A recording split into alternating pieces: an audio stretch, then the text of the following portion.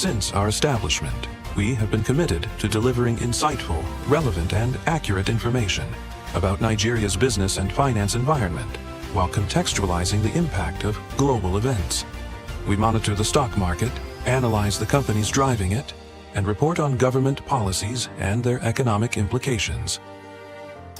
For being consistent in organizing these CEO forums for almost the last 14 years, I think this was a commendation, and I think something that will encourage them to continue. From decoding market trends to dissecting economic shifts, we offer actionable investment ideas and serve as a compass for decision makers navigating complexity.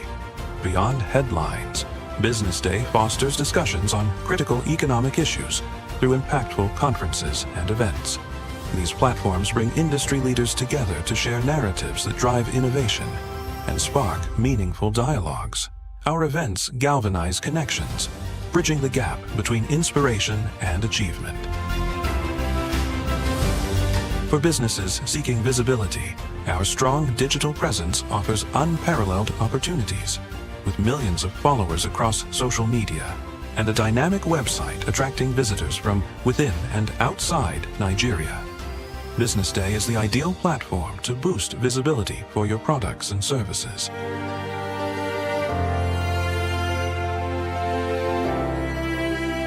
If you're looking for in-depth analysis and expert opinions on Nigeria and Africa's business landscape, Business Day is your guide.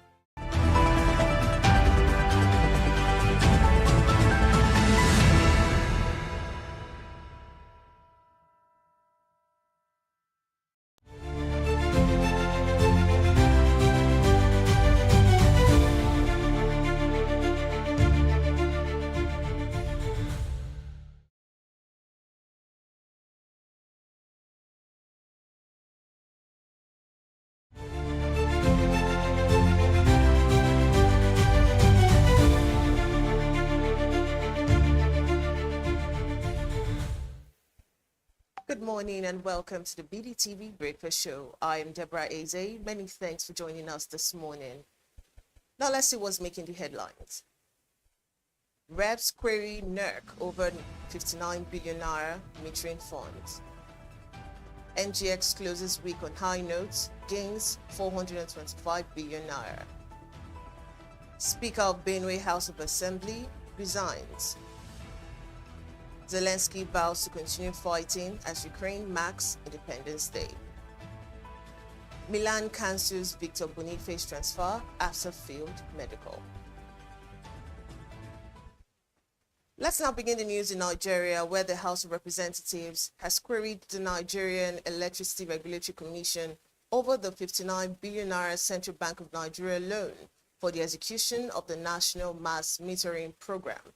The Joint Committee of the House of Representatives investigating disbursement and utilization of the loan also queried the Meristem Wealth Management Limited and NESI SSL for giving approval to a firm to receive 0.5% of annual collection from electricity distribution companies by 2030. In a statement issued on Saturday by its chairman, Uchenna Okonkwo, the committee disclosed that initial investigation carried out by it revealed that the NMMP was initiated by NERC for the purpose of closing metering gap, encourage local meters, manufacturers, stop collection losses, and estimated billing. The committee noted that while the program was approved by the federal government in 2020, it has failed to yield expected results. And moving on, the Nigerian exchange closed the week on a positive note as market capitalization appreciated by 425 billion naira on Friday, reversing the losses recorded earlier in the week. At the end of trading, the market capitalization of listed equities stood at 89.2 trillion naira compared to 88.8 trillion naira on Thursday.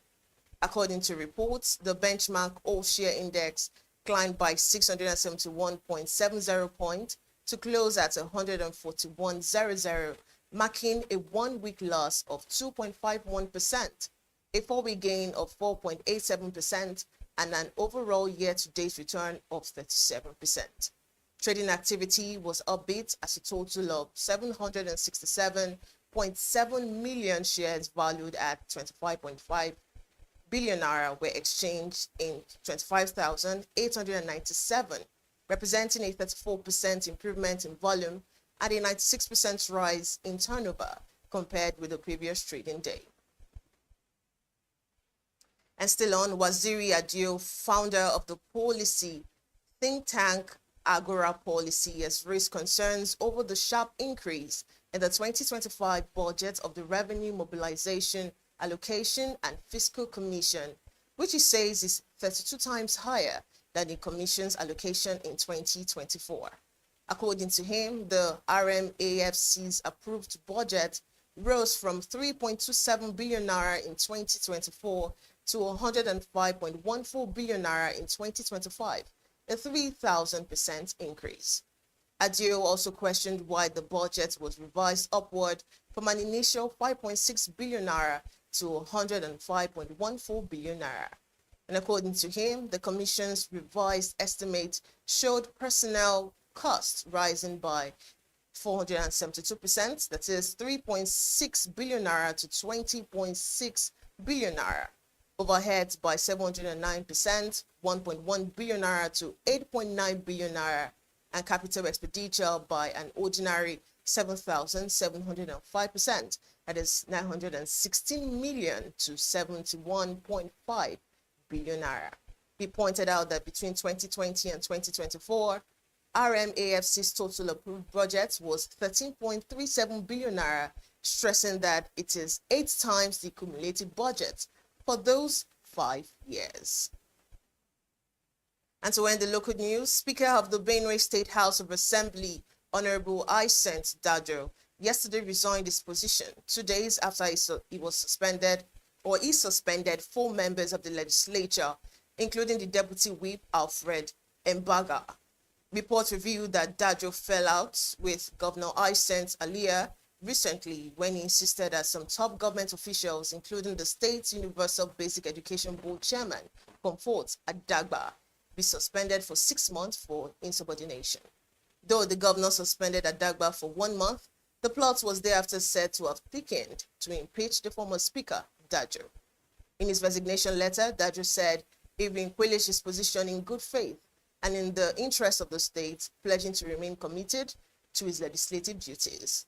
In an emergency meeting presided by the Deputy Speaker, Honorable Lami Ogenyi, Sunday evening, the House recalled the suspended Mbaga and elected him as the new speaker. And on the foreign scene, President Volodymyr Zelensky has revealed that Ukraine would continue to fight for its freedom while its calls for peace are not heard. In a defiant address to the nation on its Independence Day, Zelensky revealed that Ukraine has not yet won, but it has certainly not lost. Zelensky's remark came after Moscow said Ukraine had attacked Russian power and energy facility overnight, blaming drone attacks for a fire at a nuclear power plant in the western Kursk region.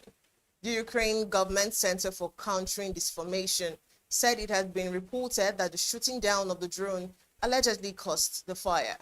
The center blamed Russia for spreading manipulation, saying Russia accusing Ukraine of allegedly carrying out targeted strikes on the power plant, a typical method of Russia propaganda. Also, North Korean state media has revealed that new air defense missiles have been fired in a test overseen by the country's leader, Kim Jong-un. According to reports, the weapons had superior combat capability using a unique technology. The launches carried out on Saturday reportedly proved that the technological features of 2 types of projectiles are very suitable for destroying various aerial targets, including drones and cruise missiles. The test comes hours after South Korea confirmed it fired warning shot on Tuesday at North Korean soldiers who briefly crossed the demilitarized zone separating the countries. United Nations Command, however, says that about 30 North Korean troops crossed the heavily fortified border between the North and the South. And now to sports, AC Milan has called off its proposed transfer of Nigerian striker Victor Boniface from Bayer Leverkusen, claiming that the player failed to pass mandatory medical examinations. The deal, which has been verbally agreed upon with a €5 million loan fee and a €24 million buy option, fell through despite Boniface's arrival in Milan within the last 48 hours.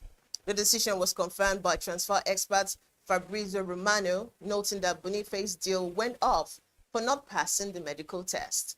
According to reports, the 24-year-old Nigerian international had two anterior cruciate ligaments operation and recurring groin problem that have affected his availability in recent seasons. And to end the news, Ruben Amorim has revealed that his Manchester United player abandoned their attacking principles after taking the lead against Fulham, claiming their defensive mentality cost them victory in Sunday's 1-1 Premier League draw at Craven Cottage.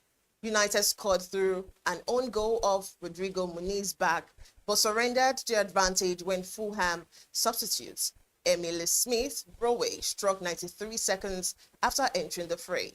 The result leaves the visitors to a solitary point from their opening two Premier League matches. A pivotal movement in the first half saw United's keeper Bruno Fernandes miss a penalty that was awarded after a VAR check, with the playmaker sending it high over the bar. This reportedly marked the fifth time he has missed a penalty since his Premier League debut in 2020. And that does it this morning on the BDTV Breakfast News. I am Deborah Eze. Keep watching BDTV.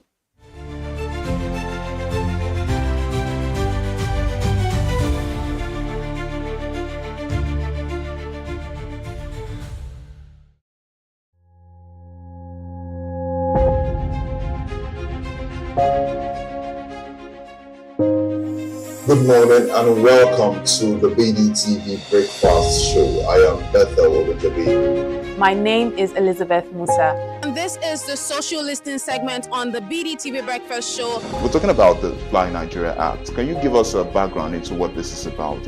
We are here today on the streets of Lagos, Nigeria, to gather opinion about a pressing issue. I will look at the cost of petrol. We get away from Nigeria with the suffer. The income is not really increasing, but the prices of items are increased. Nothing like service again. No. You only pray for that money to reach you that month. There's a lot of high pressure, a lot of stress. There's a lot of high targets to be met. I was quite strict. In my mind, I said, looking for my hand, my picking go spoil.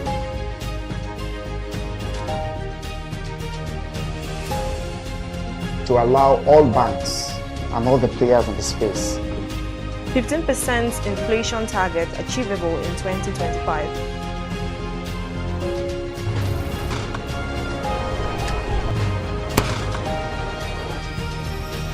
The command and vision philosophy of both the Chief of Defense Staff, the Chief of Army Staff, and indeed all the service chiefs.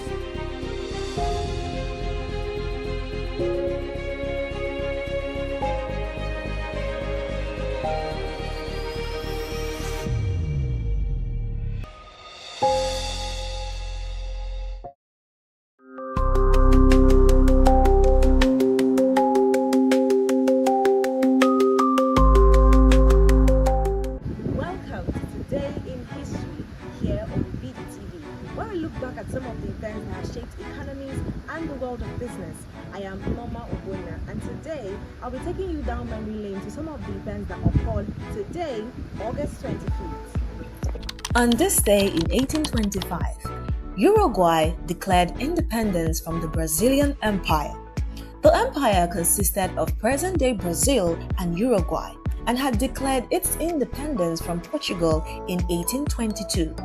Despite the Declaration of Independence, Uruguay's independence was not recognized by the empire until August 1928, when the Treaty of Montevideo was signed. In 1991, Uruguay saw a rise in strikes as workers demanded wage compensation to counter inflation and oppose the privatization efforts by the president Luis Alberto Lacalle. This unrest culminated in a general strike in 1992, followed by a referendum that overwhelmingly rejected the privatization policy.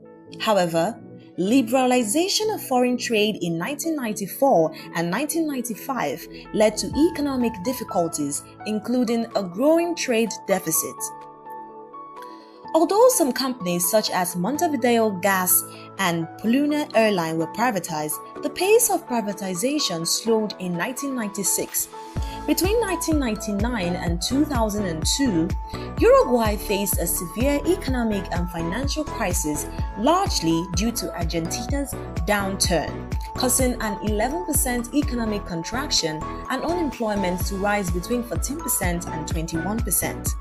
In 2004, the Battle government signed a $1.1 billion standby agreement by the IMF, committing to fiscal discipline, debt reduction, and structural reforms to boost competitiveness. Although Uruguay ended the agreement early in 2006 after repaying its debt, it continued to uphold many of its policy commitments. Meanwhile, President Vázquez, who took office in 2005, launched the PAINS program to combat poverty, offering conditional cash transfers to over 100,000 low-income households. After the 2001 Argentine default, Uruguay's services such as IT and architecture became exportable due to low costs. The Frente Amplio government kept up debt payments while launching emergency plans to fight poverty and unemployment. From 2004 to 2008, the economy grew at an average annual rate of 6.7%, and export markets were diversified between Argentina and Brazil. Poverty decreased by 33% in 2002 to 21.7% in 2008, while extreme poverty dropped to 1.7%. Between 2007 and 2009, Uruguay was the only country in the Americas that avoided a technical recession. Unemployment fell to a historic low of 5.4% in 2010, though inflationary pressures were noted by the IMF.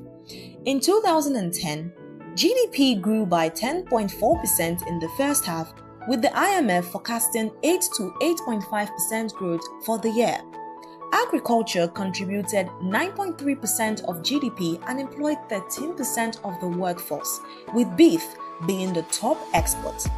Tourism also played a major role, representing 9% of GDP in 2012 and attracting 3.8 million visitors in 2023. Meanwhile, infrastructure like ports, airports, roads, and telecoms continued to modernize, boosting trade and connectivity. Also, on this day in 1944, the battle to liberate Paris, which had been under Nazi control since 1940, ended. The battle, which began in August 19, 1994, was fought between Nazi soldiers and members of the French resistance group, who were helped by the American armed forces headed by General George Patton. The Germans provided little resistance and did not carry out Hitler's orders to raze Paris to the ground. The Nazi commander of Paris, General Dietrich von Choltz, surrendered to the French and the American troops. On August 26, General Charles de Gaulle entered Paris and headed a liberation march to the Champ des Élysées before declaring the provincial government of the French Republic. And finally, on this day in 1987, the Dow Jones Industrial Average reached a record high of 2,722.42, which would ultimately be the market's high before the 1987 crash. However, despite the worst day in the stock market history on October 19, 1987, stocks will recover to their pre-crash 1987 levels in less than 2 years. The Dow will be back over 2,722 by August 24th in 1989. And that is how far we can take you today in history here on BDTV. I am Norma Obona. Keep watching BDTV.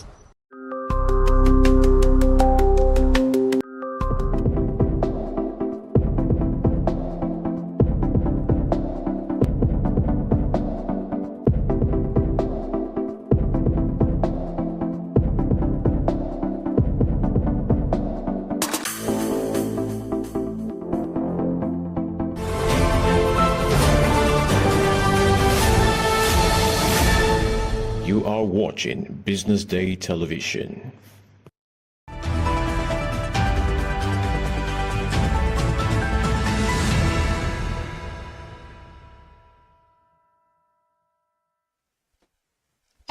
welcome to the BDTV Breakfast Show. My name is Elizabeth Musa. Thank you for joining us this morning. Let's see what we have on the front pages of the papers this morning. Of course, I'm not doing this alone. I'm also joined with... Onyeka Valentine. Yeah, how was your weekend? Let me start by asking Well, that. it was supposed to be a weekend, but it was weekend working. Because there's no time to rest. You need the money, you need to tune into week work. All right. Well, let's see what we have on the front pages of the paper this morning. We have quite a number of papers this morning. We'll be reviewing, well, we'll start off with the Business Day paper today. The front page of the Business Day paper, quite interesting. It says, markets Naira reap early gains from rising reserves. It says investors upbid on Nigeria's Eurobond and fixed income assets alongside equities. 3-year-old premium trust banks kills 200 billion Naira recapitalization hurdle. Good news. Big story, how NMPCS remittances to federal government jumped 98% in 6 months, hit 8 trillion naira in June. And then the final story here on the front page of the Business Day paper says, United States soybean exports to Nigeria surge on rising demand. This is in the agricultural sector. But let's start off with talking about the Naira. It says markets Naira reap early gains from rising reserves, and investors are upbeat about that one. I mean, no need to even think about it twice. See the right time to explain that part. It's good news. If we begin to see that the Naira can begin to, appreciate one way or the other, give and take, which means someone somewhere, right, is doing something right. Now, that aside, let's don't celebrate too quickly. All right, too quickly. Because as much as we're quick to say, okay, Naira, reaps early gains from rising reserves, the question is, are we still owing money? Yes, we're owing money. And the more you borrow, the more you have to pay interest. Where would the interest come from? From Nigeria, which is from our coffers. And who's going to pay most of this bulk of this money? Taxpayers' money. So, however, it's good news that we can see that, the Naira is beginning to straighten its shoulders to now say, hold on, wait a minute, shoulders over head a little bit, but let's not say too fast. But give and take, I think there are other factors that are responsible for putting the Naira on the swing. Those key economists will tell you, anything you do, make sure that our local content and our production home base is not toyed with. Because the more we have foreign investors coming to Nigeria to buy things that are made in Nigeria, they will use the dollar and they will pay for it, right? Or better still, they might want to now, change to Nigerian money. All that, one way or the other, will create room for our money, our own currency to appreciate a little bit. However, in an event where we have less production and more importation, the Naira will plummet. So these are things that are not, you don't need rocket science to know. The most important thing is, let us be a production country. And let us export not just raw materials, but export finished products to countries that need them. And let us be at the top chain. With that give and take, right, we'll be able to stabilize with time. But it's good news so far. Let's see how that plays out though. Right. So let's talk about NNPC's remittances to the federal government jumping to 98% in 6 months. Well, in 6 months, why not 5 months? Why not 4 months? There's something they're telling us there. Whichever it is, for me, I think that if those who are in the helm of affairs, who know exactly where to put the round pegs in round holes, keep on doing what they're doing, maybe that number will change. Maybe we'll see a bit of, appreciation with it. But however, everything still boils down to the economy. For those people who know exactly when to move. The funny thing, like I said last time, is that the more we keep allowing foreign analysts and foreign statistics to tell us how our Naira is doing or how our economy is doing, the more we keep blowing the second fiddle. We might be doing better than what that caption is saying. We might be actually be doing far better. But the question is that we're waiting for someone else to give us the narrative on it. So, let's see how you unfold, really.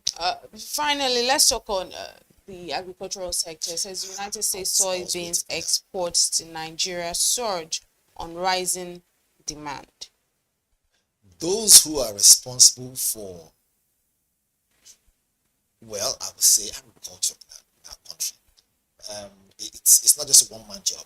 So if you're looking at the US and what's going on with soya beans, I'm sure to be a bit envious to say, wait a minute, these guys, in the past we used to be the master of these things. Is it because at some point oil now blinded our eyes, right? I'm seeing that caption, I'm saying that that's good money for the United States, okay? Is most of this product coming to Nigeria? That's another thing. Maybe when we look deep into the story, we'll find out if some of it comes to Nigeria, it's going to create, one way or the other, create jobs. Are we going to have finished goods, one way or the other, out of that raw material, or rather that agricultural produce coming from the United States? Or would we still be buying soya beans byproducts outside the country? Now, to do that, we'll be exchanging money. Yeah, exchange money, naira to dollar. Naira will keep on depreciating. So if that is what we're seeing from the US, we should think about the opportunity and say, wait a minute, if we key into this thing, how is it going to favor Nigeria? How is our economy going to stay afloat and maintain a point where in the future will not go cap in hand begging for more loans? Every appreciation based on international market is a plus for Nigeria. But we have the eye to identify the opportunity to say, that's it. That's the point. So when I say those who are responsible in the agribusiness sector in the government should wake up, they should wake up. This is the time. The time to invest. Let's see what we have on the Guardian paper this morning as well. Quite an interesting spread this morning on the the Guardian paper. The page 3 says United States Obasanjo flay judiciary over perceived graft. And on page 3, still on page 3, it says El-Rufai opposition leaders collapse Kaduna SDP into ADC. Wow. So we're seeing the ADC moving like constantly, getting bigger by the day. More traction. And on page 4 it says NLNG seals pact with gas suppliers to aid production expansion. And on page 6 of the Guardian paper this morning, it says coalition ADC warn of looming security collapse, urge President Tinubu to act. On page 29, still on the Guardian paper this morning, it says NNPCL deduct 235.6 billion naira in 7 months for oil search in North and Frontier basins.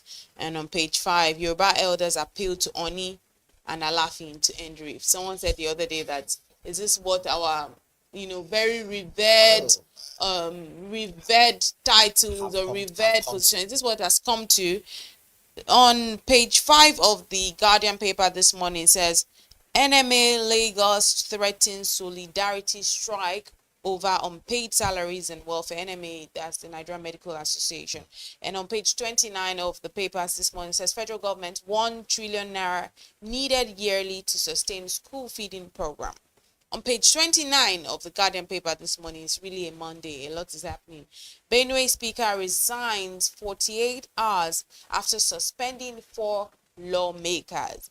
And RMAFC under fire over upward review of politicians' remuneration. They've not been getting the flag. They've been under fire, honestly, since last year. But now let's talk about the big story as well on the Guardian paper this month. It says Malema, of course, that's Julius Malema. It says Africa's future is dependent on political economy in Nigeria and South Africa. So I think we're seeing opportunities here for more.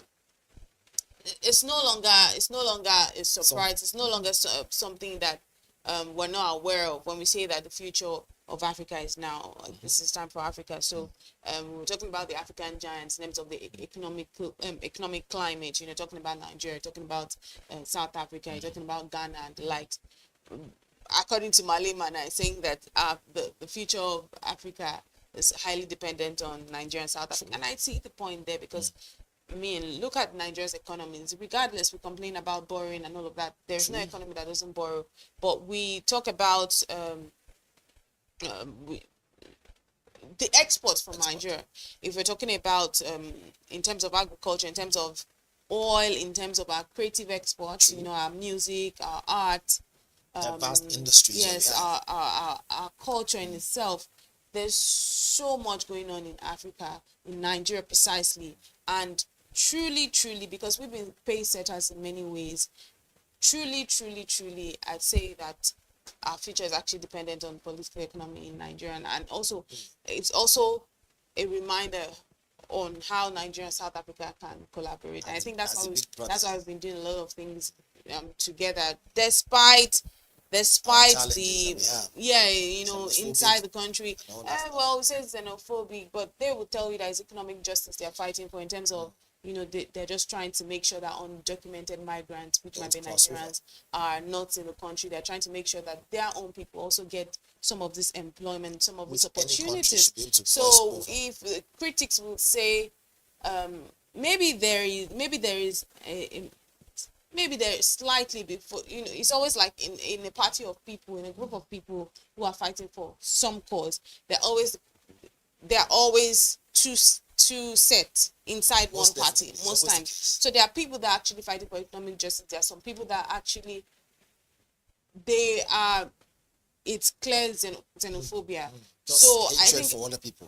So I think it's really for the government that has a role to play. Really, why should undocumented migrants stay? I mean, there's nothing you have not said here, and I tell you, most definitely, those who are in the helms of affairs, our government and the government in South Africa too, they've understood that, look, it is time that if we must make a huge stance for the world to respect us, we need to not only speak one voice, but begin to act as a tip of the spear so that other African countries can follow suit.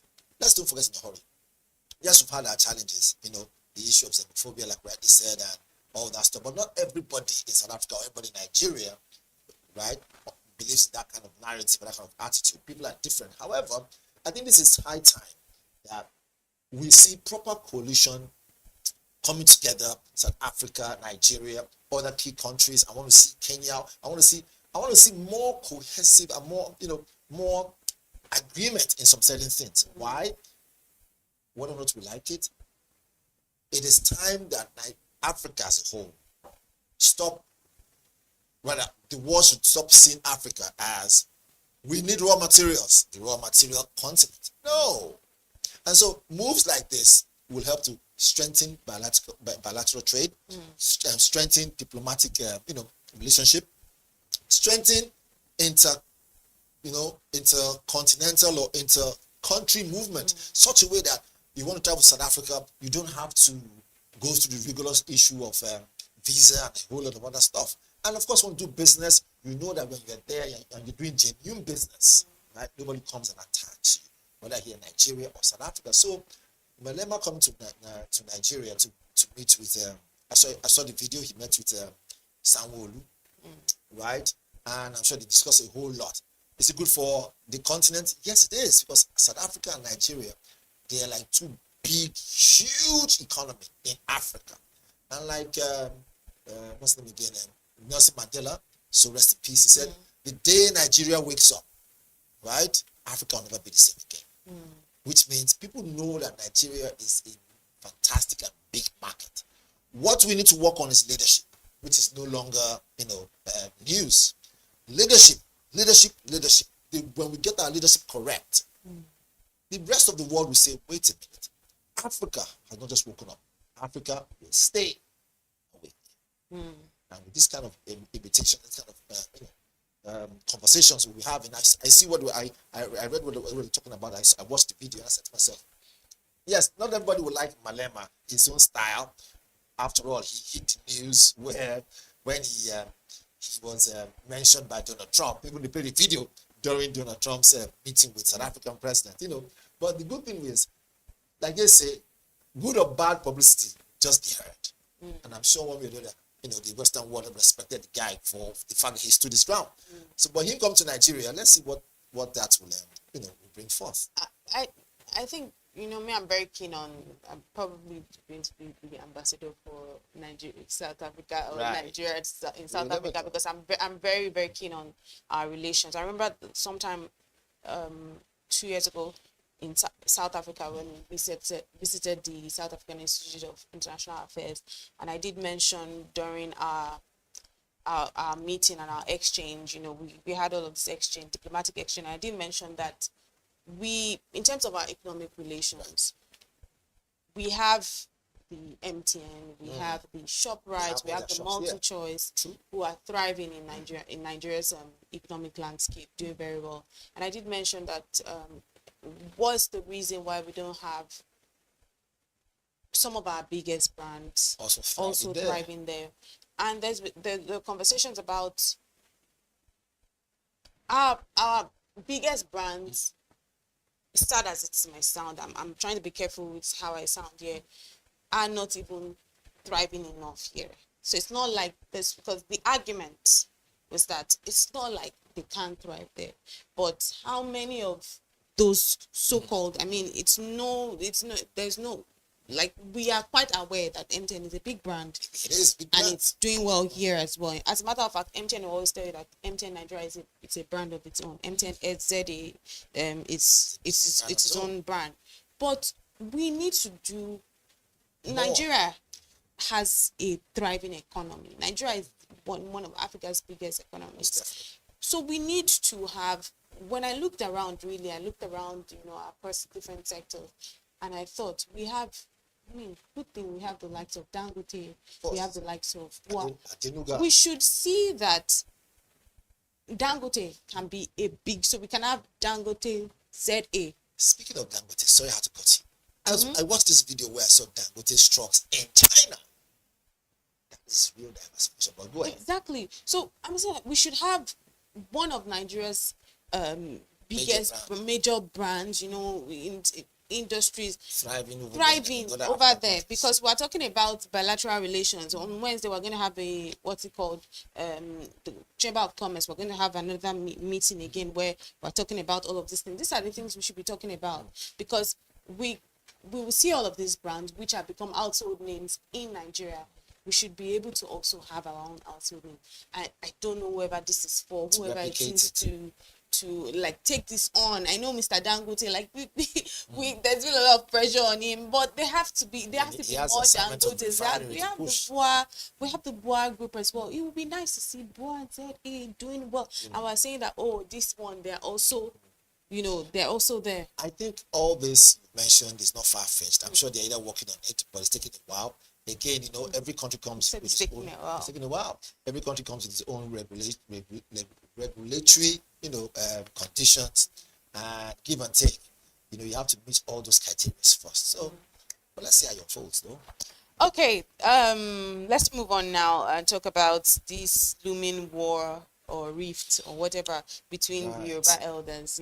I've seen on social media, someone said, "Is this what they're turning our throne into?" Because back in the days, someone said, just on a lighter note, someone said back in the days, when you do this threat, thunder would have struck. But now they're just saying this thing. It's just threats here and there. Nothing is shaking. Like back in the days, Oduduwa would have come down or something would have happened. Well, it made me laugh. But really, I'm looking at it like these were very revered, well-respected positions. So why all of this? So what this means is that power intoxicates. Absolute power intoxicates. Power is always intoxicated. But there's no respect for the throne. Yes, for some people, I keep saying it, and whoever wants to listen should probably draw some knowledge from it. When you are put in leadership position, understand that if you're not careful, it will probably turn you to a dictator without even you knowing it. And this is not far-fetched from the monarchical, sector. We have some monarchs who, because of the long period they've been there, either passed over from generation to generation. Some people forget that they're human beings. Some people think that they are larger than life. I keep saying, when you hold on to something for too long, or you hold on to something as if your life depends on it, you may end up losing it. But when you understand that the reason why you were given such opportunity, either by birth or by election or whatever it is, your primary goal is to make sure those who you are presiding over are having a better quality of life. But when you now see, loggerheads, traditional rulers going at each other, back and forth, you need to ask yourself, when there's problem in the democratical system and up there in the government, and people say, "Look, I will settle it in my village. Let's go to the village." Who did not go to? you're going to your village or you're going back to your area to go and settle it. Meanwhile, back there, they have, there's chaos going on. So the idea of it being some level of, sacred is no longer there. Just like people who do programs where you hardly see their faces. By the time, as the world evolved, right, the people who do, like radio for instance, as the world evolved, social media came in, that idea of, I don't know who's behind that voice has not been let out. Everyone knows who's behind the voice. So it's the same thing with those who are they've demystified that's radio. The point, they obviously. So now they're demystifying it. Exactly. Is that what you're saying? I'm saying so because now people now think I can do whatever it is, no repercussion. Tradition should not be, taken too trivial like that. It should be something that you respect, knowing that if you do this, there's repercussion. And I'm sure before both of them started having loggerheads, they could have had other things that we're not talking about that obviously could have hit newspaper. There are other things on the side that is more traditional in nature. That we don't know that because we're not traditionalists now. Anyways, let's also sort it out and people don't begin to think that there's a division. And don't forget in a hurry. One of the best ways, one of the quick ways to conquer a people is to divide them. That's very divide to conquer. So who is dividing, who is conquering? We don't know. We don't know. Well, let's move on now and talk about the looming security collapse that the ADC sees. They're saying that they're warning of a looming security collapse and they're urging President Tinubu to act. I mean, it's not just ADC that is urging President Tinubu to act. I think it's every one of us. So, let's lay the ratio. When you are not presiding over situations and you're probably blowing the second or third or fourth fiddle, right? And there's a presiding power over you. There is a huge tendency that even the things that, I'm not making a case for APC, I'm just saying general, there's a huge tendency that even when there's no problem, you tend to see a problem so that they're noticed. Yes, we have security challenges. It has been there before APC even took power. It has been there ever since. Every country has a problem. But when the so-called ruling power are not listening to you, you look for ways, it's all politics. Look for ways to discredit. Look for ways to make them feel, look, you're not doing a great job. It's part of the political thing. It's a political system. I mean, we run a multi-party system in this country. So don't be surprised if another party comes and says, you know what, we think that inside the ADC, there's some criminals or this or that. I'm just saying, let's that's their enemy. I'm just saying so, right? So, disclaimer, so people don't go and think that we said that there are problems in there. But we're saying that, look, it is part of it for people to say, we want to draw your attention to this. Because we think that with you being, the ruling party, we have some serious problem in this sector.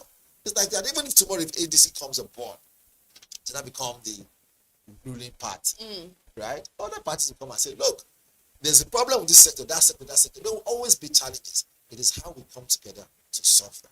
And having said so, the most important thing in the midst of all this different political party and their interests, the most important thing is this: we should remember Nigeria should move forward as one. Insecurity, though, should be frowned upon, right? Nobody wants to stay in a country that's insecure.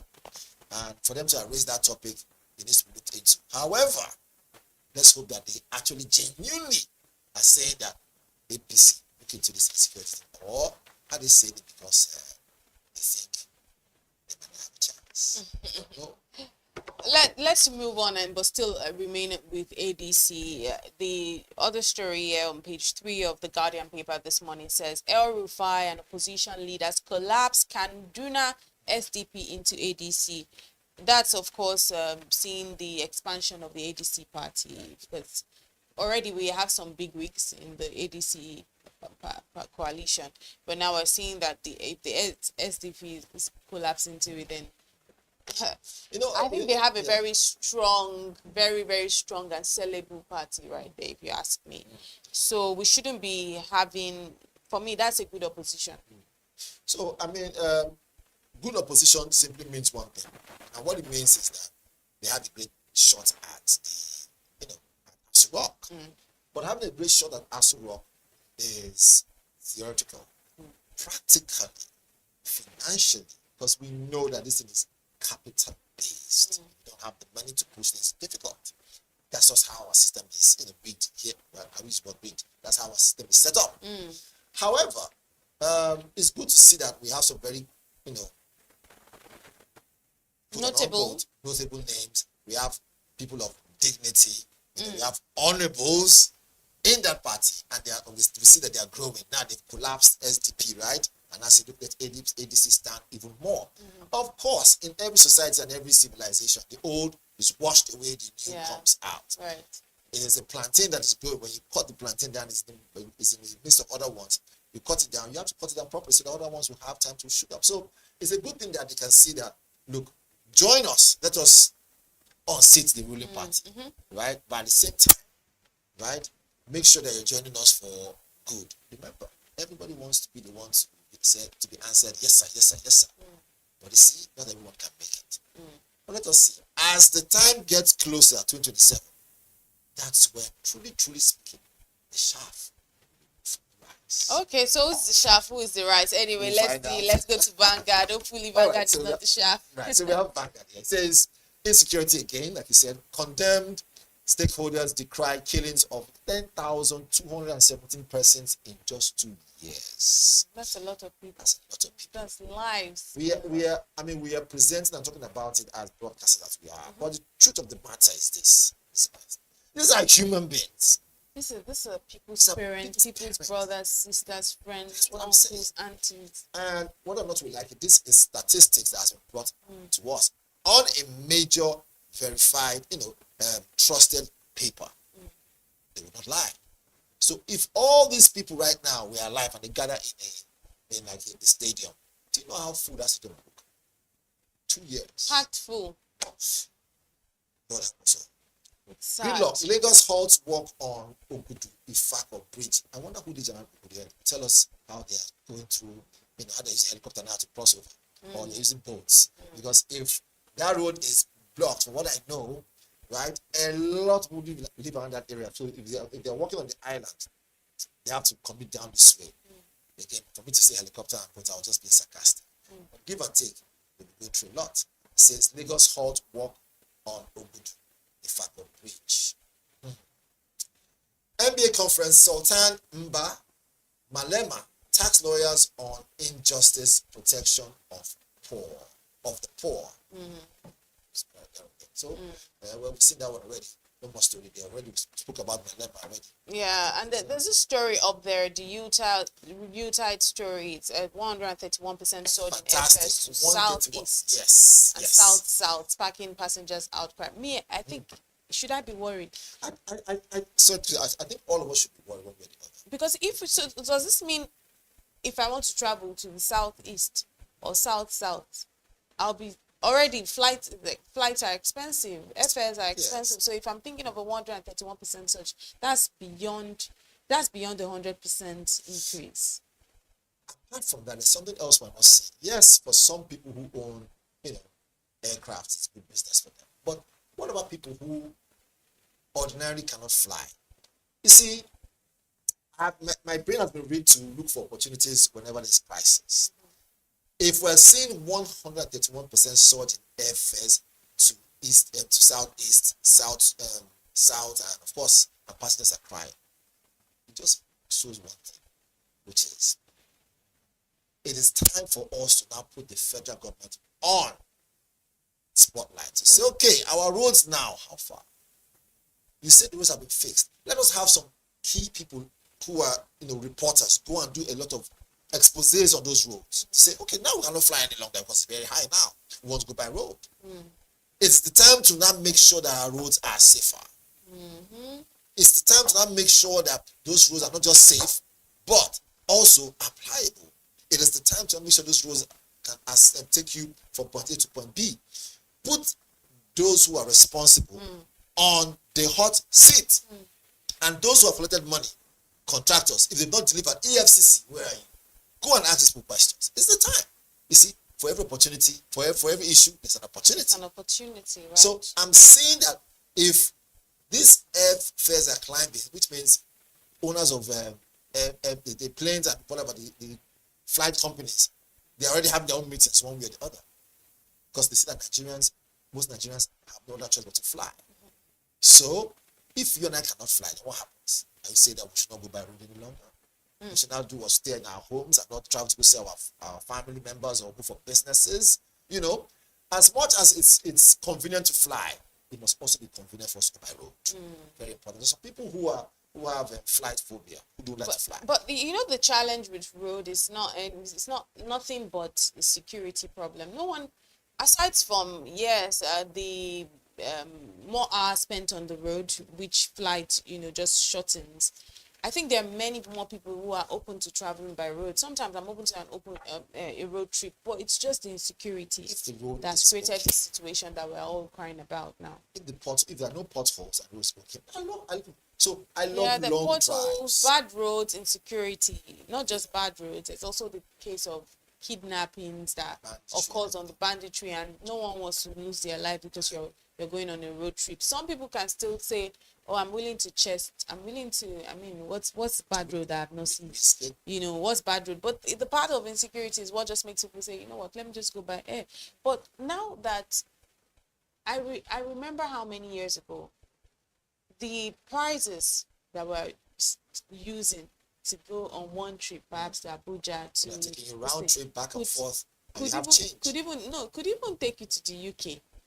If we're being honest, how many years ago it could take you to? So when you think about how things have changed within just in a couple of years, it completely leaves you. You cringe. Everyone, it's something that will make you want to. But let's speak about opportunities very quickly before we go. There's this big story here on the Vanguard paper talking about the economy and industrialization in jeopardy as agri and manufacturing sinks. So let us call it the way it is. It is worrisome to hear that agriculture, that is supposed to be the lifeline of Nigeria as a country, is facing some jabs. Before oil was discovered, agriculture was holding Nigeria on a stable growth, giving us that which we needed. Now, if it says here that look, it's facing some jeopardy and then we should worry about it, then I don't think agribusiness should not be a plan B. But it's looking like there's an opportunity based on the story we're saying, because it says as services sector takes driving seat. That's what I'm saying. So services sector, we need to say that if they are taking that driver's seat to say, let us push this thing because we think that it's going to be a problem. For every time you remove workforce or move your focus into something else will diminish. It's the fact. As service sectors take driver's seat, who are the service sectors? Those service sectors already are servicing something else. So they're going to leave them to focus on agriculture. So which means the ones who are responsible for this agricultural area already, the agribusiness, are already failing. So there'll be more burden where these other ones are taken away from. So if we don't create a balance, I just hope that where the energy is being pulled out from doesn't become so bad where we'll come back to not put on life support. Give and take. But anyway, so I don't know. It says FDI plummets amid warning investors. Confidence rebasing expos. Waning. No, the same waning, thing. yeah. Same thing. So I don't know. We pray things change on this angle. But more important is this one. Labour tackles edgy over proposed pay raise for political office holders. Number 8. We said it here a couple of times. That there is no business, right, that will make anyone look the other way when it comes to humanity. I was wondering when Labour Party was going to start and say, look, we will not agree to this. Because you see a lot of people not being paid their salaries. You hear Labour Party, you hear ASU, you hear this back and forth, right? Preparing to say, look, let's go on strike as case may be. And you're talking about you want to increase salaries on political offices. So there's a lot to that. However, hopefully I wish we had more time. But for me, I think that it is time to say no more cart before the horse. Put the horse first. They are not going to die anytime soon. We just want them to live a better life. What about people who don't even have life at all to live? So I think what Labour is doing right now, 100% will agree with them. I think we have bigger things, bigger fish to fry than and speaking about proposed pay rise for people that we know are earning way more than that in terms of allowances and all every other thing that they tend to get. You know what I mean? They should wait, manage what they have.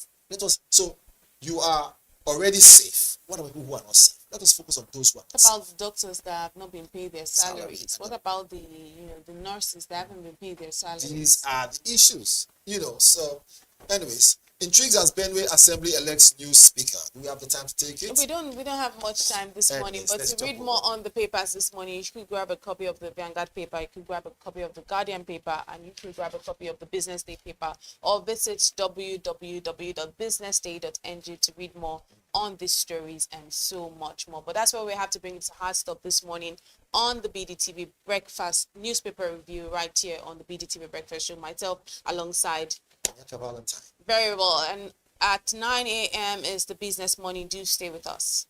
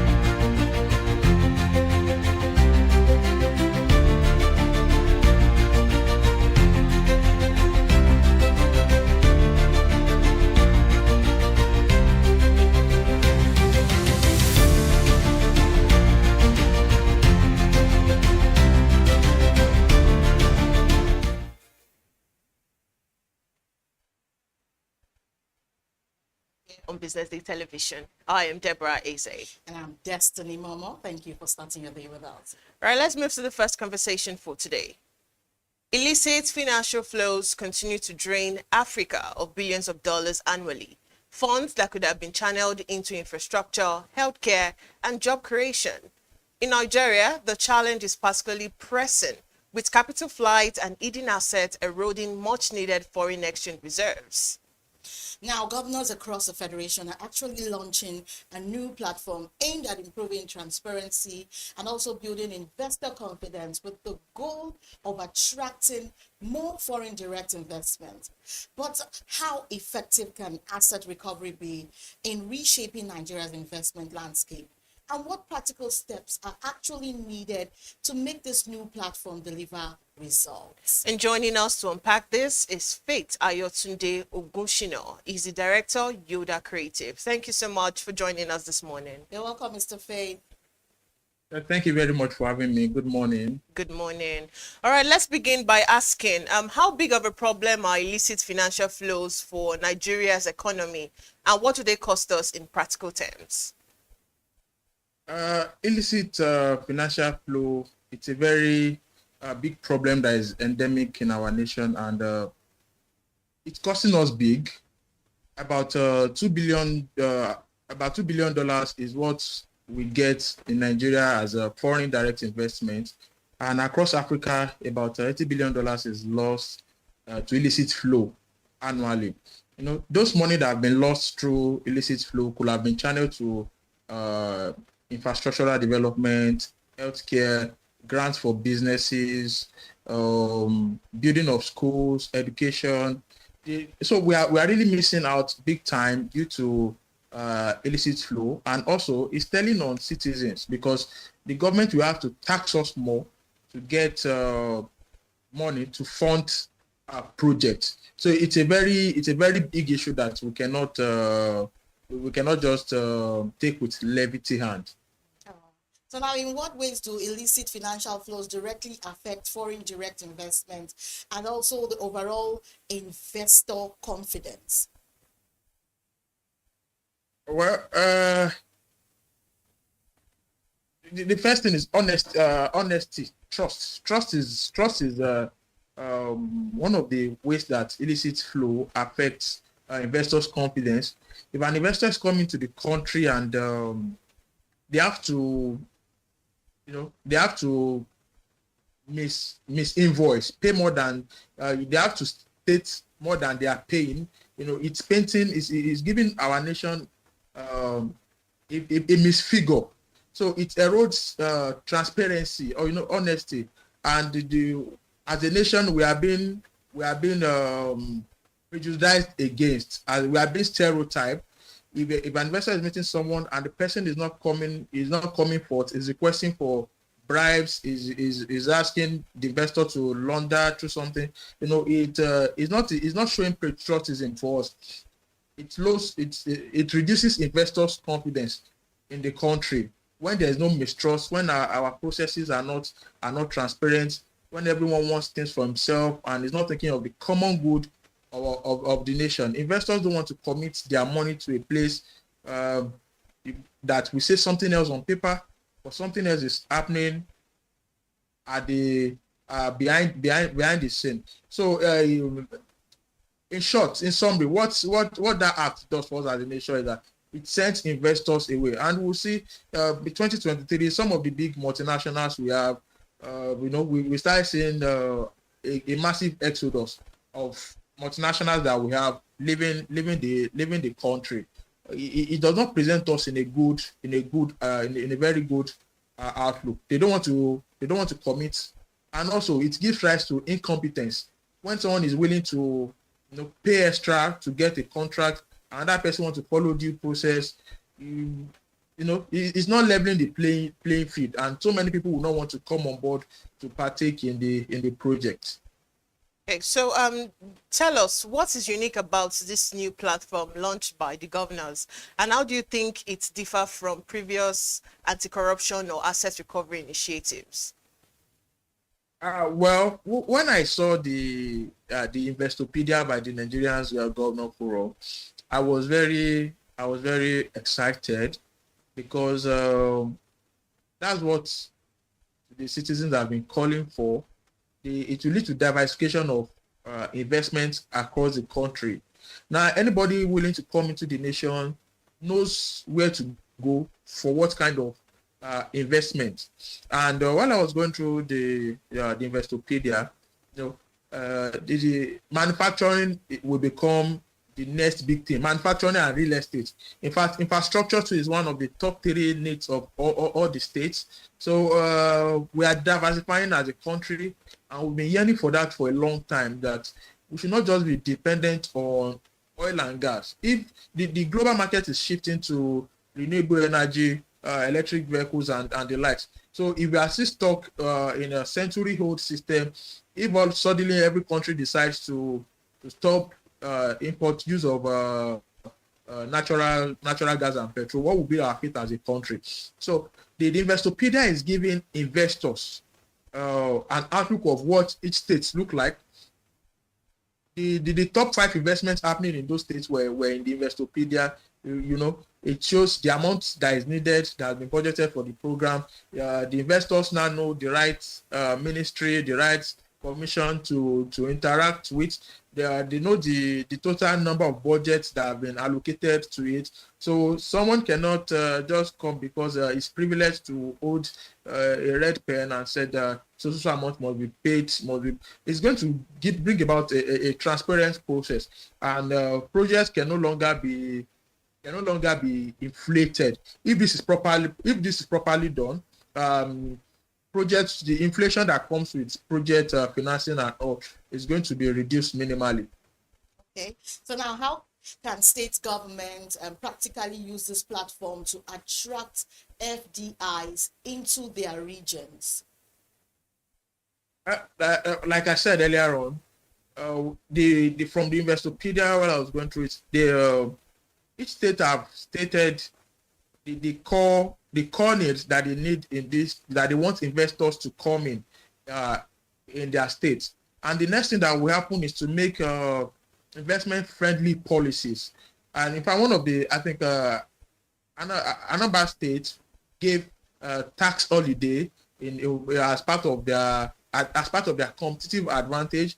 Adamawa State, it's also opening. It's also one of the manifesto they put there is that it's going to open the market. Anybody investing in their state in Nigeria, is give them easy access to Central Africa because they share border with Cameroon. So one of the ways the state can really attract it is to make friendly, investor friendly policies, and also to make sure that ease of doing business in their states is very easy.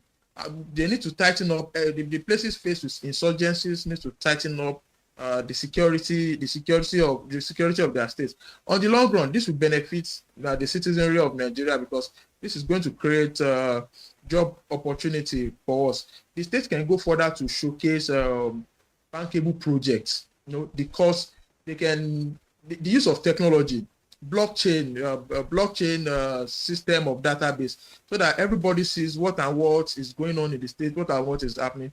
That is going to make foreign investors happy to put their money in the states.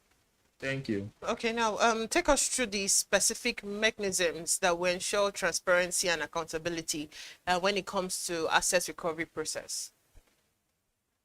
Okay, so like when I was talking about how states can kill it into this, is blockchain is a new technology that shows, blockchain gives everything in the open and nothing is hidden when using a blockchain system.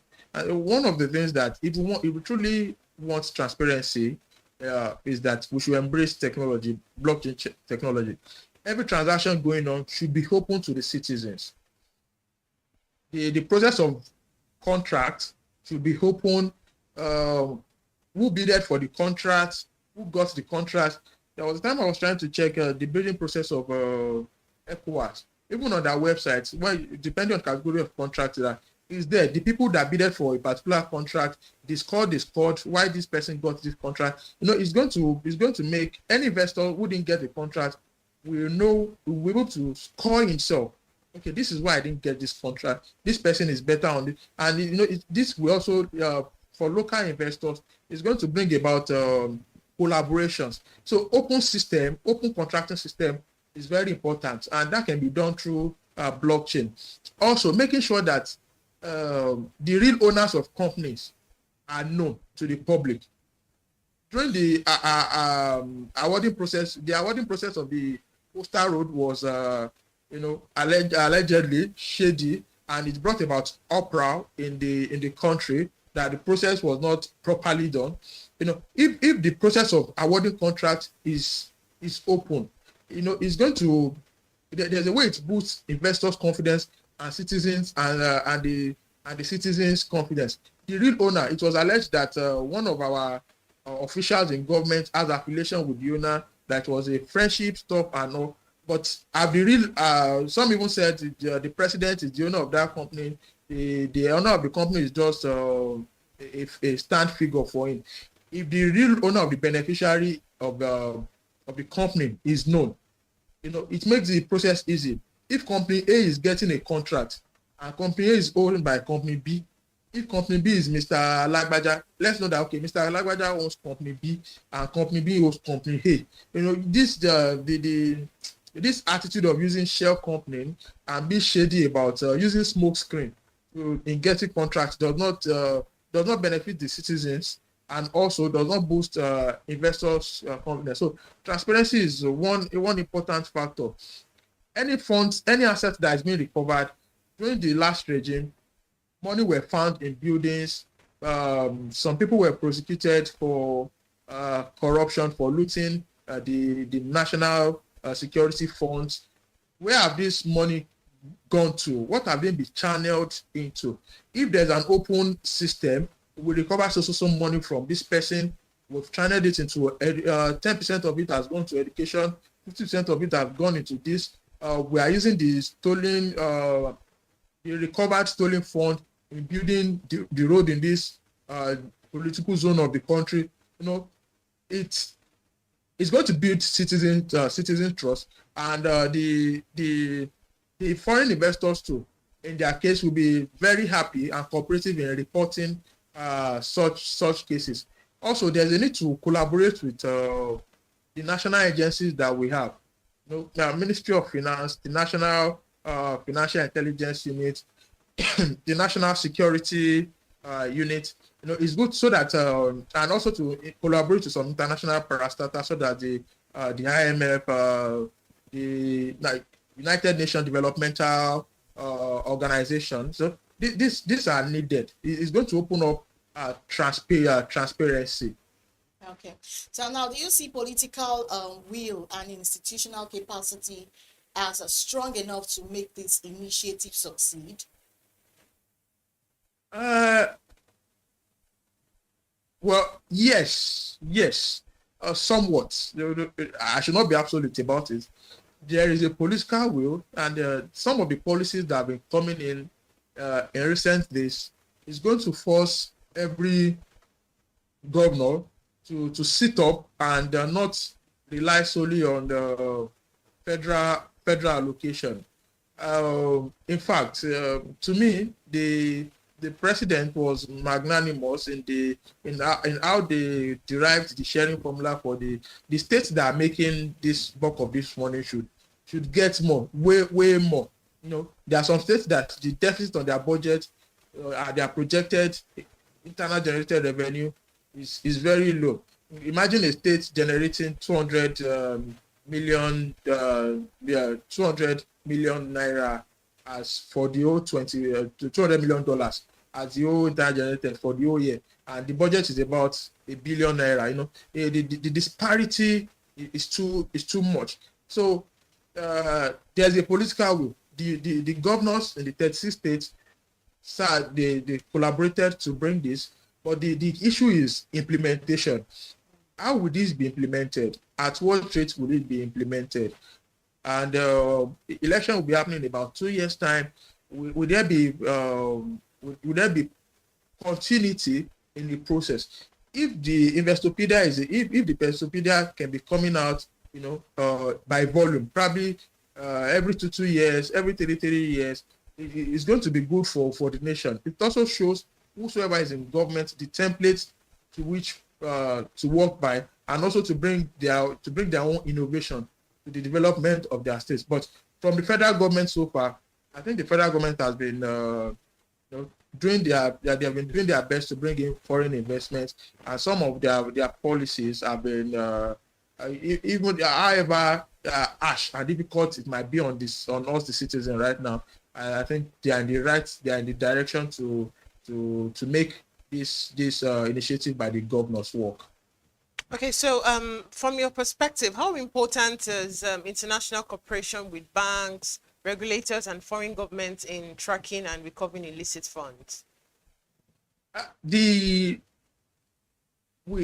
need to collaborate with international organizations if asset recovery and funds recovery is going to work.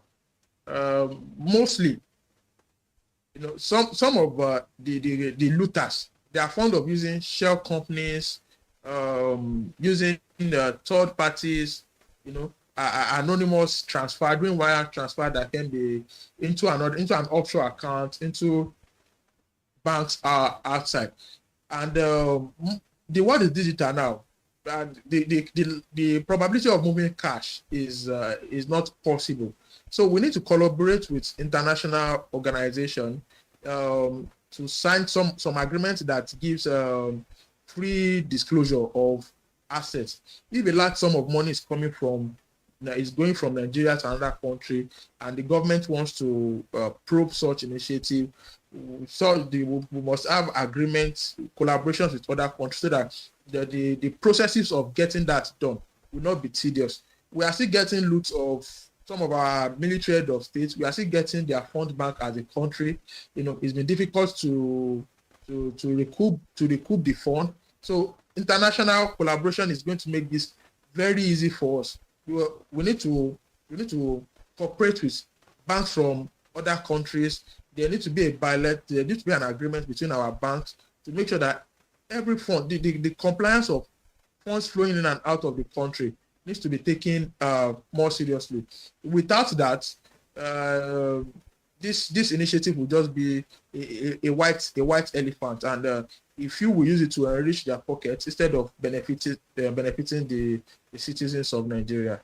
All right, so looking ahead, how do you see asset recovery actually shaping Nigeria's economic stability and also ability to attract sustainable foreign investment over the next 5 to 10 years?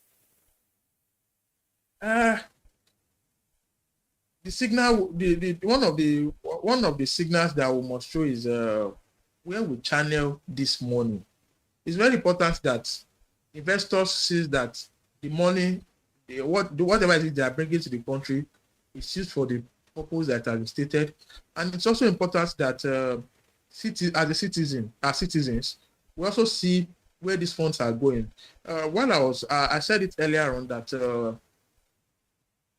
we just hear it in news that so funds have been recovered. We don't know where the funds are being channeled into.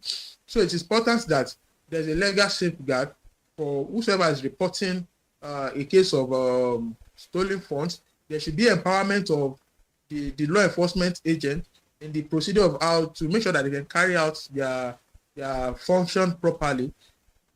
EFCC should be truly independent and should not be used to witch hunt political opposition. They should not be influenced in how they carry out their duty. Other agencies that we have, the National Security Agency, the ICPC, every agency should be empowered to perform their tasks, to be truly independent and perform their tasks optimally. And importantly, there should the projects in which these recovered loot are being channeled into should be known to the public, should not be hidden, so that it will not be a case of recovering loot from someone else and another person is recovering it. There should be proof of what this recovery are being used for. This will send a signal that we are truly a serious nation, and we truly want the growth of this country for our citizens. It gives that signal to the foreign investors, and in 5 to 10 years time, we'll be in a good place. Definitely, if all these are being properly implemented, our foreign direct investments will have improved from 2 billion naira annually to probably 100 billion naira annually, a trillion naira. Well, who knows if we do this properly. So much, Mr. Faith Ayotunde Ogushino, for your time on Business Morning this morning. We truly appreciate your time, sir. Thank you very much. Thank you for having me. All right, we'll go on a quick break. When we come back, we're going to be having the second part of our conversation on Business Morning on The Breakfast Show. Do stay with us.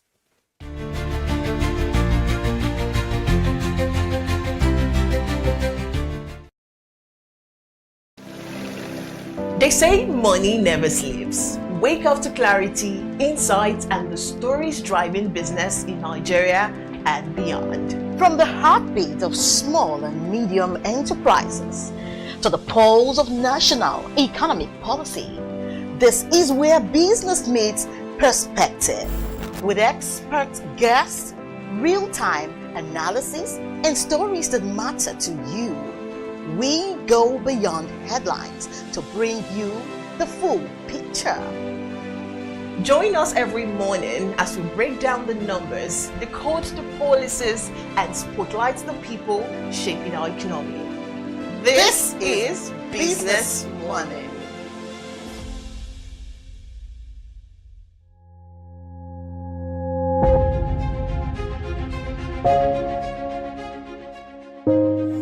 Good morning and welcome to the BDTV Breakfast Show. I am Bethel Ogunjobi. My name is Elizabeth Musa. And this is the social listening segment on the BDTV Breakfast Show. We're talking about the Fly Nigeria Act. Can you give us a background into what this is about?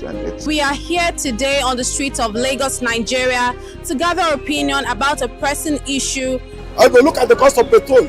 We get very Nigeria with the suffer. The income is not really increasing, but the prices of items are increased. Nothing like service again. No. You only pray for that money to reach you that month. There's a lot of high pressure, a lot of stress. There's a lot of high targets to be met. I was quite strict. In my mind, I said, looking for my hand, my picking will spoil.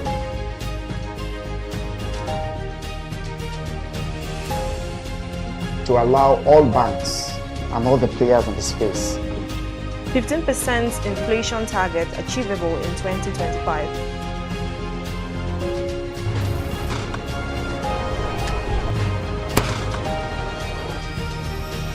The command and vision philosophy of both the Chief of Defense Staff, the Chief of Army Staff, and indeed all the service chiefs.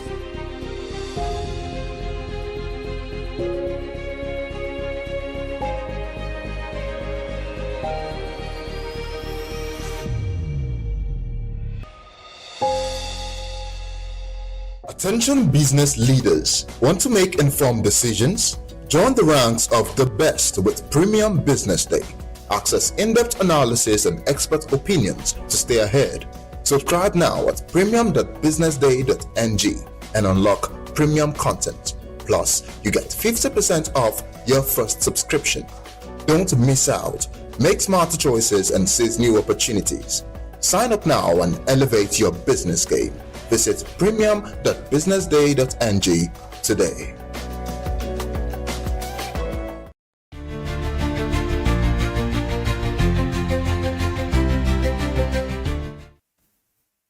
Now, welcome back to Business Morning on The Breakfast Show here on Business Day Television.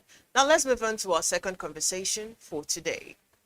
Now, across the globe, Nigerians in the diaspora continue to show commitment to their homeland, not just through remittances, but by investing time, knowledge, and resources in young people. Their determination is now shifting towards creating realistic business opportunities that can transform the future of the Nigerian youth. From London to New York, from Johannesburg to Toronto, Nigerians living abroad are leveraging their international exposure and expertise to impact the nation's economic landscape. Beyond financial support, they are building bridges that connect global best practices with the entrepreneurial energy of Nigerian youth. And in practical terms, diaspora-led initiatives now focus on mentorship programs, startup funding, and capacity building workshops, equipping young Nigerians with the skills to navigate business realities at home and compete in global markets.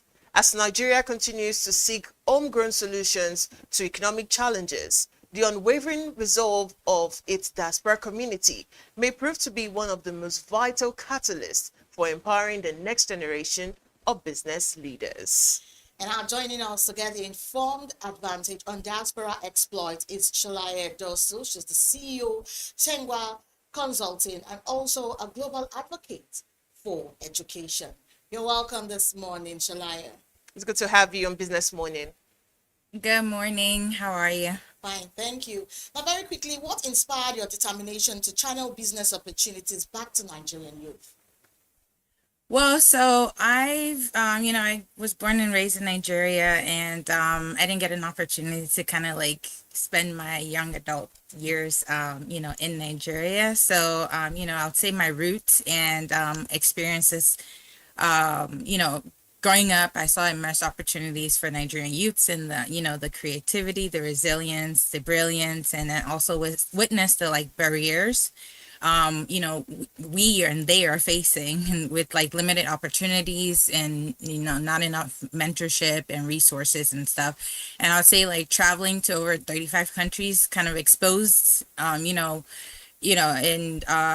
working with global organizations gave me like different perspectives on how thriving economies and then empowering their youth.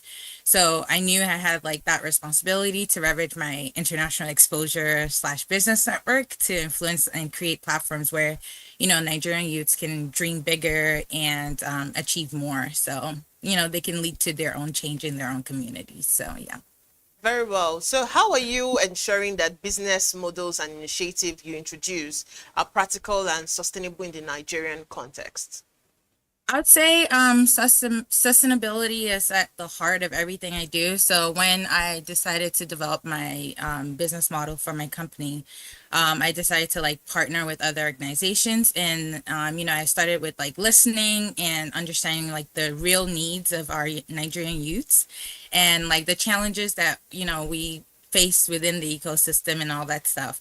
And I would say, I had to provide, it means like providing skills and like tools and mentorship to empower those young entrepreneurs to build like, the ventures that thrive long term, even without constant external support. So we also work closely with like local stakeholders, government agencies and industry leaders to ensure that our initiatives align with like the Nigerian economy and the realities and like what opportunities that can come about.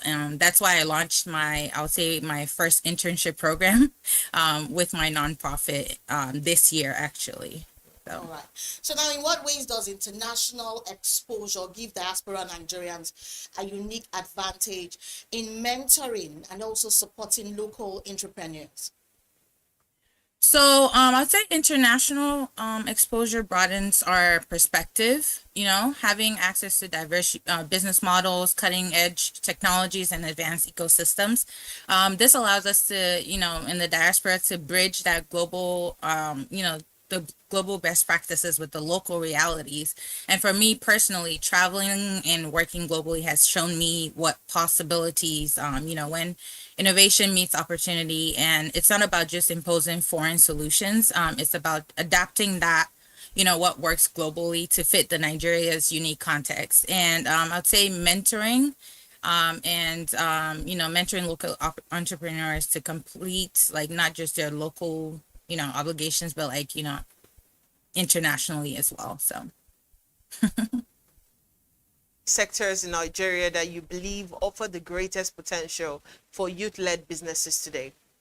So I would say like the tech industry, agriculture, tourism. I'd say like in the technology and digital innovation, our youths Our youths are growing population, with tech startups, and they have like very limited, resources and everything. So startups have limitless potential to get into like the fintech industry, the AI and the e-commerce solution, and food security is like another big one.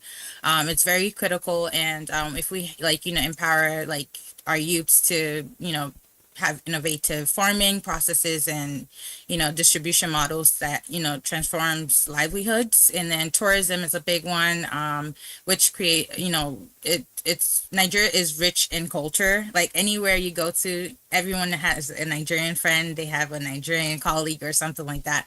So our heritage, we're rich in culture, heritage, and like we just have a natural beauty overall.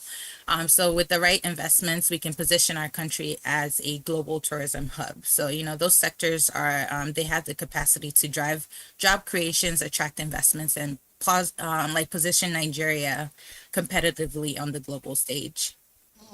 So now, how do you address challenges such as access to finance, infrastructure gaps, or even policy bottlenecks when supporting youth enterprises? So these challenges are real, but they're not insurmountable. I'd say my approach has been layered. So with partnership, advocacy, and innovation. So like when it comes to partnership, collaborating with like investors and development agencies to open up funding opportunities. And I actively engage in, with policymakers, even though I'm not like up there yet, but I hope to meet more policymakers to create and enabling environments for these startups and like small businesses.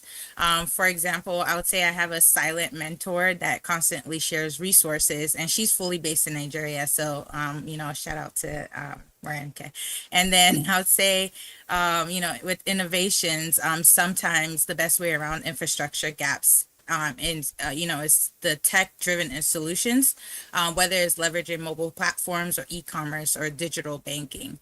And I believe with the right ecosystem of collaboration between the private sector, diaspora leaders and governments, we can unlock opportunities at a scale. So, yeah.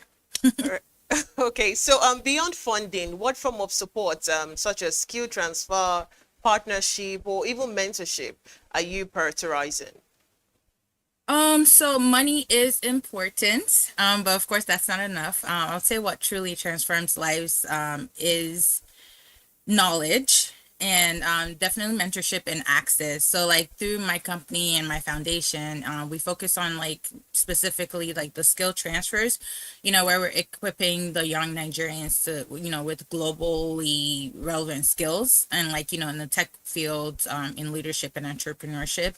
And then, you partner with that with the mentorship and like connecting the youth with experienced professionals who guide them strategically. And then, of course, partnership creates like a cross-border collaboration where Nigerian entrepreneurs can tap into like the global network and market. And I'll say like this holistic approach ensures that our youth don't start businesses, but they scale them, with sustainability.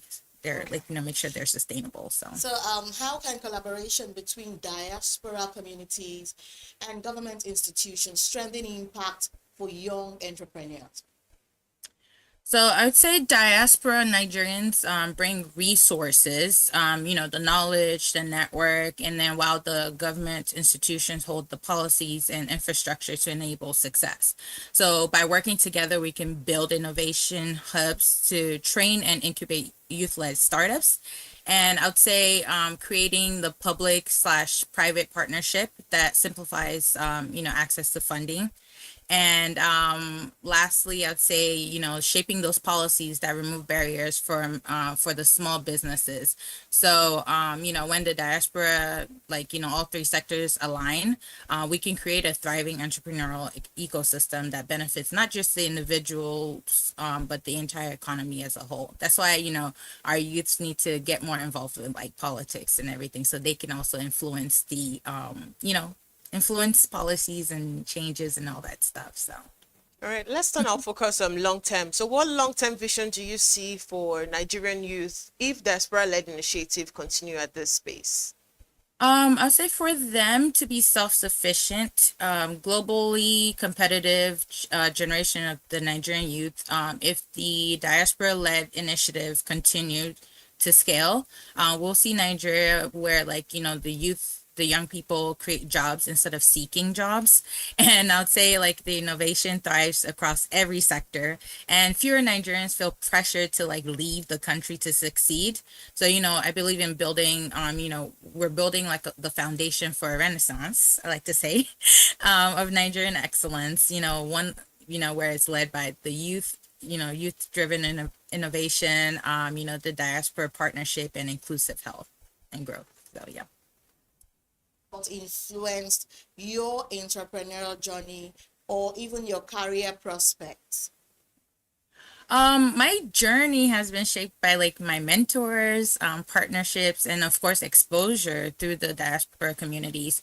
I've learned how to structure like businesses from scalability and attract investments and build cross-border collaborations.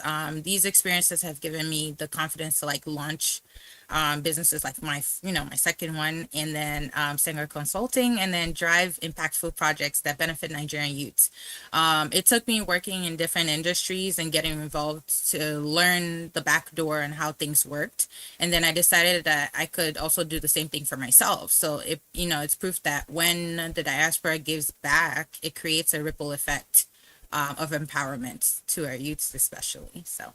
Yeah. All right. So, what specific skills, mentorship, or opportunities have made the greatest difference for you? So specific skills that have made a difference for me, I would say just like having the backup and just having like I would say the backup and the unwavering support. So that has I obviously face some challenges and all that stuff, but that's just having the mentorship and just having the right tools has helped me, in that sector. So yeah. I feel these initiatives are helping to reduce the need for young Nigerians to seek opportunities abroad. So yeah, if obviously this the initiative, obviously that's one of our biggest goals. While we celebrate Nigerians making waves globally, our mission is to like create an environment where success at home is possible, by providing funding, mentorship, access to markets. We're showing like us the young Nigerians that we don't have to leave to achieve their dreams and all that stuff. Teaching them how to maintain it and instill excellent work ethics. Home can become like the land of opportunity versus like them going away, especially like tourism. So bringing more people into the country, and that'll help boost the economy. So. Right. What challenges still remain for young entrepreneurs, even with the whole diaspora involvement? I would say one of the biggest challenges could be like the policy inconsistency, and then having access to affordable capital. Infrastructure gaps is one of them, and then having a shortage of mentorship. So while like the diaspora involvement has opened doors, we still need like stronger collaboration between like the stakeholders, like the government, and like the private sector and diaspora leaders to remove the systemic barriers and unlock the full potential of Nigerian youths. So now, before we let you go, how do you see yourself contributing to the cycle of empowerment for older Nigerian youth in the future? So my goal is to build a legacy, of empowerment beyond leading businesses. I want to create platforms, policies, and partnerships that give every Nigerian youth a chance to thrive. And through my company and like foundations like I'm involved in, so like Sengar Foundation, George Taylor Foundation, the Dollar Boyo Foundation, and collaborations with international organization, my focus will be on like creating jobs by scaling youth-led startups, driving tourism and culture exchanges to showcase Nigeria globally, and influencing, I would say, policy that opens doors for young entrepreneurs. And by involving myself in like the young youths that want to like run for office and all that stuff, I think that's that goes hand in hand. So like my focus is I had to start from home. I had to start, from home, and Delta State is home, and I went to school in Ogun State as well for like a little bit of time while I was in Nigeria. So, Delta State and Ogun State, I'll say I would want to like focus on those two areas, two areas to start off. Start off, and then from there branch out, to the rest of Nigeria and everything. Wow. And I'll say, my involvement with like some youths that I've met so far, like, my involvement with them, I've just like been impressed by a lot of people that I've met along, my journey in Nigeria and everything. And I'll just give a quick shout out to one of my friends that's running for House of Rep in Ogun State, George Taylor. So I'm really proud of him, and like other young people that I've come across. So I'm, that's like part of the, I guess, myself contributing to the cycle of empowerment for other Nigerian youths in the future. Oh, wow, it's been so lovely talking to you. Very educative as well, Shalaya Dosu. Thank you for joining us. Thank you so much. Have a wonderful day. Thank you so much. All right, that's the much we can take on Business Morning today. Up next is Big Story. My name is Deborah Eze. And I'm Destiny Mama. Keep watching Business Day Television. Good morning.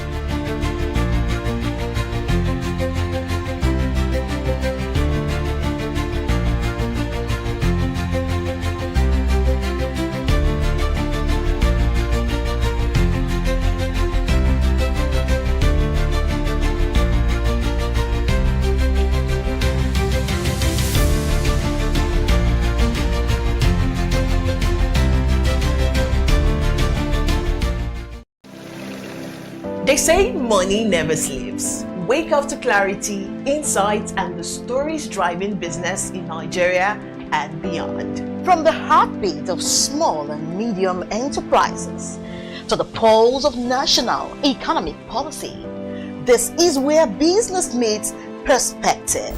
With expert guests, real-time analysis, and stories that matter to you. We go beyond headlines to bring you the full picture. Join us every morning as we break down the numbers, decode the policies, and spotlight the people shaping our economy. This is Business Morning.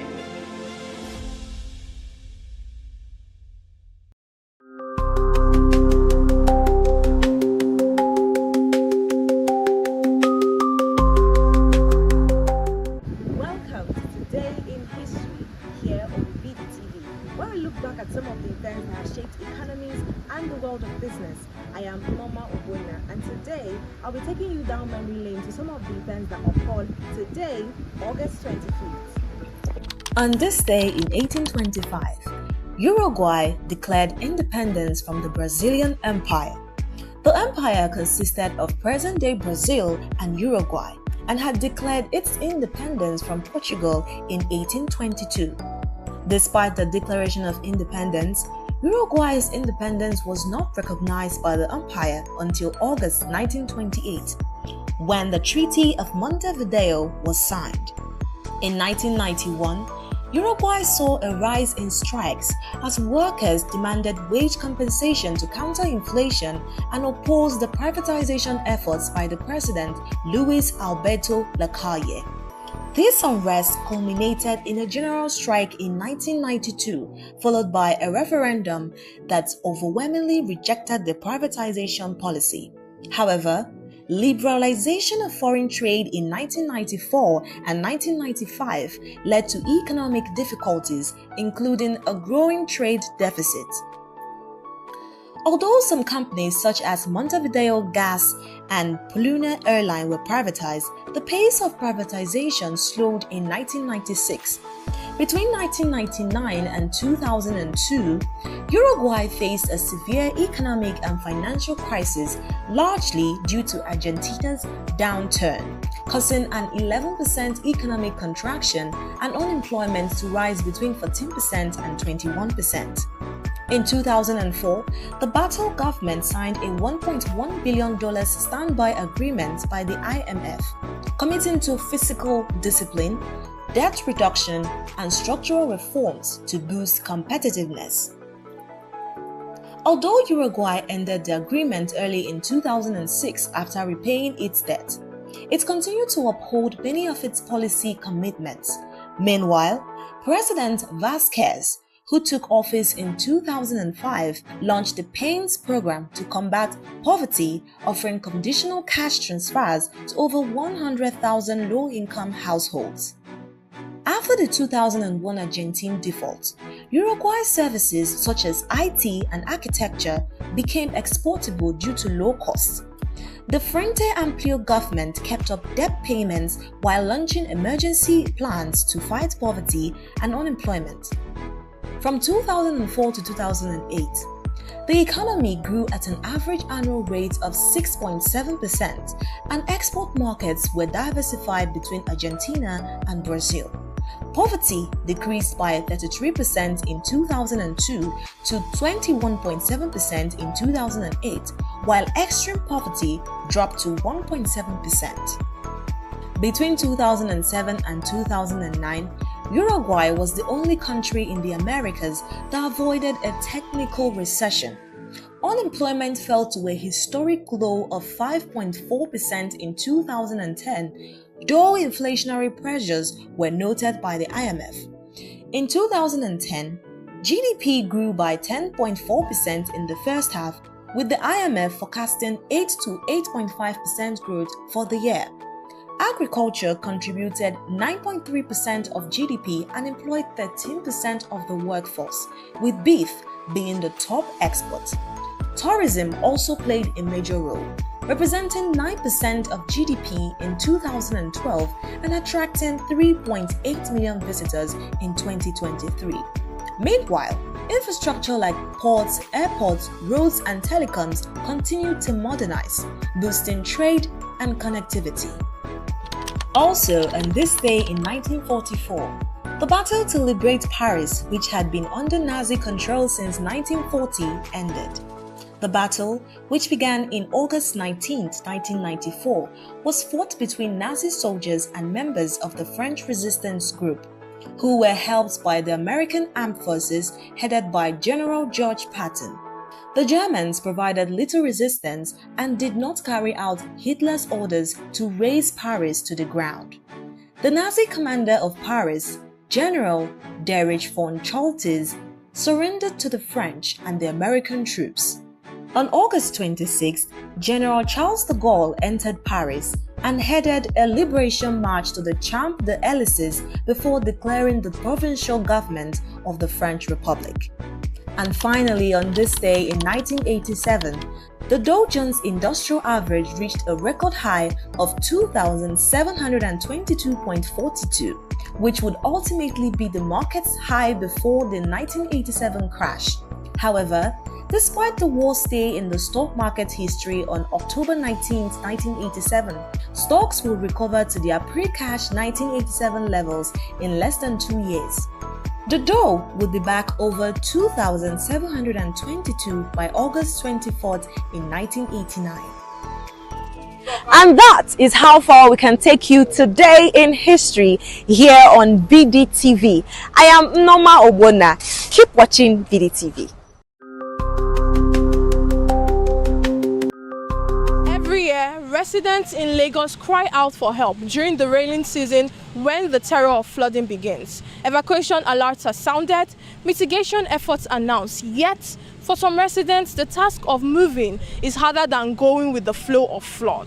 We are here on the streets of Lagos seeking insight from individuals who are experiencing this tough period of flooding and who will bail the cats. Our citizens are really cause the flood. Government really stay with us over here. If we chop something through here inside gutter, things many things they solve. We waiting for street for the Agungina who the customer. So doesn't concern government inside there. I will blame the citizen because number one, we the citizen we are not trying, because you drink bottled water, you throw it on the road, you chop biscuits, you throw it on the road, anything you throw it on the road, because you are not even picking the dirt. You don't know how they don't used to pick the dirt. That is why you just do it anyhow, you throw it anyhow. Before you know, water will gather it to go and drop it somewhere. Before you know, that started flood. So before you know, everywhere flooded. The government no do anything for the flood in this Lagos, the way where me at see, because at least every 3 months, government is supposed to make sure they come out the gutter and make sure the gutter they need. Because when gutter block, that is why the water cannot flow out. And most of the gutter where they build now, and at the gutter is holding this gutter where they don't build. Government supposed to maintain the gutter and make sure they build the gutter again. Because I'm hope that this gutter, it don't more than 10 years where they build gutter, but it's not supposed to be like that. Local government, chairman, supposed to do something against the gutter because of this is the role of the local government chairman. For me, maybe government to find maybe solution for anything they can do, because this flood is a long time, sha. I don't even know, maybe it can come to an end. It might be impossible to eradicate flooding in neighbors. However, it can be reduced drastically with the right policies, infrastructure development, and community efforts. It's a collective effort because there's shared responsibilities between the government and the citizens. Not just the citizens, even the residents, because you can be a resident and not a citizen. Now, on the path of the government, let's look at urbanization. I know there are already existing policies, like not building on the drainage. And there's one recent one where the whole fluffy takeaway pipe was banned by the Lagos state government, because each time it rains, you find out that there are a lot of this obstructing both the drainage and the waterways.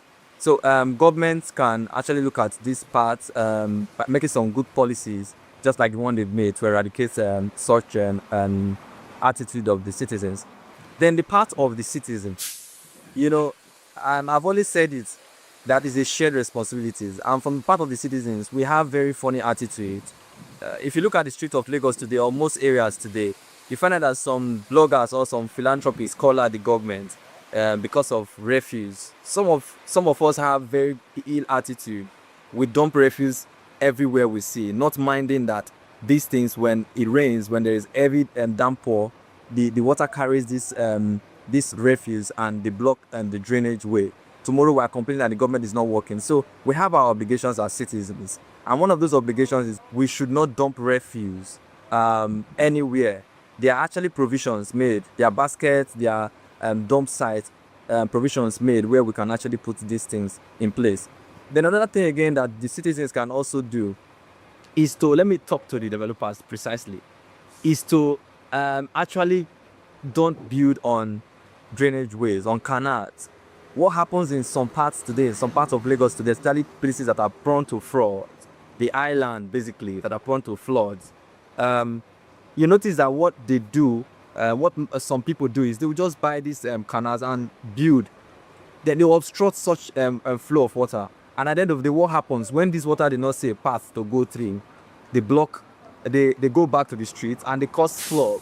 So it becomes difficult. So on the part of the citizens, we can either not build on such part, or we can also report if we see people doing that. The blame is shared among the government and citizens. Now, the Lagos we dream of is only but a pipe dream if the government fails to transport these actions into realities. This is Amanda Amos Sigbuwe for Business Day Television.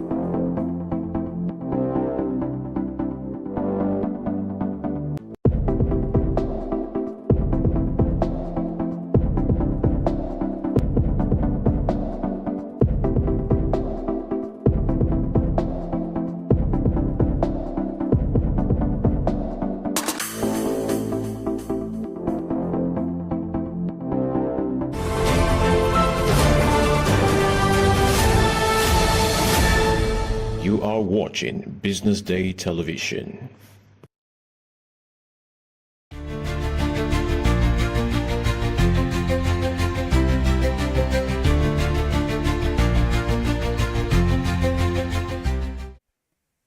Good morning and welcome to the big story right here on the BDTV Breakfast Show. My name is Elizabeth Musa.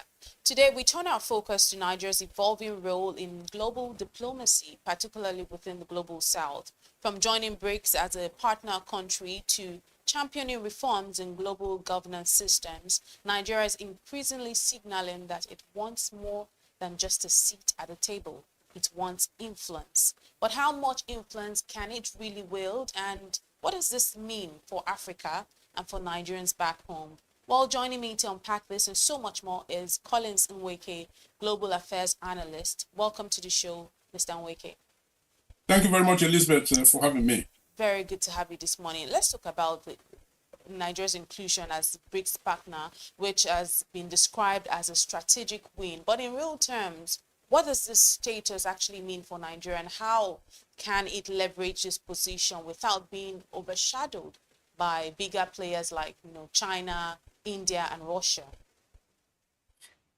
Well, Elizabeth, you would observe that Nigeria took its time to actually join BRICS. It wasn't one of the founding members, and while others were joining more or less in droves, Nigeria took its time. I mean, at the time, people were saying that, well, it had everything to do with the sort of president we had, which was Muhammadu Buhari, the late president. Someone who doesn't, easily take decisions. And then when Nigeria eventually joined under the current administration of President Tinubu, became a partner rather than a full-fledged member, questions were being asked as to why such a choice. Now, we don't know, as onlookers, what informed, that decision, but from strategic analysis, you could see a pattern in Nigeria's, foreign policy, where they have recognized that the world has now evolved from what you can call, a unipolar world to a multipolar world. So which means that Nigeria's multi-alignment strategy is not hedging, it's leveraging.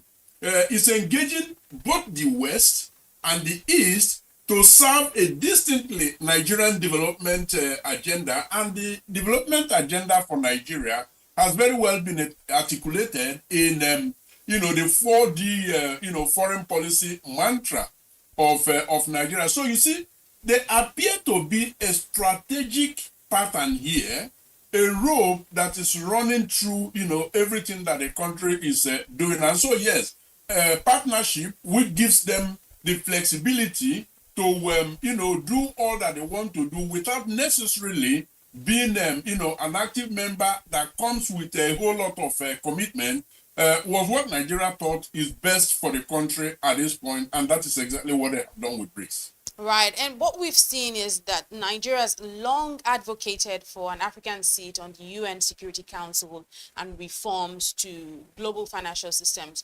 In your opinion, why is this push important, and do you actually think Nigeria is the right country to spearhead Africa's representation? Well, unarguably, some people poke some jokes about, when you call Nigeria the giant of Africa. Unarguably, that's what Nigeria is on many fronts. Nigeria may have, its developmental challenges and all of that, but it doesn't subtract from the dominant position that it has in Africa's leadership. So, its advocacy for global governance reform, we have seen it gradually gaining, momentum. Like you cited, African permanent, representation. Nigeria leads the call for 2 permanent African seats on the United Nations Security Council, and anchored in the Azul-Vini consensus, which took place recently. Like we mentioned earlier, also BRICS partnership status strengthens its lobbying power both with China, Russia, and India, all of which are supportive of the reform that Nigeria is actually advocating and championing on behalf of Africa. You also see another developing pattern in the financial architecture reform. Nigeria is advocating for fairer global lending and decentralized development finance, building coalitions within the same BRICS, the G77, and also within the African Union. Now, it is that intentional decision that it wants to be a partner, at least for now, that has given it the flexibility to be a member of these other blocs, G77, like I said, G20 and all of that, and, take advantage of all those, partnerships can offer. So, yes, Nigeria is leading pretty well as far as the African continent is concerned. It's quite interesting because some will actually argue that South Africa has traditionally carried Africa's voice in these global spaces. But now with Nigeria now deepening its diplomatic reach, is there room for cooperation, or are we looking at rivalry between Africa's two largest economies, which we don't want to? What do you see happening? Well, yeah. Competition can really be healthy. I mean, you've seen how Nigeria and South Africa have been switching, the first place in terms of, which of them is the dominant, African country in terms of its economy. Sometimes it's Nigeria, other times it's South Africa. But we have to look at the realistic prospects. While achieving a UNSC, that's UN, United Nations Security Council permanency, faces at this moment what you can call institutional inertia. Nigeria's expanding, diplomatic influence, especially via BRICS and South-South platform, makes it a leading African nation. Now, can Nigeria cooperate rather than compete with South Africa? Absolutely. And there are indications that that's exactly what is doing now. I mean, Nigeria and South Africa have different temperaments. They have different, characters. So each will act in accordance with its national interest and its national character. But at the moment, there are signs that, both nations are actually cooperating rather than competing. Nigeria isn't just sitting a seat at the table, it's helping to redesign the table itself. And that is a very critical point to note. When we talk about for the average Nigerian who is facing economic and security challenges, let's bring it back home. How does this global diplomacy actually trickle down into tangible benefits for them? Very good question, Elizabeth, because, ultimately, this boils down to what does this mean for the average Nigerian, the everyday Nigerian in Nigeria? How does it affect his life? Now, we do know that, some of these endeavors are actually targeted at long term. So while it could be said that the right things are being done and the results are beginning to come in, it takes a while for those outcomes to trickle down to the man on the street. Now, economists, I'm not one, but economists that have advised the government of Nigeria have actually told them to pay attention to some of the unintended consequences of some of the reforms that have taken place that are aimed at long term. Now, in the short term, people are still suffering. The economy, is not improving in a manner that people, will begin to feel it.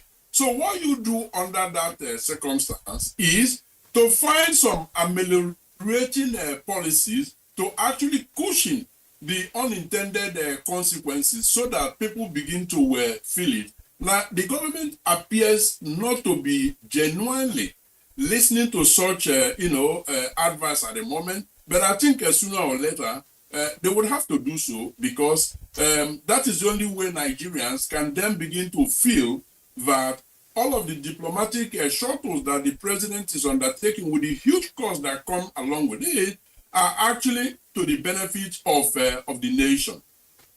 Right.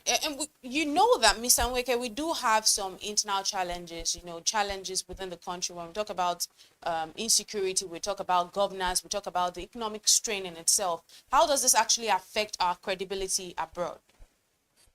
It doesn't make Nigeria look good that, some of these, scandals, terrorism, and sheer absence in places where Nigeria ought to be present. It doesn't make Nigeria look good. The credibility, it puts it in tatters. Take, for instance, what trend, the trending story of Nigeria's booth at, the Japan outing being unmanned, and the uncoordinated response from, the government of Nigeria. Those are the sort of things that places us as a country on the edge of a laughing stock of the world. Now, that aside, I believe that Nigeria amplifying its voice within the African continent and continue to put out policies based on data and sustainably follow them in a consequential manner. I believe that ultimately they would override some of the credibility issues, that crop up now and again. I hear you when you say, you still have belief, but do you really think that our foreign policy, do you think it's strong enough to meet up with what is expected for us globally right now? Do you think our foreign policy has enough weight to actually match up with what's expected on the global space for us right now? On paper, yes, it does have. But ultimately, these policies that you see on paper have got to be implemented. And so when something goes wrong with implementation, well, we are back to square one. Take, for instance, the contradiction of Nigeria having a very, very excellently defined foreign policy, mantra encapsulated in the 4D foreign policy of the current administration. Yet, for more than 2 years, Nigeria has not had ambassadors heading their missions in different parts of the world. So the question you ask yourself is, how do you want to bridge such dichotomy where you have a finely written document? I mean, the president is actually doing his bit by being out there as the chief marketing officer of the country all over the world. Yet those who are meant to follow up, some of these things, some of these initiatives that the president triggers when he travels abroad, are conspicuously absent. It also speaks to the credibility, because diplomacy is about reciprocity. So if some of these major countries have diplomatic representation in Nigeria, they expect Nigeria to have one as well. So those are the sort of things that make some of us question whether Nigeria is actually, acting in a manner that is conscientious enough to deliver the outcomes that their policy papers actually stipulate. Right, and let's move beyond government itself. Let's talk about the private sector. Let's talk about the diaspora in itself. What's the role of the private sector, diaspora in itself, in actually strengthening diplomacy? Very, very critical, because as you know, Elizabeth, it is the role of the government to churn out policy, monitor implementations and all of that, but it is the private sector that actually drives the economy. And so, what government does is provide the enabling, environment for them to do so. And so when the government actually goes out there, representing Nigeria, signing memorandum of, understanding, sometimes some bilateral, multilateral agreements. Ultimately, it is the private sector that needs to drive this. Now, you will also notice that in some of these, foreign trips, basically all of them, foreign private sector players actually accompany the government. It is not a coincidence that a few months ago, United Bank for Africa PLC and Zenith Bank as well, signed an agreement to actually establish full-fledged banking operations in France. These are private sector players. The government opens the door and then they do their bit. I do believe that the other aspect of the private sector that Nigerian government is not, sufficiently utilizing is the diaspora. And I'm happy you mentioned it because we have a very, very active, very competent, well-trained, diaspora community everywhere in the world. But Nigeria is not, strategically using the diaspora in the manner that they should. Take, for instance, and this is written, the, scandal around the empty booths in Japan. For Christ's sake, we have Nigerians that run jointly with Japanese, chambers of commerce. A certain Professor Ejiogu, out there in Japan, an eminent professor in the University of Nigeria, who also has done, pretty much research in Japan, for instance. He's very active in the area of Chamber of Commerce. So I don't see why Nigeria should have an empty booth there when Nigerian diaspora, qualified experts, could actually, help in bridging such a gap. Just to leave it at one example. So yeah, I believe that Nigeria can do more. They are not completely silent. Don't forget, we have the Nigerians in Diaspora Commission. We have Nigerians in Diaspora organizations. So the tools are there, but whether they are being deployed sufficiently well to serve, Nigeria's interests is a different kettle of fish. Right. Before I let you go, Mr. Nweke, let's talk about, our role in regional leadership. In your opinion, as a global affairs analyst, are we really able, as Nigeria, are we able to balance out our role in regional leadership with, our global ambitions that we have right now? There are signs that Nigeria is doing so and has been doing so for a while.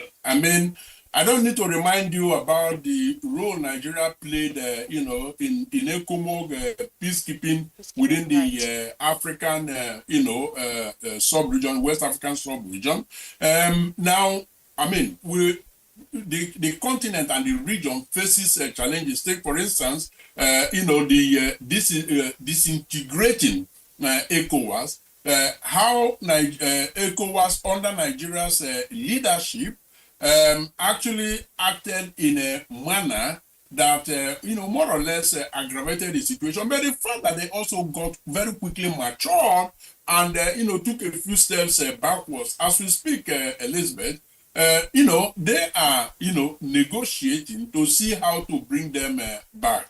So Nigeria today is repositioning itself as a strategic voice in the global south. Like we mentioned, from BRICS partner status to advocating for UN reforms, Nigeria is using diplomacy to secure development and doing that from the Afrocentric perspective. Don't forget that initially and even now, the Nigeria's foreign policy is carved around what they call concentratism, which means focus on Africa as the starting point, and from there, reach out to the rest of the world. Nigeria is doing that, in a consensuous manner, I believe. Right. And when we speak about our soft power, I don't think that's something we speak about enough. How can we actually harness this soft power to actually shape these global narratives that we are talking about? Yes, I'm happy you raised the soft power because that is something Nigeria has, but unfortunately not using, pretty well. Again, I like to, put some examples to some of these things. A Nigerian in South Africa recently initiated what he called Jollof Wars. Now, the famous, Jollof rice that is very, very popular around the West Africa sub-region. South Africans don't know anything about, jollof rice. It's not part of their, culinary culture. So this individual thought that, jollof rice could be used as a way of actually bringing brothers and sisters of the West African sub-region who are living in South Africa and present it to South African brothers at the time that, xenophobia was very, very high. And it's making huge impact. Now, you won't believe this. The last person that wanted to be associated with such initiative with very high soft power potential was the Nigerian High Commission there. Now, I don't blame them, not very much, because obviously it is not part of what they are used to. But the time has now come for Nigeria to actually build some of these soft power potentials in the foreign, service manual, so that before diplomats actually depart, Abuja for posting abroad, that they understand the importance of some of these soft power tools and that they are deployed, actively. Now, that said, let me make this important point.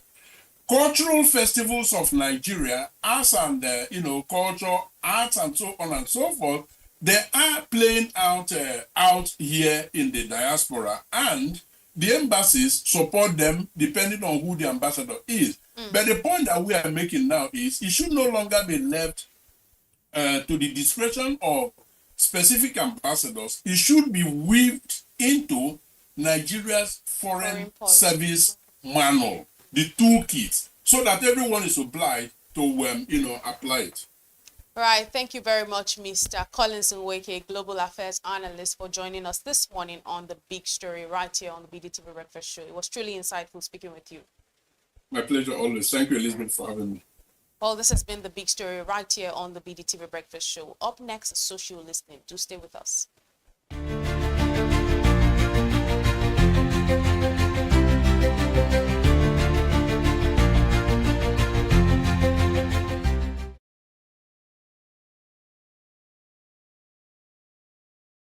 On the 13th of August 2025, Transact, a Nigerian-based accountancy and advisory firm, hosted a one-day seminar workshop for corporate taxpayers and business owners in collaboration with the Nigerian Revenue Service in Lagos. The event themed Navigating Nigeria's New Tax Landscape, Understanding the 2025 Tax Reform Act, and Mandatory e-invoicing for taxpayers brought stakeholders across different tax sectors who shared their insights on the prospects of a new tax law. Number one is the fact that it is pro-business. That is, it encourages ease of doing business. It it's going to encourage compliance by businesses, and it's going to improve their compliance level. Then the fact that we now have laws that are few in number and harmonize in just 2 documents, because if you are looking at the one that actually affect the taxpayers, we have the Nigerian Tax Act that imposes taxation, that imposes taxes, and we have the Nigerian Tax Administration Act that deals with how do we comply with those tax laws, the administration. So those are the 2 major laws that will affect the taxpayers. And what this means is that the laws are easier for taxpayers to comply with, because before they have to check through or look through so many tax laws, but now we have just 2 to look through when they are doing their businesses.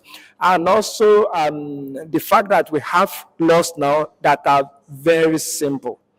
Gone are the days of those complex tax laws, complexity in terms of rules and in terms of wordings, the text. Now we have laws that are simple in text and in wordings, and simple also in rules. So which make it easier, going to make it far easier for taxpayers to comply with. And one of the things when we are talking of the fact that there is ease of compliance is the fact that it also reduce the cost of compliance for them. For me, it's a win-win situation. But if you are looking for the losers will be tax evaders. Yes, those that have been running away from paying taxes, because now the law encourages the deployment of technology. And if you remember that one of the things that was discussed today is the issue of e-invoicing. The fact that now, as you are making your purchases or somebody making his sales, the invoices are generated and reported immediately with the tax authority. So what that means is that nobody can hide any longer. Tax evaders will not find it easy under the new dispensation. Iben Joel, managing partner at Transact, in his welcome address, speaks on the importance of the training for the growth of the Nigerian tax sector, urging participants to leverage the opportunity to learn and network with key stakeholders across the sector. There are many benefits. There could be some hurdles before we get to realizing the benefits. Some of those hurdles we talked about, such as the cost of integrating systems. For most small businesses, they don't even have the funds to invest in, say, ERPs in the first place, But overall, the biggest business benefits that I see from it is that when invoicing is standardized in that manner, there are certain sectors that could open up. One of them is invoice factoring, which right now is very nascent, if you know what I mean. So invoice factoring is a situation where once I've issued an invoice to somebody, if the person has not paid, I can take that invoice to the bank and ask the bank to advance me money against that invoice. So right now, because of a lack of that kind of platform where invoices can be easily verified, a lot of banks don't offer invoice discounting. The first session of the workshop, hosted by Victor A.T., tax partner at Transact, touched on key changes and implications of the 2025 Tax Reform Act, bringing detailed clarity on areas impacted by the reform. The session gave key insights on the taxation of resident and non-resident persons, taxation of individuals and employment income, determination of chargeable gains, taxation of petroleum operations, and indirect taxes, bringing clarity on taxable transactions. There are some amendments that are there to encourage even investors to come in. We have the no association gas order that will allow them to have credits for their greenfield, and they are depending on the number of oil that are there. But the essence is actually to make them to develop to come and invest. It's only the gas. We have so much gas in Nigeria that they have not really do anything about it. And with those orders, it will encourage them to invest so that we can, in Nigeria as a country, can get value for those gas. It's a welcoming idea. Like before they do provisions, and provisions as far as law is taxation is concerned, is not allowable. You just think like, I want to make provision for it, but for you now to be able to deduct it and be allowed for tax purpose, so they are saying fund it. If you think 100 million every year, every $100 million or whatever, in most cases the oil company they do dollar. So it's going to, and because at the end of your leaving that the production place, and you want to leave that, you're supposed to restore the place back to its normal state. And so we are making provision that by the time I want to leave, that I've done, I want to restore the place. You are making provision to get money to be able to do it, because towards that end, the feed will not be producing as such. And so to wait till that end will be very difficult. And that is the essence of, okay, make provision for it, and for you to enjoy it as a tax benefit, then fund it. So they're now funding. Before it was like put it in an escrow account, which may mean putting it overseas. And given that we are developing, we don't even have money. So the little one we have depositing in a foreign country, we make those ones to be better than us again. They will have enough money to be using over there. But putting it, they are only asking for 30%. And I think it's CBN they want to use. So if there is a fear of if the bank may collapse, it's like they want to use CBN. So put 30% in Nigeria, that is cash that they can lend out and be able to do some other developments. So it's a good one.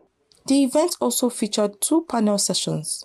The first panel focused on solutions and ways to navigate challenges and future outlook of the country's tax system, while the second panel centered on practical aspects of e-invoicing, including integration, data requirements, and transaction models. Stakeholders also collaborate.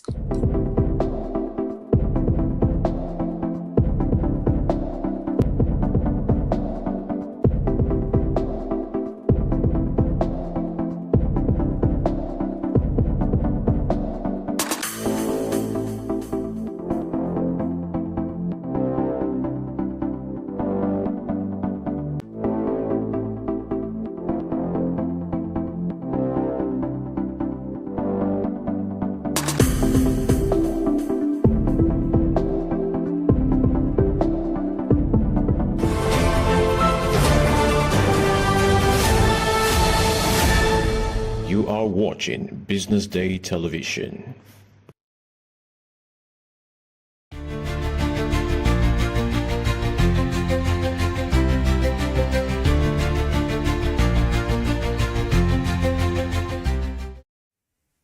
Welcome back. This is still the BDTV Breakfast Show, and now you are on to the social listening segment here on the show, where we bring to you some of the stories making the rounds on social media. I'm Elizabeth Musa, and of course, joining me this morning is Valentine. Let's get right into the conversation. Let's talk about all of the things that we saw trending on social media over the weekend. Quite a lot of things anyway, but we have to narrow it down to 1 or 2 stories this morning. Now, the former Vice President Atiku Abubakar says he's not desperate to become Nigeria's president.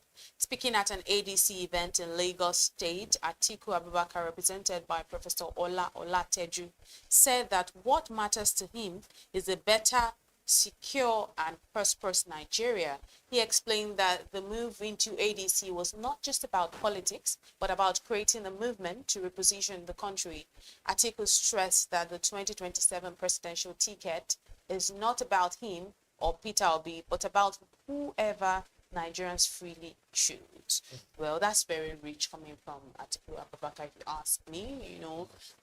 Once upon a time, we didn't used to see Nigerian politicians who will openly, or even in their mind, of course we can't see their mind, openly tell you that, really, I really don't care about the presidential ticket. I care about the security of the country. I care about the advancement of the country. I care about the positioning of the country. Wow. Or what? Or it be possible, just to be possible, that in saying so could mean, look, for what it's worth. Tongue in cheek. Now you're talking. It could just be another part of the politics. Because now that you think, wow, so this man is really, it's coming from a selfless position, then you're like, that's the person you should vote for. Exactly. So now you see where I'm coming from. I see the idea of politics is what it is, politicking.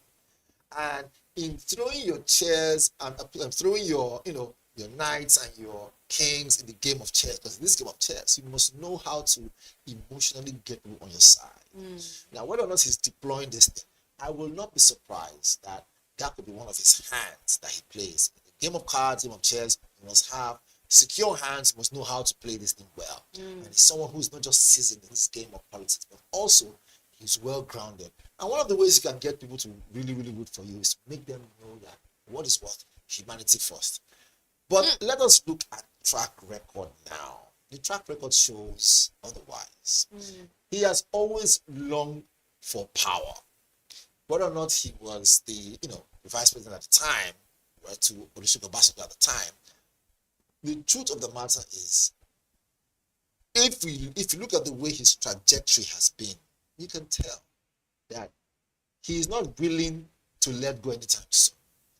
Is age creeping in? Look, age, they say, is nothing but a number. But again, maybe, let's stay on the fence now. Maybe he's beginning to say, I'm an elder statesman.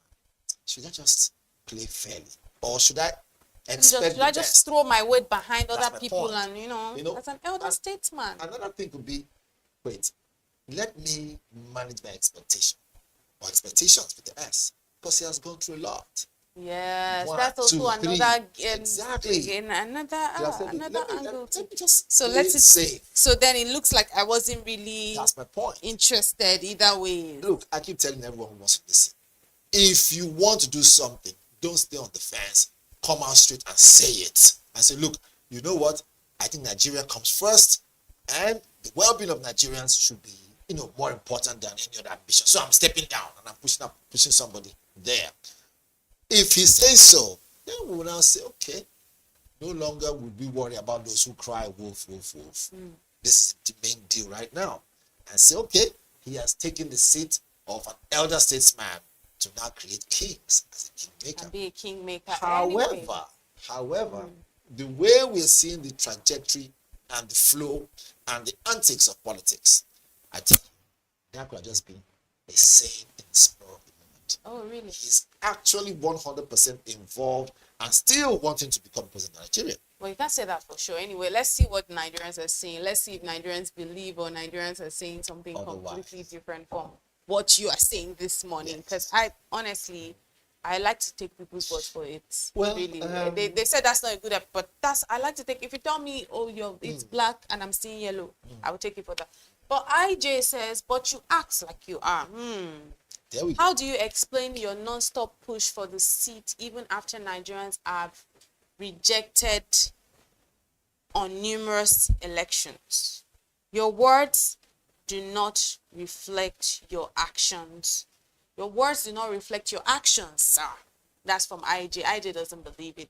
IJ is saying it's a lie. You're saying one thing, you're doing another thing. So I don't believe it. Mezie says, Atiku Abubakar said he's not desperate to be president. If there's any truth in this statement, I think the best retirement gift Atiku will give himself at this point will be supporting Peter Obi, his one-time running mate, to take the lead.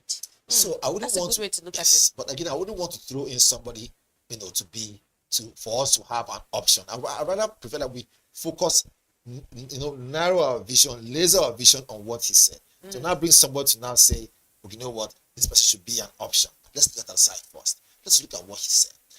But if we look critically in that particular comment, there's something person is saying there. Do I pinpoint it deeper? What's he saying? So for me, I think that for you to say you should look at your running mate Peter Obi, could also be a spite. It would mean he's not capable enough. So I might, for once in a while, but put it this way, at least for this one time, now say, if he's breathing, which he is, and he's strong, which he is, and can hold conversation, which he is, there's nothing wrong if he pushes hard and want to, complete, or put it this way, get his ambition to become president. It's allowed.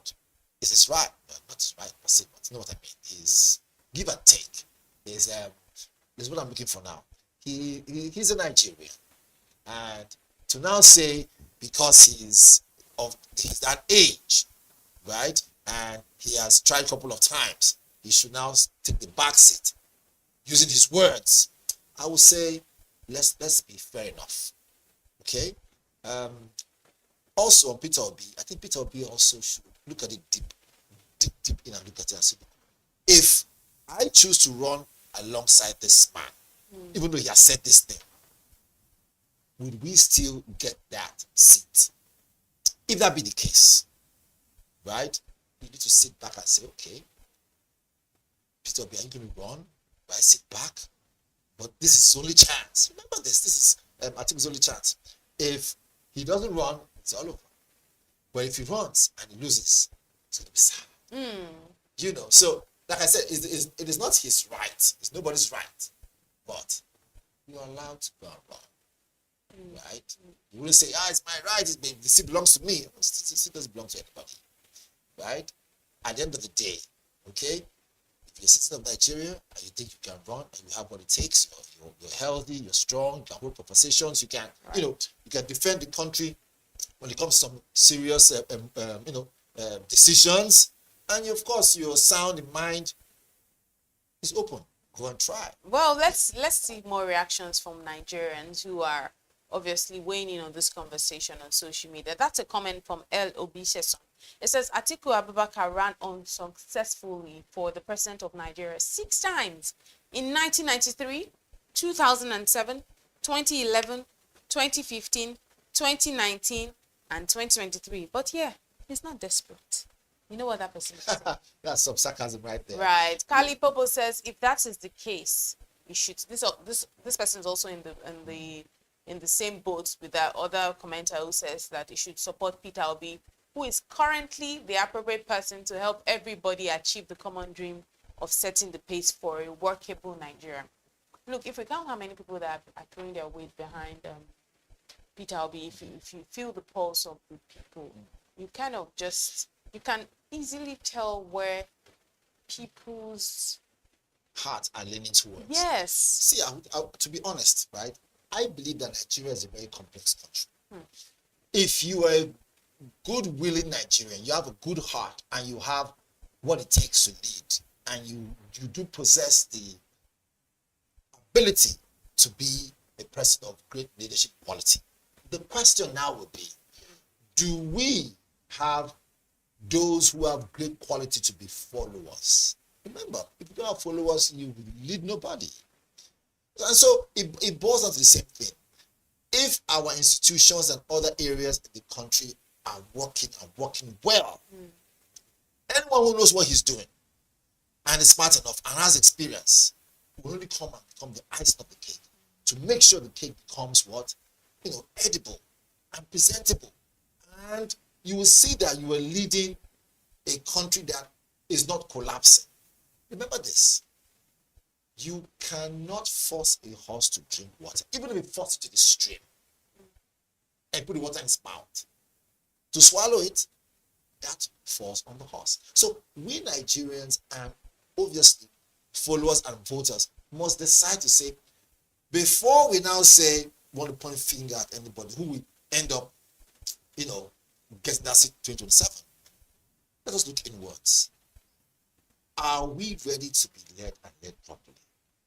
Are things working properly? One man can't do all the job. As much as everybody say, hey, we want Peter Obi, or you want Atiku, or you want whoever it is that your heart is telling you. Nigerians have to work on Nigeria. And this thing is a major stakeholders thing. Right? That's what they say, government for the people, by the people, and of the people. We are all stakeholders in it. We are all ambassadors. If we want Nigeria to move forward as a nation, to become great, moving forward, we need to hold our hands. We need to all need to come together and actually throw our weight behind the people that are, occupying these core positions. Let's think of ourselves as co-builders in this project. Because no matter how experienced and agile a man is to lead this country, right, there's only as much as he can do. You can't allow him to begin to micromanage, to move from word to word, even it's going to be very difficult and tedious. We must all exercise our civic responsibility, so to speak. And the spirit of patriotism is very important. Look at, again, I don't want to compare us to other countries, but there are some certain countries that will tell you they would rather die for their country, right, than tell a lie. If the day we get to that point, I tell you, at some point, even when someone who is not, doesn't have integrity enough, right, and lacks integrity and lacks some other qualities, step up to who want to run for office, they will shut him down. So it's not your type. You are relaxed. Nigerians are not blind. But right now, are we experiencing the blind leading the blind? Leave it at that. Well, leaving it at that, let's move to another story right here on the social listening segment this morning, where Joseph Aloba, the father of late singer Mohbad, has again accused Naira Marley, which is a popular Nigerian musician, of bullying his son while he was alive. Now, this comes after Naira Marley recently released a video denying involvement in Mohbad's troubles or death. And this video, apparently, he had, canvassed for people to go watch. I didn't see the video, by the way. Mohbad's father claims that he personally witnessed situations where Mohbad was mistreated, and said people close to Naira Marley even reported to him that Mohbad was being bullied by Naira Marley. Let's see the reactions very quickly. Of course, that's a picture of the dad. That's a picture of Mohbad's dad, obviously the deceased dad. Dread says, so why didn't you do something about the whole issue? He's asking Naira Marley this question. If you're saying that you had no ties to his death, so he's saying, you know what? Why didn't you do something about the whole issue? Timmy Turner says, can't we just allow this guy's spirit to rest in peace? Too many claims, suspects, DNA scandal, etc. Well, I guess it just goes to show that his death wasn't a peaceful death. So there's a lot. The spirit is fighting, like we say. He was a young man. Top boy said it's funny how Nigerians forget so easily. There were countless videos online of Naira Marley bullying Mohbad, and now suddenly it's being painted as the good guy. More reactions to the story. T.Y. Alonso says Mohbad being bullied wasn't the cause of his death. The question is what happened in his house that led to his death. That's the big question. I think this last comment by that gentleman made a lot of sense, saying what happened in the house. Because if you look at it, okay, yes, he was bullied a couple of times, so they say, allegedly. Whether we had videos, and there were videos out there on the internet, should be told. But before we say anything, I mean, no father would wish to hear that his son, especially at that age, right, passes on or maybe killed or died or from so the other, whatever it is. Look, the pain is still, you can tell, still in the heart of the father. Having said so, again, more condolences, even though it's been a while. On the other side, truth be told, everyone is innocent until proven guilty in the court of law. Even if all fingers are pointing towards Mohbad, it has come to Naira Marley. Sorry, I beg your pardon, Naira Marley. It has come to the point now where, look, social media judgment, right, needs to stop. Social media is important, yes, but it needs to stop, because at some point you give the person who everybody is pointing fingers towards, begin to ask yourself, wait a minute, am I even living in reality? Let the court do their job. Let the police do their job. And if DNA test was done at the time, results, and let them follow through. If the case is still ongoing, let them do what they need to do. I'm sure our security personnel, the medical team and the court of law, they all at least are experienced in this matter. Social media commenting and then judgment will not solve anything. You will just keep prolonging the whole situation and then making it more difficult for the father to even move on and heal. So for me, I would say, for what it's worth, if there's going to be like a meeting between, Naira Marley and Mohbad's dad, or let me just come to some form of. I've been asking myself this question: if we were ever going to get to the full truth behind Mohbad's death, I honestly don't know. Again, because there's so many claims, many stories, back and forth. I'm not even sure his family members. I mean, Mohbad right now. I'm not sure his family members, including his baby mama, right? I'm not sure that they've rested for 1 day since his death. What this whole thing simply means one thing, which is this: it has shown the lacuna that we have in one security system, shown the lacuna that we have in also the medical system. So there's a whole lot of areas that are just, put this word now, quote and unquote, a lot of inadequacies in different areas. If not, the truth would have come out since. But again, there are some certain cases, even in the US, they call cold cases, right? Maybe this is still a cold case, still waiting to unfold or unraveled or concluded, whatever it is. But at this point, right, will I say, let the father begin to find a way to heal and move on? Again, it's difficult to say so because it's someone's son. I understand when you lose someone, the pain is there. And if you don't get full closure, it's difficult to move on. So I understand where it's coming from. Whatever happens in life, the idea of blaming someone gives you some form of, maybe closure. It could be anything. But I would suggest that if possible, you should go see a counselor. There are people out there, some psychologists, people who will talk to you, help you go through that grieving process so that you begin to find a way to create closure for yourself. Because the more he's in the media, right, anxiety comes in, a lot of other pressures will come, a lot of things will come. take it or leave it, because everybody will come with their own different side of the story. Even people who never knew who he was will say, oh, no, I used to know him. In fact, there's also one day I did this or did that, and they find a way to tie up the story. I know the point about pictures and videos, it creates images in your brain, right? And for people who are not qualified enough to be able to analyze pictures and videos, they will want to push their emotions first. And emotions are very, very deadly, because emotion can push a whole country to believing that maybe this person who is not guilty is actually guilty, or this person who is innocent is actually not innocent. So I think, for what it's worth, people should begin to think very well. Make sure that before you go on and type anything on social media, be rest assured and remember that that information or video or picture or whatever you put in there is going to remain there for a long time. For a very long time. The internet is still undefeated in every time. The internet will always have your footprint. It's always there. So, again, we should keep on saying condolences. At the end of the day, still rest in peace to Mohbad. Yes, we hope that, we really hope that finally we hope that he gets justice. We hope that his soul gets justice. We hope that his parents find justice for the death of the son. We hope that the mystery behind the death of this brilliant musician, we pray that truly the mystery is unraveled. And before we go, there is another part of it that I need to look at.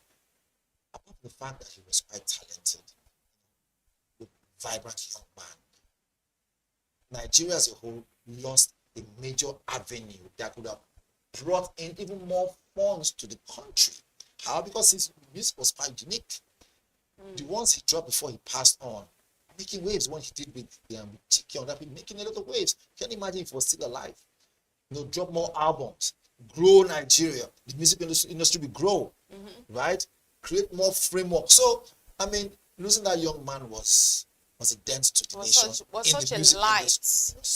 such a light that went out. And it's interesting because his name is actually Mole. So it's a really sad. But we have to wrap up right here on the BDTV Breakfast Show. This has been the social listening segment from Atiku saying that he truly doesn't want to run for presidency and is willing to, he just wants the country to work. He's just looking for a personation, to conversations around the death of Mohbad, and Naira Marley coming out to say, I had nothing to do with his death and all of that. We've had those conversations. We started out the morning with the news, of course, to the newspaper review, which we went to the Business Morning, and then we came to the big story. Of course, after the big story, and to the social listening segment. This has been the BDTV Breakfast Show. My name is Elizabeth Musa. I'm Onyeka Valentine. See you tomorrow.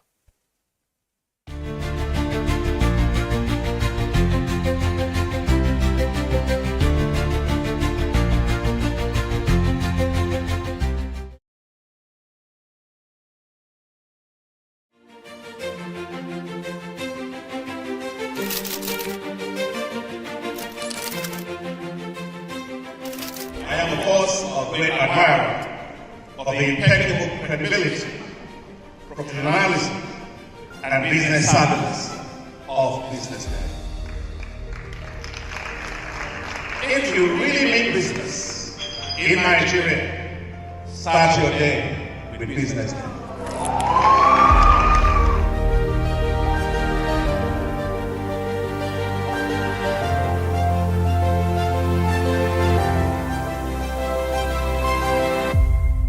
BusinessDay is West Africa's leading provider of business intelligence and information, delivering premium content across diversified media platforms, including online, mobile, and print.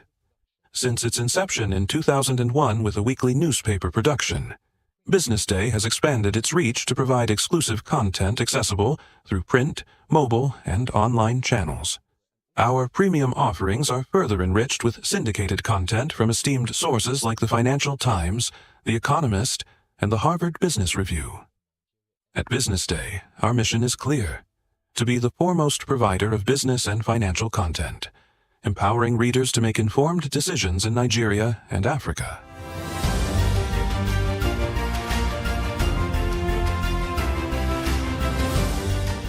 since our establishment, we have been committed to delivering insightful, relevant, and accurate information about Nigeria's business and finance environment, while contextualizing the impact of global events. We monitor the stock market, analyze the companies driving it, and report on government policies and their economic implications. For being consistent in organizing these CEO forums for almost the last 14 years, I think this is worth commendation, and I think something that will encourage them to continue. From decoding market trends to dissecting economic shifts, we offer actionable investment ideas and serve as a compass for decision makers navigating complexity. Beyond headlines, Business Day fosters discussions on critical economic issues through impactful conferences and events. These platforms bring industry leaders together to share narratives that drive innovation and spark meaningful dialogues. Our events galvanize connections, bridging the gap between inspiration and achievement. For businesses seeking visibility, our strong digital presence offers unparalleled opportunities. With millions of followers across social media and a dynamic website attracting visitors from within and outside Nigeria, Business Day is the ideal platform to boost visibility for your products and services.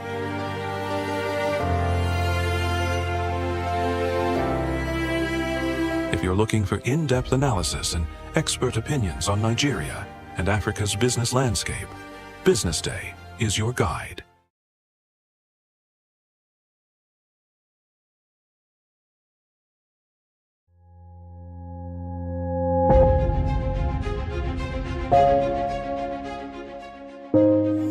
Good morning and welcome to the BDTV Breakfast Show. I am Bethel Ogunjobi. My name is Elizabeth Musa. And this is the social listening segment on the BDTV Breakfast Show. We're talking about the Fly Nigeria Act. Can you give us a background into what this is about? We are here today on the streets of Lagos, Nigeria, to gather opinion about a pressing issue. I will look at the cost of petrol. We get very Nigeria with the suffer. The income is not really increasing, but the prices of items are increased. Nothing like service again. No. You only pray for that money to reach you that month. There's a lot of high pressure, a lot of stress. There's a lot of high targets to be met. I was quite strict.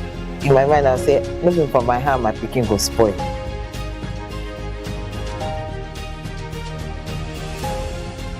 To allow all banks and all the players in the space 15% inflation target achievable in 2025.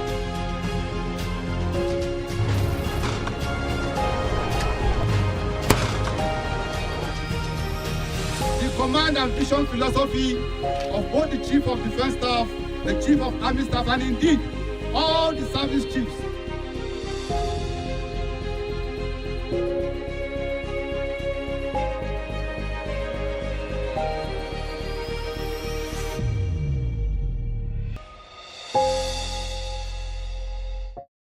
Attention business leaders. Want to make informed decisions? Join the ranks of the best with Premium Business Day.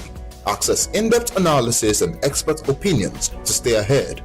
Subscribe now at premium.businessday.ng and unlock premium content. Plus, you get 50% off your first subscription. Don't miss out. Make smarter choices and seize new opportunities. Sign up now and elevate your business game.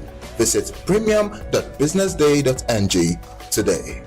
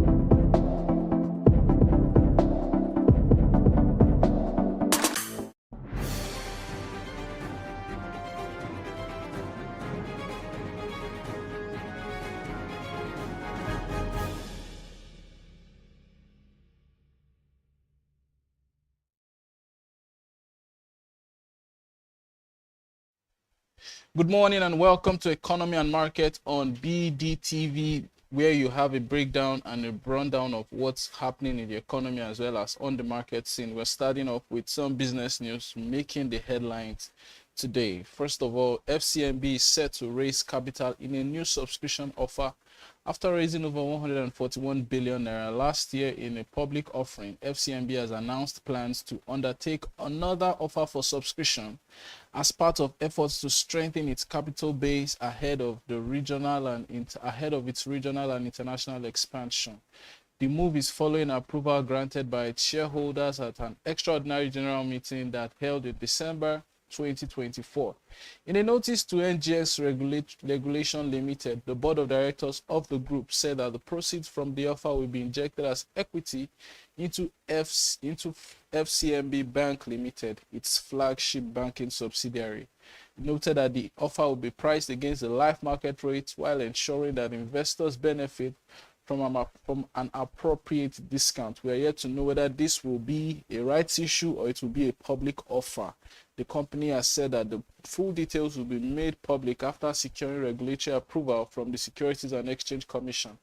The capital raise is underscoring FCMB's strategy to position itself for growth, as well as also hitting the 500 billion mark that the bank requires in order to keep its international banking license in Nigeria.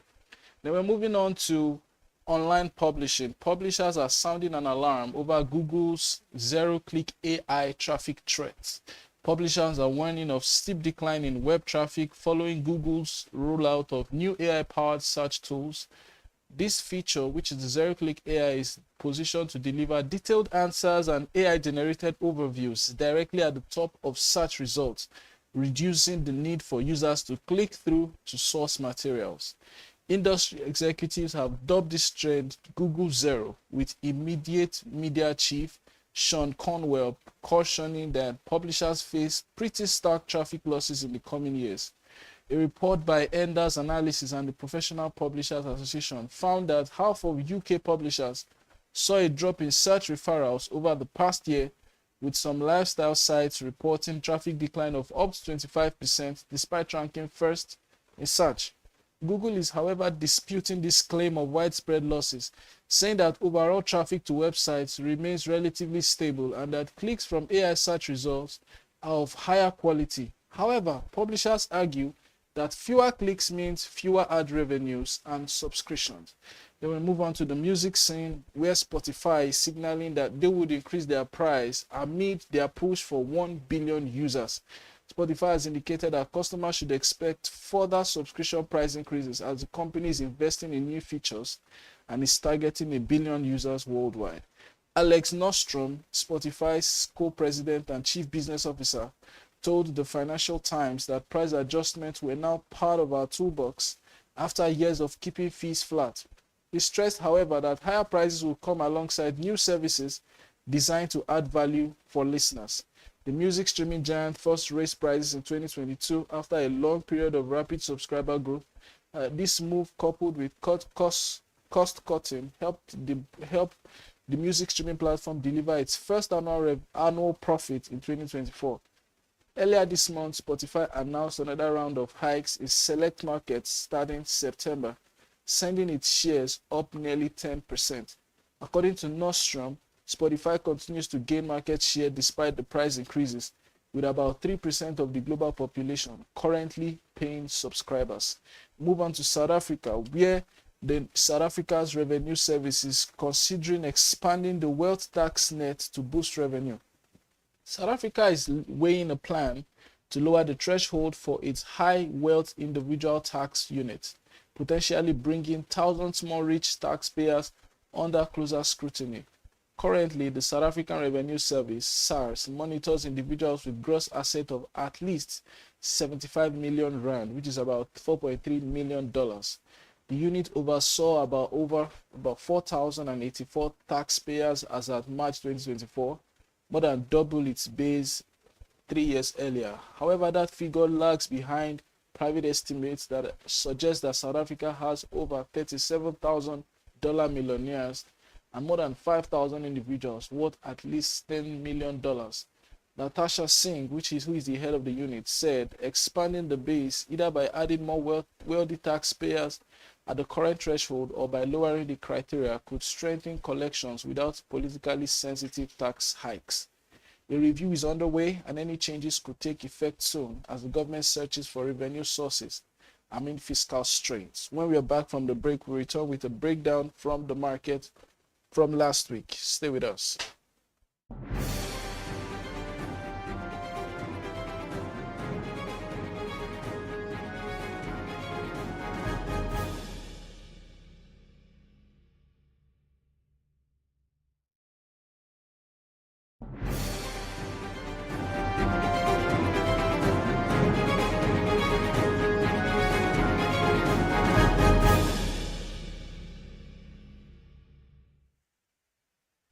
After 4 days of consecutive losses, the NGX went up back again. We saw just the bullish run on Friday as the market closed at an all-share index of 141,004 points, up by around 671 points or about 0.48% on Friday. Year to date, the market remains firmly bullish, up by 37%.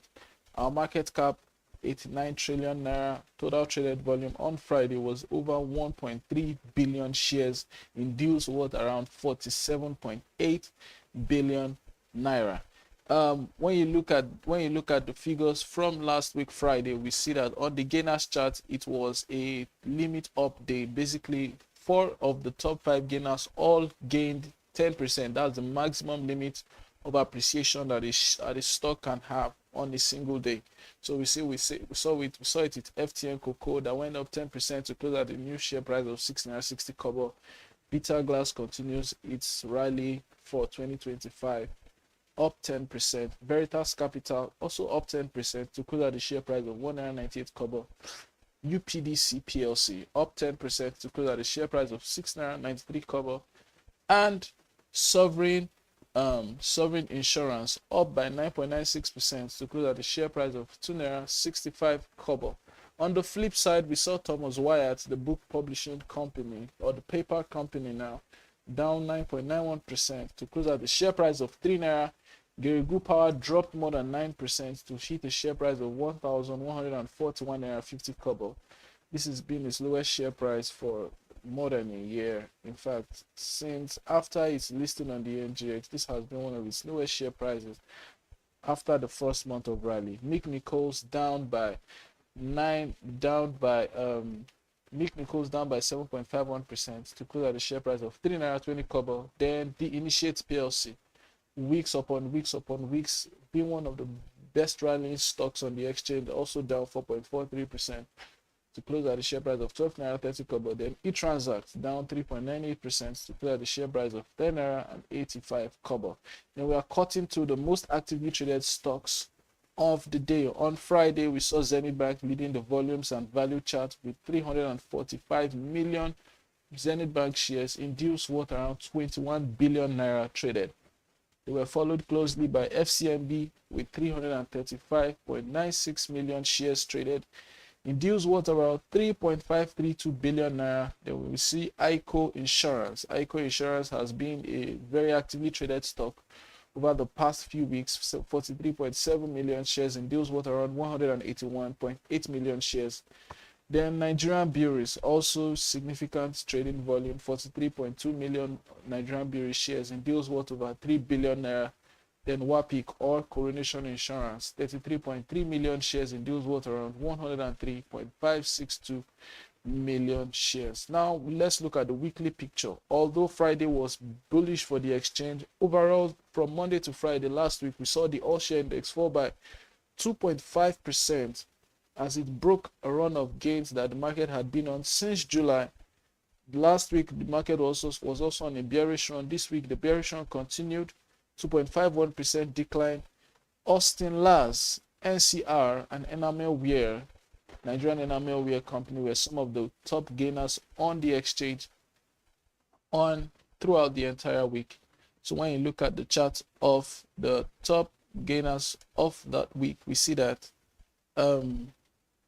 We see that Austin Last gained 20.83%. Then we also see NCR Nigeria, the ATM company, also gained 20.69%. Then Nigerian Enamelware Company gained 19.45% during the week. Insurance companies, Guinea Insurance gained 18.79% during the week, and Mutual Benefit Assurance gained 14.29% during that week. On the losers' end, we see Thomas Wyatt, the top loser of last week, also was the top loser of Friday, was the top loser of the week. It lost almost 19%, almost a fifth of its value, to hit a share price of 3 naira. NEM Insurance, after the weeks of rallying after the Naira was signed into law, NEM Insurance had been on a significant rally. However, last week there was significant profits taken, and that stock lost 18.15% to close at the share price of 26 naira to 60 kobo. Stanbic IBTC Holdings down by 15% to close at the share price of 94 naira. Initially the most expensive banking stock, now it's lagging behind GTCO.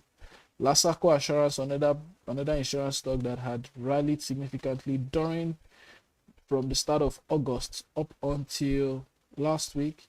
It lost almost 15%, down 14.57% to hit the share price of 3.46 kobo.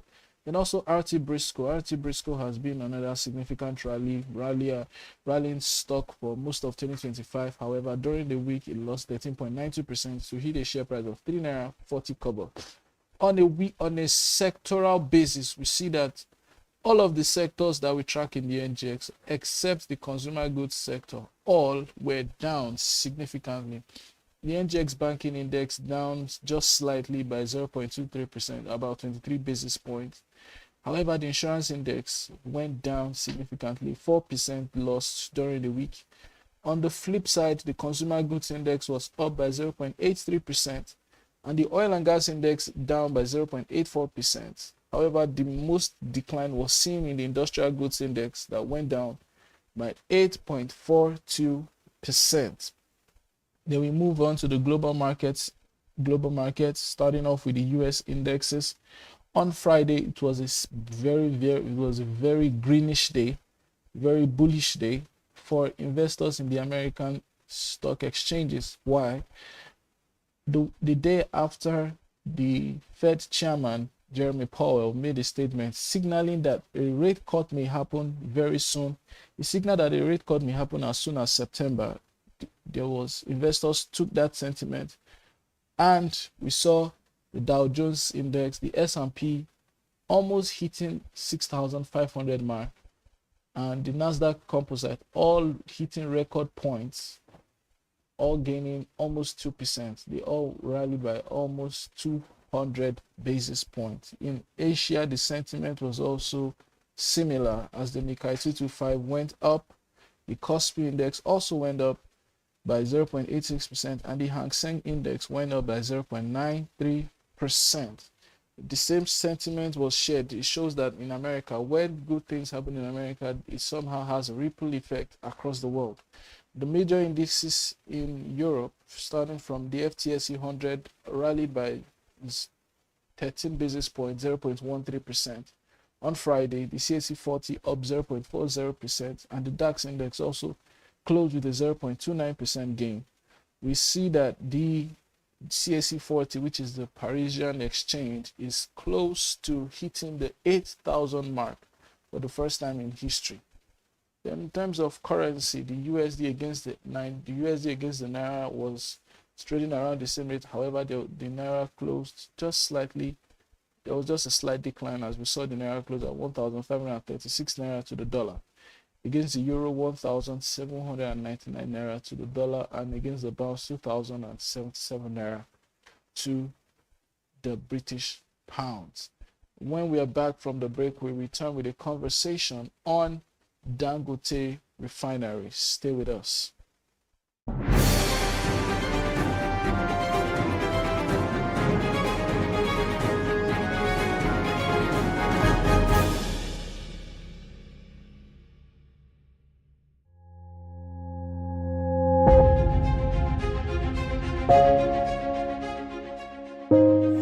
Good morning and welcome to the BDTV Breakfast Show. I am Bethel Ogunjobi. My name is Elizabeth Musa. And this is the social listening segment on the BDTV Breakfast Show. We're talking about the Fly Nigeria Act. Can you give us a background into what this is about?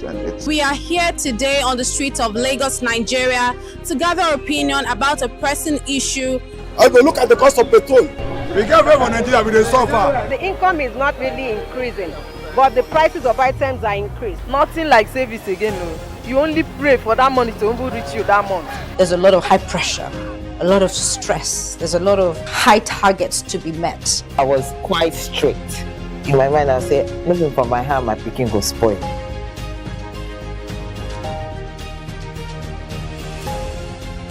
To allow all banks and all the players in the space 15% inflation target achievable in 2025.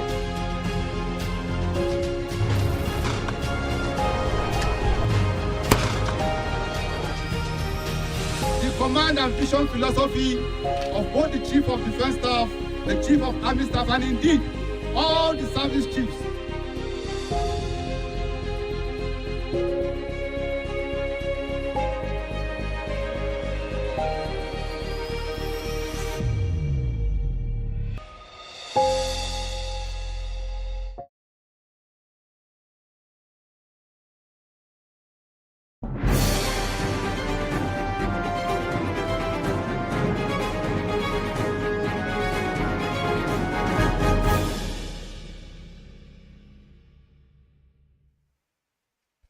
So basically, it's no news that Dangote Refinery is set to commence plans to distribute fuel to petroleum marketers. It's been in the works since July. And in August, we saw those trucks, those 4,000 CNG trucks, arrive the shores of Nigeria. Then August 15, which is about 2 weeks ago, we received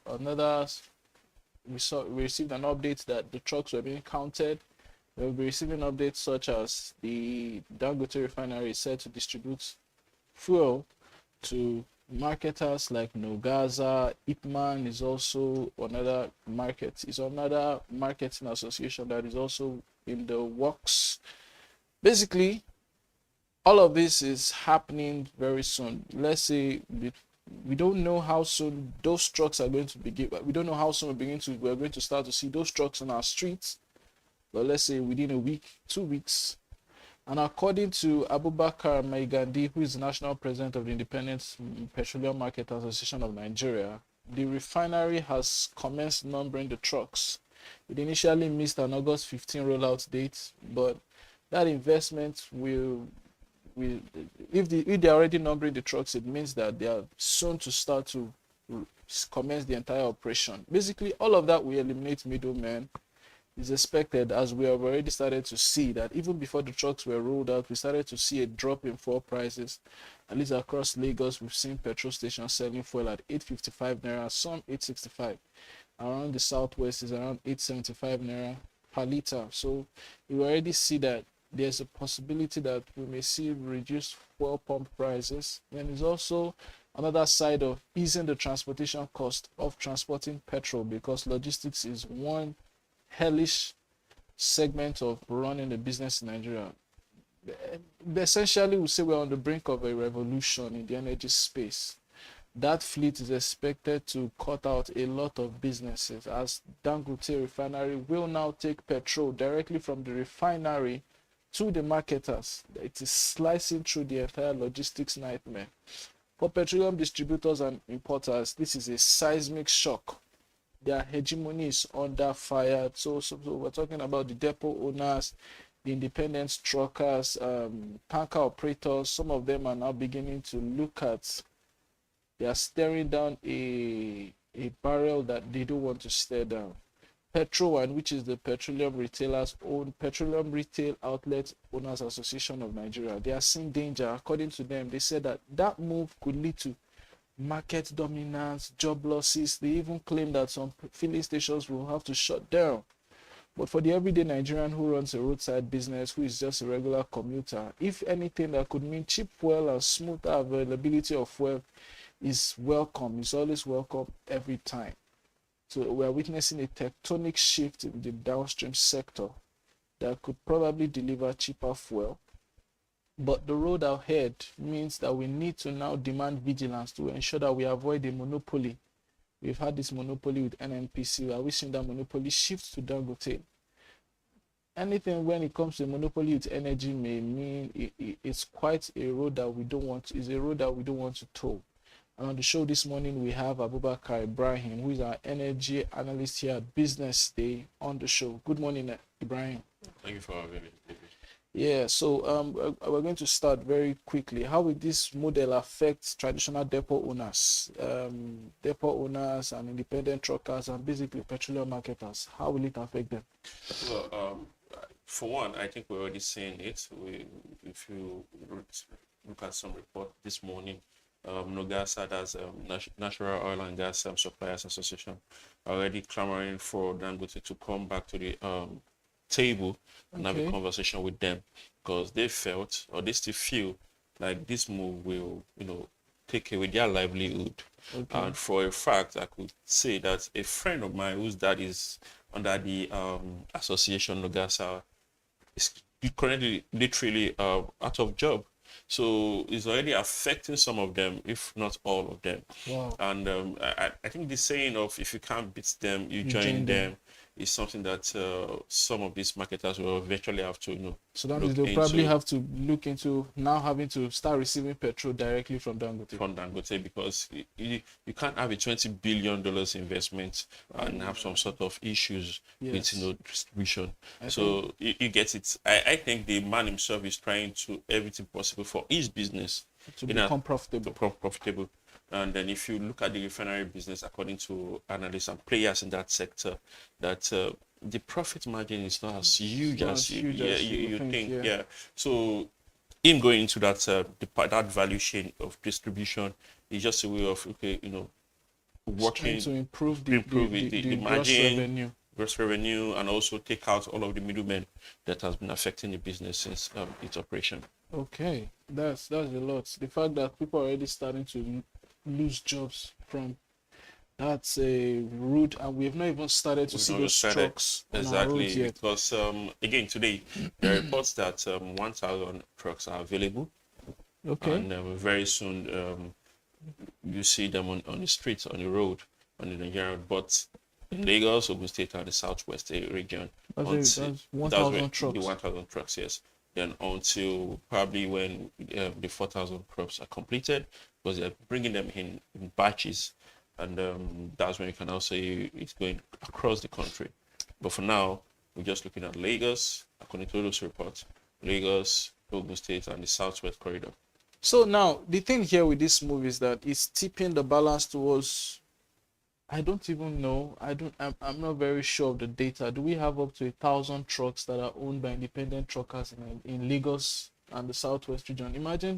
Imagine hitting the market with 1,000 trucks. It's basically looking towards the realm of monopolistic control by Dangote. So is there any form of regulatory oversight that can come into the fray on this matter? Yeah, so like I said earlier, the players in that sector are still coming together to fine-tune the agreement, to find a way that it benefits everyone, benefit Dangote, benefit the marketers that are playing in the sector, and even eventually benefits the average Nigerian on the streets. And if you look at the way it's going, it's not, I don't think it's a monopolistic thing, because then we have people, you are allowed as a marketer also import. To import your to bring your own, to try the same model. Exactly, to bring your, so it's a matter of competition. So that means if you own your depot now, that means you probably will be looking at having to go and buy your own trucks and do your direct distribution. Sure, exactly. They're bringing those products from outside the country. Like we've already seen, there are conversation around Dangote Refinery can supply the whole of Nigeria. However, you're still allowed to import if you feel like that is favorable for your business. But the crux of the matter is to make sure that the quality as stipulated by regulatory organizations in Nigeria are met. So importation, Dangote Refinery, if the quality is meeting up to standards, then you can run your business. However, I still feel like they will eventually have to come together and have a conversation. Yes, and there are reports by NOGASA Secretary just about a week, and Ipman too. That eventually they're having the talk. They're going to have the talk. Yeah, so hopefully we hear from them very soon. Another thing there is that so there's a business model that Dangote operates with the cement. He used to operate. So because I think one thing that some of the petroleum marketers did not take into consideration is the fact that when it comes to running a logistic what's the word now? Any business that has like this huge logistic demand, I think Dangote is a genius at it. He's experienced at it. He's run businesses, for example, Dangote Cement. Now, Dangote started the entire system of having to buy trucks to move cement from the ports to the consumers. In the past, dependent marketers, warehouse owners will go buy their trucks and will be the ones to transport the cement. But he started the entire model, and he crafted the model to the point where they began to have lease to own trucks, where they lease the trucks to warehouses and they'll buy. So do you think that model will happen, that Dangote will probably lease out some of these CNG trucks? Exactly. So again, like I said, he is about his business. Yes. And eventually the marketers will have to see the pros and cons. Okay. And if you feel like he's taking you out of a job, or he's taking the market away from you, if you can't win them, you join them. And the model you just explained now, where he leases out the truck to marketers. Yes. So now you are not just a marketer, you're now working directly with him or for him, if you want to look at it that way. Okay. Because it's his truck that you are leasing. So one way or the other, you're still paying him for the trucks. So I think, and then he has the pool. He's the richest man in Nigeria. Not even, I'm sure, in Africa. The richest black man in the world. In the world. So he has the pool. The resources are there. He could just, and it make things happen because of the funds. So I feel from that perspective of the funding, the resources that he has at his disposal, he's already won the game. Okay. Now this question I want to ask is, there's friction since the start of Dangote refinery. We've always had this friction between the importers and the refinery itself, based on the competition. How will this move? Do you think that this move is going to further deepen that friction, the ongoing tensions? And is there a possibility that importers may want to sabotage the move? Well, like I said, all parties are about the business. Yes. So they will want to fight for their own interest. That's the marketers. Okay. Dangote is fighting for his interest. Average Nigerians are there fighting for their So own when the interest. elephant fights, the grass suffers. So, but in this case, I think the grass will not just suffer. The grass will probably get something positive. Okay. Because recently, before when the refinery came on stream, it used to be Dangote refinery's product. It's cheaper than imported products. Okay. There's sometime last month, we started to see that started to see importation price war. Exactly. Importation has dropped. The price of importers now, independent marketers, are now having cheaper petrol than Dangote refinery. Yeah. So these are the things I feel like will work in the favor of Nigerians. So if they are having competition, Nigerians win. Nigerians win. So in this case, it's not that the grass suffers. The grass is not suffering. So what are some of the indicators that you think that we need to watch out for, maybe to assess how well this initiative has gone? Like, say, will there be drop in prices? Will there be consistent supply of petrol? Maybe we'll say now this is the end to everything fuel scarcity forever in Nigeria's history. Or what are the indicators that you think that we need to watch out for to assess how effective those trucks have been? Yeah, so for the price reduction, I think we're already seeing that even without the trucks. We're already seeing price reduction from Dangote refinery, from the importers, marketers. Yes, yeah. So that has already been alleviated. We could see that this has been done. Then on the part of grid, as queues, scarcity, I think last December in Nigeria normally do have scarcity between December and February. Between December and February, yes. But last year's, that's 2024 December down to February 2025, we didn't see anything like that. So again, maybe, just maybe, the initial stage of all of this might want to lead to something like that. Like I said, they will eventually have to go back to the drawing board, all parties sitting together to make sure that they analyze what works for them, what works for Dangote refinery, what works for the importers, the logistic companies, and every parties involved, so that they find a common ground and come together and make it work. Because if they try to sabotage Dangote refinery, which I feel was what he thought or still thinks was happening, that led to him going about bringing those trucks. Okay. I want to cut all these middlemen. I want to go directly to the marketers, because these middlemen are making business bad for me. You understand? So, like I said, he has a pool, he has the resources, and I feel like he has a team that have done the analysis and seen that, okay, we've done this with the cement, we can actually do this with petrol and diesel. So let's find a way to make these people be on their toes. It might eventually work in his favor or work for the Nigerian favor. At the end of the day, I do not see scarcity. If there will be, it will be for a short term, while all of this has been ironed out. So then the last thing you asked? No, I was asking what are the indicators that Then, then I think we'll also look at Nigeria's petrol consumption. Okay. There's been discrepancies in Nigeria's data. Yes. It's been 60,000, there's been 30 million, 60 million liters. And then you also realize that the body, that's the NMDPRA, there was a time they used to release a report on truck out, what was pushed out. Okay. Well, if you go on their website today, as of this morning, the latest report there was in 2023. I think August 2023. So there are no reports unless that's the chief executive, Ahmad Farouk, will come out to say, okay, this is the numbers we're doing, which I feel is not the right way to go if we want to talk about transparency and integrity. We need the data as it's happening. If it's data for Monday, we should have it on or before Tuesday morning. So I believe then Dangote has said, oh, we're not doing up to 60 million, 70 million. It's way below that. So I feel like this move will also show, also have some form of transparency. Yes. Okay. To the sector, and we'll see what he from his refinery is trucking out, and the importers, whatever numbers they're giving us, we'll try to put it together and see if there are changes in that regard. So I feel these are some of the things that we should be open up. Okay, thank you so much for your time, Ibrahim, on the show this morning. Thank you for coming on Economy and Markets. It's been insightful talking to us about some of the things to expect as those CNG trucks start to roll out in the next couple of days and probably couple of weeks. We don't know. Thank you so much. And to our viewers, that's all we can take on Economy and Market this morning. Thank you for staying with us and always stick with us. This is Business Day TV. Have a lovely morning.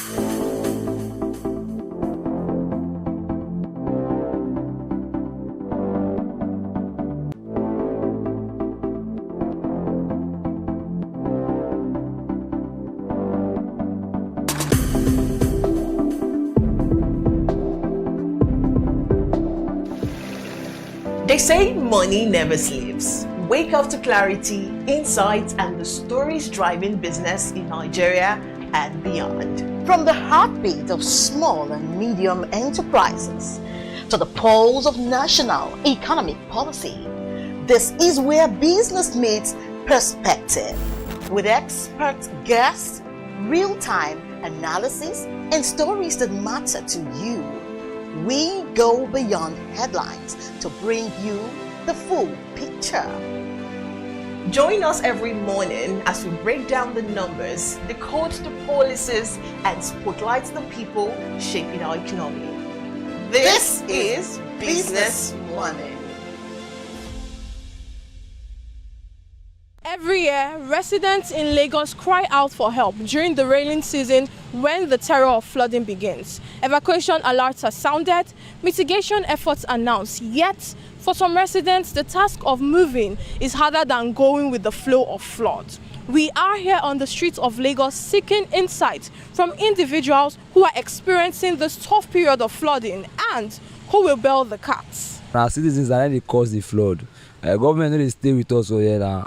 If we chop something through here inside gutter, things many things they solve. We waiting for street for the Agungi who the customer. So doesn't concern government inside there. I will blame the citizen because number one, we the citizen we are not trying, because you drink bottled water, you throw it on the road, you chop biscuits, you throw it on the road, anything you throw it on the road, because you are not even picking the dot. You don't know how they don't used to pick the dots. That is why you just do it anyhow, you throw it anyhow. Before you know, water will gather it to go and drop it somewhere. Before you know, that started flood. So before you know, everywhere flooded. The government no do anything for the flood in this Lagos the way where me at see, because at least every three months, government are supposed to make sure they come out the gutter and make sure the gutter they need. Because when gutter block, that is why the water cannot flow out. And most of the gutter where they build now, and at the gutter is holding this gutter where they don't build. Government supposed to maintain the gutter and make sure they build the gutter again. Because I'm hope that this gutter, it don't more than 10 years where they build gutter, but you're not supposed to build like that. Local government, chairman, supposed to do something against the gutter. Because of this, they wrote up the local government chairman. For me, maybe government to find maybe solution for anything they can do, because this flood is a long time, sha. I don't even know, maybe it can come to an end. It might be impossible to eradicate flooding in neighbors. However, it can be reduced drastically with the right policies, infrastructure development, and community efforts. You know, it's a collective effort because it's shared responsibilities between the government and the citizens. Not just the citizens, even the residents, because you can be a resident and not a citizen. Now, on the path of the government, let's look at urbanization. I know there are already existing policies, like not building on the drainage. And there's one recent one where the whole fluffy takeaway pipe was banned by the Lagos state government, because each time it rains, you find out that there are a lot of this obstructing both the drainage and the waterways. So governments can actually look at this part by making some good policies, just like the one they've made to eradicate such an attitude of the citizens. Then the part of the citizens, you know, I've always said it, that is a shared responsibilities. And from the part of the citizens, we have very funny attitude. If you look at the street of Lagos today, or most areas today, you find out that some bloggers or some philanthropists call out the government because of refuse. Some of us have very ill attitude. We dump refuse everywhere we see, not minding that these things, when it rains, when there is heavy downpour, the water carries this refuse and they block the drainage way. Tomorrow we are complaining that the government is not working. So we have our obligations as citizens. And one of those obligations is we should not dump refuse anywhere. There are actually provisions made. There are baskets, there are dump sites, provisions made where we can actually put these things in place. Then another thing again that the citizens can also do is to, let me talk to the developers precisely, is to actually don't build on drainage ways, on canals. What happens in some parts today, some parts of Lagos today, especially places that are prone to fraud, the island basically that are prone to floods, you notice that what they do, some people do is they will just buy these canals and build. Then they will obstruct such a flow of water. And at the end of the day, what happens when this water did not see a path to go through?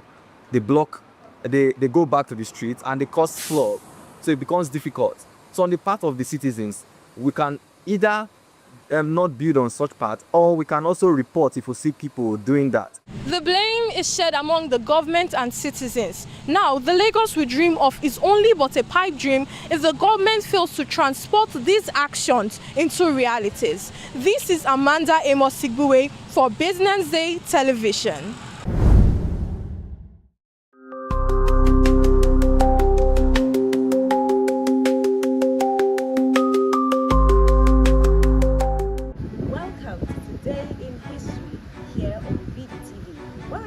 Some of the events that have shaped economies and the world of business. I am Mama Obona, and today I'll be taking you down memory lane to some of the events that occurred today, August 25th. On this day in 1825, Uruguay declared independence from the Brazilian Empire. The empire consisted of present-day Brazil and Uruguay and had declared its independence from Portugal in 1822. Despite the Declaration of Independence, Uruguay's independence was not recognized by the empire until August 1928, when the Treaty of Montevideo was signed. In 1991, Uruguay saw a rise in strikes as workers demanded wage compensation to counter inflation and oppose the privatization efforts by the president Luis Alberto Lacalle. This unrest culminated in a general strike in 1992, followed by a referendum that overwhelmingly rejected the privatization policy. However, liberalization of foreign trade in 1994 and 1995 led to economic difficulties, including a growing trade deficit. Although some companies such as Montevideo Gas and Poluna Airline were privatized, the pace of privatization slowed in 1996. Between 1999 and 2002, Uruguay faced a severe economic and financial crisis, largely due to Argentina's downturn, causing an 11% economic contraction and unemployment to rise between 14% and 21%. In 2004, the Battle government signed a $1.1 billion standby agreement by the IMF, committing to fiscal discipline, debt reduction, and structural reforms to boost competitiveness. Although Uruguay ended the agreement early in 2006 after repaying its debt, it continued to uphold many of its policy commitments. Meanwhile, President Vázquez, who took office in 2005, launched the PAINS program to combat poverty, offering conditional cash transfers to over 100,000 low-income households. After the 2001 Argentine default, Uruguay's services such as IT and architecture became exportable due to low costs. The Frente Amplio government kept up debt payments while launching emergency plans to fight poverty and unemployment. From 2004 to 2008, the economy grew at an average annual rate of 6.7%, and export markets were diversified between Argentina and Brazil. Poverty decreased by 33% in 2002 to 21.7% in 2008, while extreme poverty dropped to 1.7%. Between 2007 and 2009, Uruguay was the only country in the Americas that avoided a technical recession. Unemployment fell to a historic low of 5.4% in 2010, though inflationary pressures were noted by the IMF. In 2010, GDP grew by 10.4% in the first half, with the IMF forecasting 8 to 8.5% growth for the year. Agriculture contributed 9.3% of GDP and employed 13% of the workforce, with beef being the top export. Tourism also played a major role, representing 9% of GDP in 2012 and attracting 3.8 million visitors in 2023. Meanwhile, infrastructure like ports, airports, roads, and telecoms continued to modernize, boosting trade and connectivity. Also, on this day in 1944, the battle to liberate Paris, which had been under Nazi control since 1940, ended.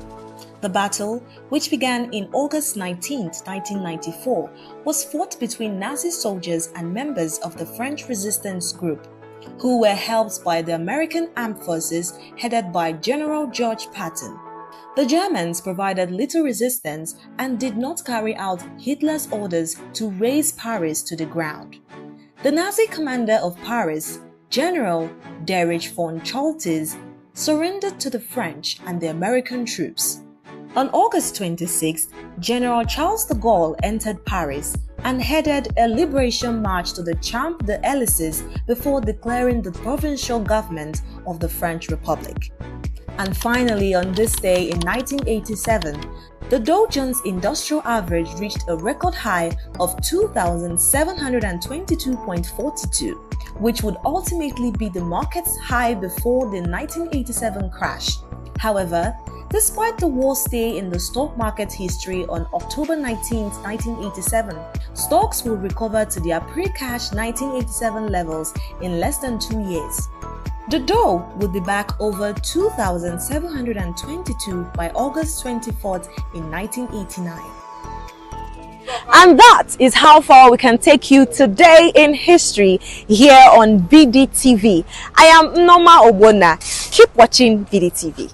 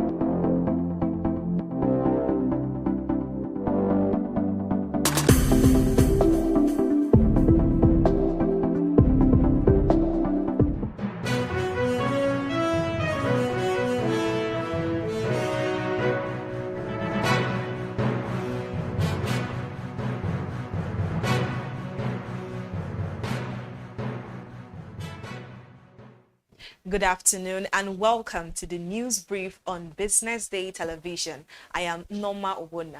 Thanks for joining us this afternoon. Now let's see what's making the headlines.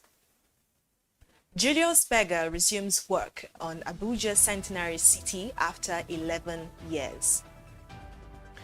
NLC kicks against planned increase in political office holders' remuneration. Federal government shuts 22 illegal tertiary institutions. Chinese property giant Evergrande delisted after spectacular fall. FA to investigate Marinaki's banner at Palace March.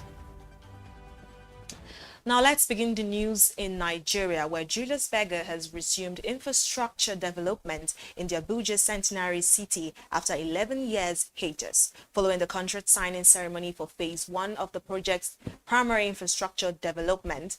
The Abuja Centenary City project, first launched in 2014, was envisioned as a bold statement of Nigeria's ambition for the new century. The project is reportedly designed as a multinational lifestyle hub with key components including 5-star hotels, luxury residencies, an international commerce center, the Centenary International Convention Center, the Mall of Africa, and a championship golf course. Speaking at the ceremony, the managing director of Abuja Centenary City, Dr. Odenigwe Ike Michaels, described the development as Abuja's foremost urban renewal initiative, saying that the project is designed to attract international investment and establish a global lifestyle hub. Moving on, the Nigeria Labour Congress has urged the federal government to suspend plans of an upward review of remuneration packages for political office holders across the country. In a statement signed by its president, Joe Ajero, the union demanded that the current earnings of all political office holders be made public, insisting that the benchmark for proposed review must be disclosed, warning that the Revenue Mobilization, Allocation and Fiscal Commission should be put on hold as the exercise before it triggers a tsunami. The NLC argued that the plan would only fuel desperation for political office, making it a sanctuary for wealth making instead of a platform for service and sacrifice. Describing the proposal as insensitive, unjust, inequitable, the union warned that it would deepen the already wide inequality between civil servants and political office holders, impoverishing millions of Nigerians who have been classified as multidimensionally poor. Still on, the National Commission for Colleges of Education has uncovered and shut down 22 illegal colleges of education. The discovery was made during a crackdown on illegal colleges of education in the country, revealed in the Commission's achievements. The NCCE, however, identified and shut down 22 illegal colleges of education, operating across the count. Speaking at the 14th convocation of the National Open University in Nigeria, Abuja, President Tinubu ordered the NUC, the NBTE, and other agencies to take decisive action against what he described as certificate millers, undermining the credibility of the education sector. Tinubu, who has been represented by Director of University Education at the Federal Ministry of Education, Rikaya Ilyasu, warned that the integrity of the academic system must not be compromised. And now to end the local news, the People's Democratic Party will today receive the report of its zoning committee at the 102nd National Executive Committee meeting amid deepening tensions over the party's planned national convention. The zoning committee, chaired by Bayelsa State Governor Doye Diri, with Zamfara State Governor Dauda Lawal as Vice Chairman and Plateau Governor Caleb Mutfwang as Secretary, was constituted in July to share the 19 National Working Committee offices between the North and the South. Multiple party sources confirmed that the committee had recommended the retention of the existing zoning formula, under which the North and South will continue to hold their current positions. The NEC is expected to ratify the report at its 2 p.m. session today. The party's 101st NEC held in July approved November 15th to 16th as the date for the National Elective Convention to be held in Ibadan, Oyo State. Adamawa State Governor Amadu Finitri will chair the National Convention Committee with Osun State's Governor Ademola Adeleke as Vice Chairman and Enugu Governor Peter Mba as Secretary. And now let's move on to the foreign scene, where the Chinese property giant Evergrande's shares were taken off the Hong Kong stock market on Monday after more than a decade and a half of trading. This reportedly marks a grim milestone for what was once China's biggest real estate firm, with a stock market valuation of more than $50 billion before its spectacular collapse under the weight of huge debts that had been powered in meteoric rise. Experts say the delisting was both inevitable and final, insisting that there is no comeback. Evergrande is now best known for its part in the crisis that has for years dragged on the world's second largest economy. Also, U.S. President Donald Trump has threatened to deploy troops to Baltimore, escalating a clash with Maryland Governor Wes Moore after the Democrat invited him to join a safety walk in the city. The comments mark the latest flashpoints in the president's efforts to deploy National Guard troops to Democratic-led cities as part of what he calls a crackdown on crime. The use of military personnel for domestic law enforcement has drawn fierce backlash for Democrats, as the governor described it as an abuse of power. According to a Democrat stronghold, Trump has already deployed around 2,000 troops and weapons to Washington, D.C. And now on to sports. The FA has reportedly investigated a controversial Crystal Palace fans banner centered on Nottingham Forest owner Evangelos Marakins.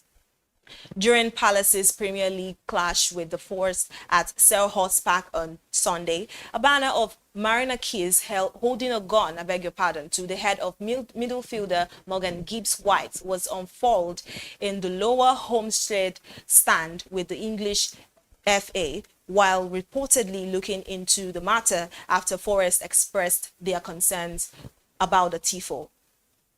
On the banner, Gibbs-White, who looked set to join Tottenham this summer before suddenly signing a Forest contract extension, is shown with a speech bubble next to him, says Mr. Marinakis is not involved in blackmail, match fixing, drug trafficking, or corruption. According to reports, the banner also depicts Marinakis holding a suitcase overflowing with money, which appears to be UEFA's delegate, former Palace minority owner John Textor, as a clown, and a sheep with a Greek name. And now to end the news, Bukayo Saka is set to miss Arsenal's game as Liverpool on Sunday, as well as England's World Cup qualifiers against Andorra and Serbia next Monday. The 23-year-old went off with a hamstring injury in Saturday's home win against Leeds United, and it is estimated the forward will be unavailable for up to 4 weeks. Arsenal captain Martin Odegaard is also doubtful for the match at Anfield as a result of a shoulder injury suffered in the victory against Leeds. Odegaard looked into the pain as he was replaced in the first half of the 5-0 win, and the former Real Madrid attacking midfielder is understood to have left the Emirates Stadium with his shoulder in a sling. And that's where we wrap it up this afternoon here on the BDTV News Brief. I am Norma Obodna. Stay tuned.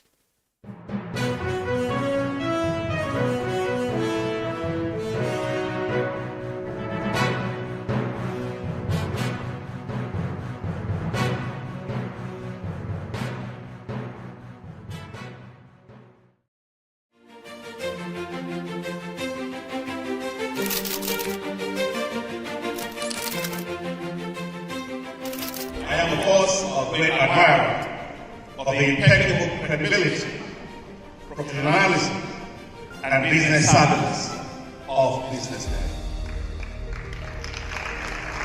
If you really mean business in Nigeria, start your day with BusinessDay.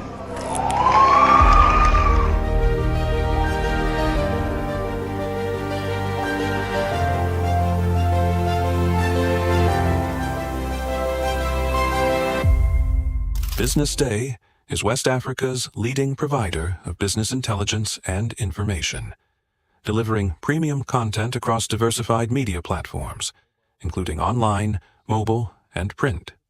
Since its inception in 2001 with a weekly newspaper production, BusinessDay has expanded its reach to provide exclusive content accessible through print, mobile, and online channels. Our premium offerings are further enriched with syndicated content from esteemed sources like the Financial Times, The Economist, and the Harvard Business Review. At BusinessDay, our mission is clear: to be the foremost provider of business and financial content, empowering readers to make informed decisions in Nigeria and Africa.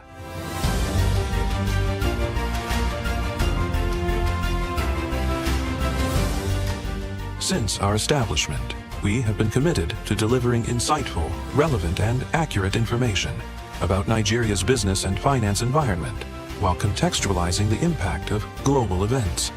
We monitor the stock market, analyze the companies driving it, and report on government policies and their economic implications. For being consistent in organizing these CEO forums for almost the last 14 years, I think this is a recommendation, and I think something that will encourage them to continue. From decoding market trends to dissecting economic shifts, we offer actionable investment ideas and serve as a compass for decision makers navigating complexity. Beyond headlines, BusinessDay fosters discussions on critical economic issues through impactful conferences and events. These platforms bring industry leaders together to share narratives that drive innovation and spark meaningful dialogues. Our events galvanize connections, bridging the gap between inspiration and achievement. For businesses seeking visibility, our strong digital presence offers unparalleled opportunities, with millions of followers across social media and a dynamic website attracting visitors from within and outside Nigeria. BusinessDay is the ideal platform to boost visibility for your products and services.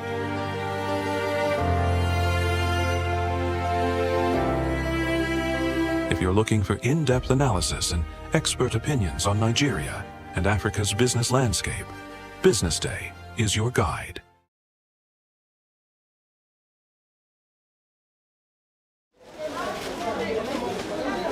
Millions of Nigerians have been pushed to the brink of starvation by the soaring cost of food, a condition many say was made worsened by the government reforms and policies.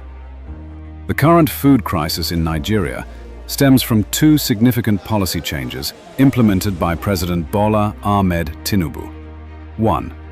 The removal of fuel subsidies, and 2. The floating of the currency. Although successive presidents pledged to eliminate the subsidy, but they frequently backtracked due to fears of mass unrest. However, President Tinubu boldly announced the end of the fuel subsidy on his inauguration day. This move resulted to widespread pain. Petrol prices nearly tripled overnight in some parts of the country, with transportation costs following suit. This increase in fuel prices has driven up the cost of other goods. As a result, food inflation has surged to all-time high. The cost of staple food, such as rice, cost more than double in the past year. Nigeria is now witnessing an alarming rise in poverty levels. These have made the opposition parties form a coalition. At a public lecture in Abuja, held to honor the former governor of Rivers State, Rotimi Amaechi, on his 60th birthday, the former Vice President of Nigeria, Atiku Abubakar, said the Tinubu-led administration is weaponizing poverty, and these have made them to come together for a coalition against his government. This particular government is weaponizing poverty. And that is why we are in this alliance, to make sure we don't allow them to continue weaponizing policy. However, the floating of the naira, on the other hand, has led to a sharp depreciation of the currency. The World Bank said poverty in Nigeria's cities is more than 40%, while in rural areas we have a staggering figure of 70%. The bank has also warned that more Nigerians will be poor in the next 5 years due to economic weaknesses and Nigeria's dependence on oil revenues. More to these problems are the decades of violence in rural communities. Violent attack has forced hundreds of thousands of farmers to flee from their farmlands. These have brought agriculture and commerce to halt. Experts suggest that investment in the agricultural sector will bring food security. But food security also requires physical security. In response, the government has ordered the release of grains from the national reserves to cushion the effects of hardship in the land, and also proposed a monthly $15 grant to 12 million vulnerable households, or an estimated 60 million Nigerians nationwide. For BDTV, Isaac Ogbini.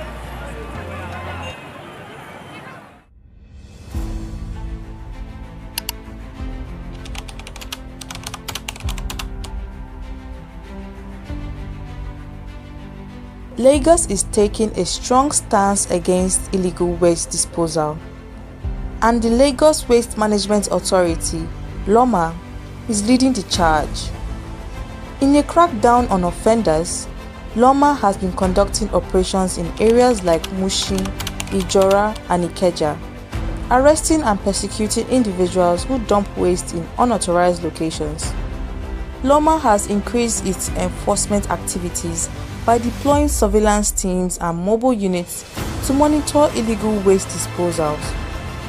And it's not just individuals who are feeling the heat. Markets like Alamutu in Mushin has been shut down for poor waste management practices. The penalties for offenders have fines of up to 250,000 naira and a potential jail term. But LOMA isn't doing this only for punishment. They are also about educating the people, and they are working to raise awareness about proper waste management practices. LOMA is also in collaboration with the Lagos State Environmental Sanitation Corps. Together, they will ensure a cleaner and healthier Lagos. Ifunaya Indigwe, reporting for BusinessDay TV.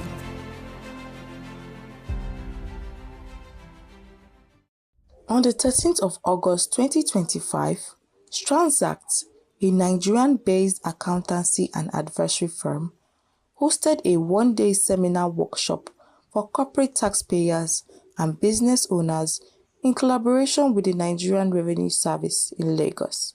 The event themed Navigating Nigeria's New Tax Landscape, Understanding the 2025 Tax Reform Act, and Mandatory e-invoicing for taxpayers brought stakeholders across different tax sectors who shared their insights on the prospects of a new tax law. Number one is the fact that it is pro-business.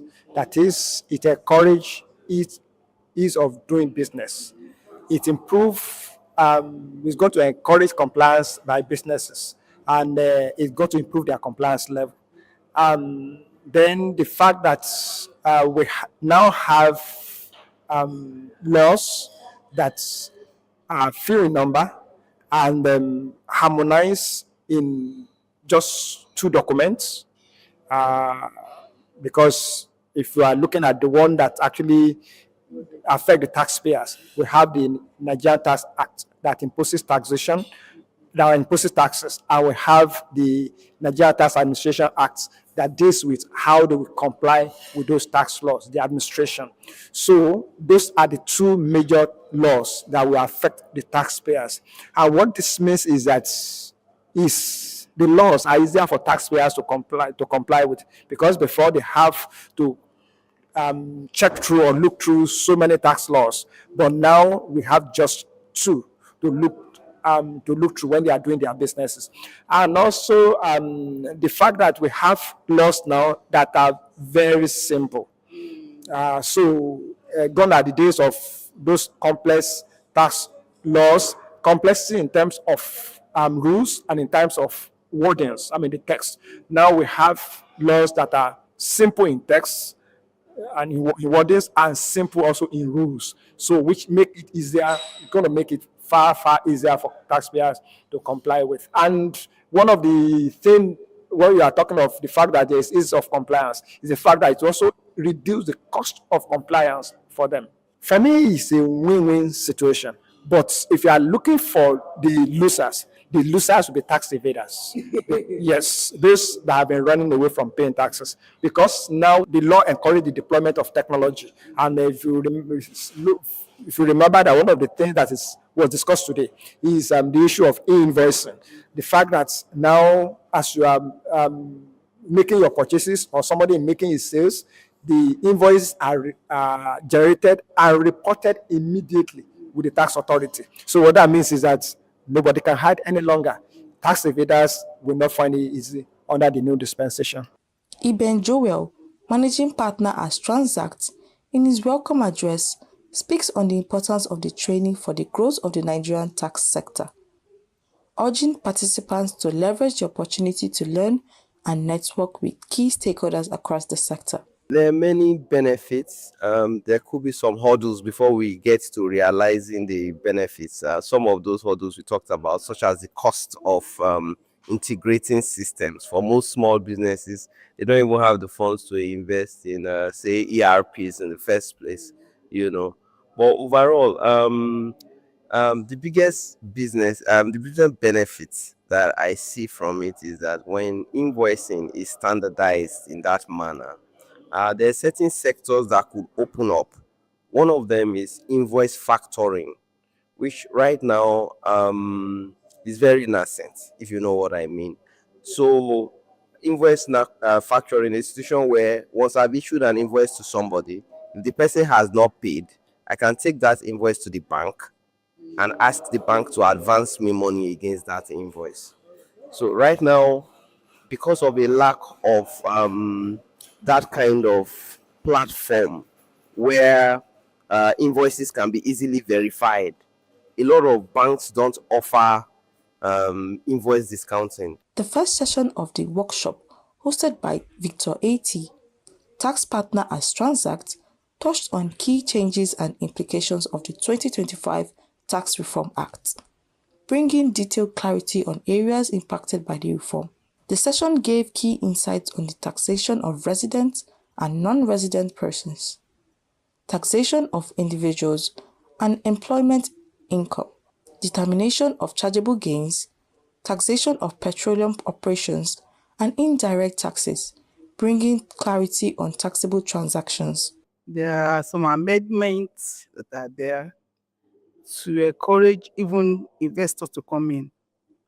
We have the no association gas order that will allow them to have credits for their greenfield, and they are depending on the number of oil that are there. But the essence is actually to make them to develop to come and invest. It's only the gas. We have so much gas in Nigeria that they have not really do anything about it. And with those orders, it will encourage them to invest so that we can, in Nigeria as a country, can get value for those gas. It's a welcoming idea. Like before they do provisions, and provisions as far as law is taxation is concerned is not allowable. You just think like, I want to make provision for it, but for you now to be able to deduct it and be allowed for tax purpose, so they are saying fund it.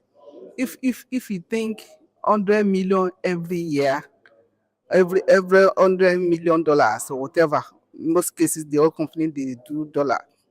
So it's going to, and because at the end of your leaving the production place and you want to leave that, you're supposed to restore the place back to its normal state. And so we are making provision that by the time I want to leave, that I'm done, I want to restore the place. You are making provision to get money to be able to do it. Because towards that end, the feed will not be producing as such. And so to wait till that end will be very difficult. And that is the essence of, okay, make provision for it. And for you to enjoy it as a tax benefit, then fund it.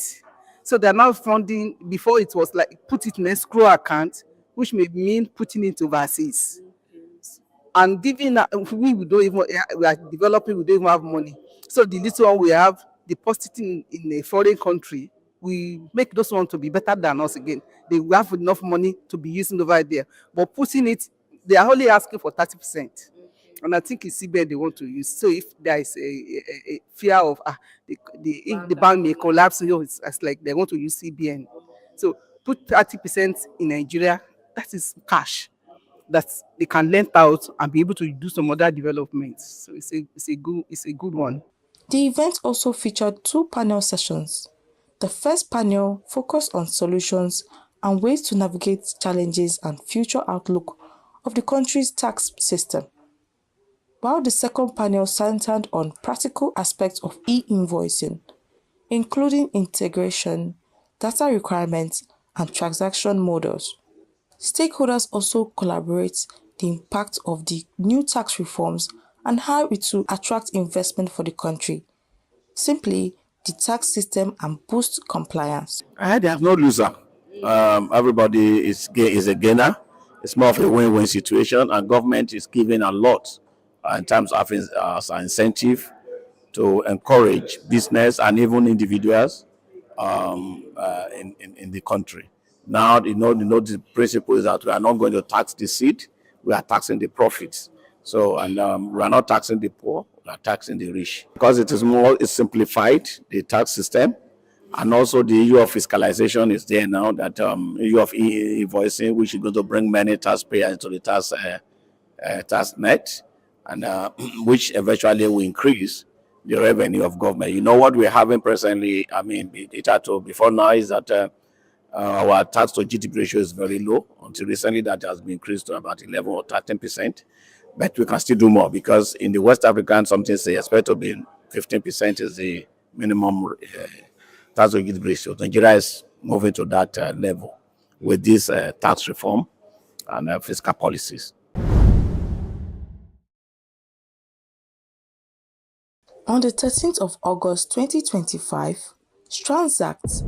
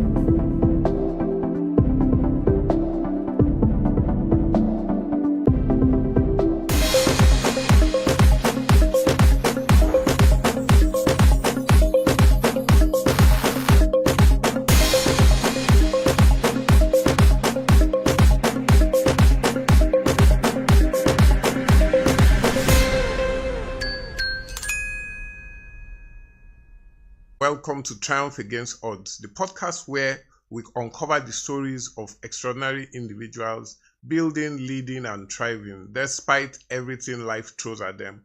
I'm your host, Obidiko Kafo, and today's guest is someone who doesn't just defy odds, he rewrites the entire script. On this special episode, we have with us Professor Bat Nnaji, engineer, innovator, public servant, and founder of Geometric Power, Nigeria's first indigenous integrated power company. His journey from Enugu to MIT, from robotics labs in America to power plants in Aba, is not just remarkable, it's deeply instructive for anyone trying to build something meaningful in difficult environments. We'll talk about grit, long-term vision, patriotism, and why, even in the face of overwhelming odds, he never stopped believing in Nigeria. Professor Bat Nnaji, welcome to the show and happy birthday to you. Thank you very much, Obidiko. Yes, sir. Before we talk about power plants, policies, and patriotisms, let's go back. You lived a life filled with extraordinary accomplishments, but what were the high points of your childhood? High points of my childhood? Yes, sir. What kind of home did you grow up in, and what did young Bat dream of becoming? Well, I grew up in a simple environment.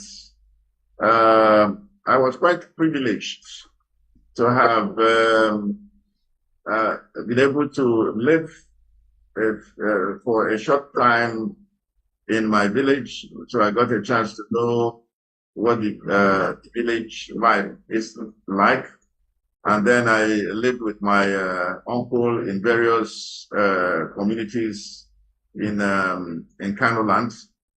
He was a headmaster, and so he moved around from school to school.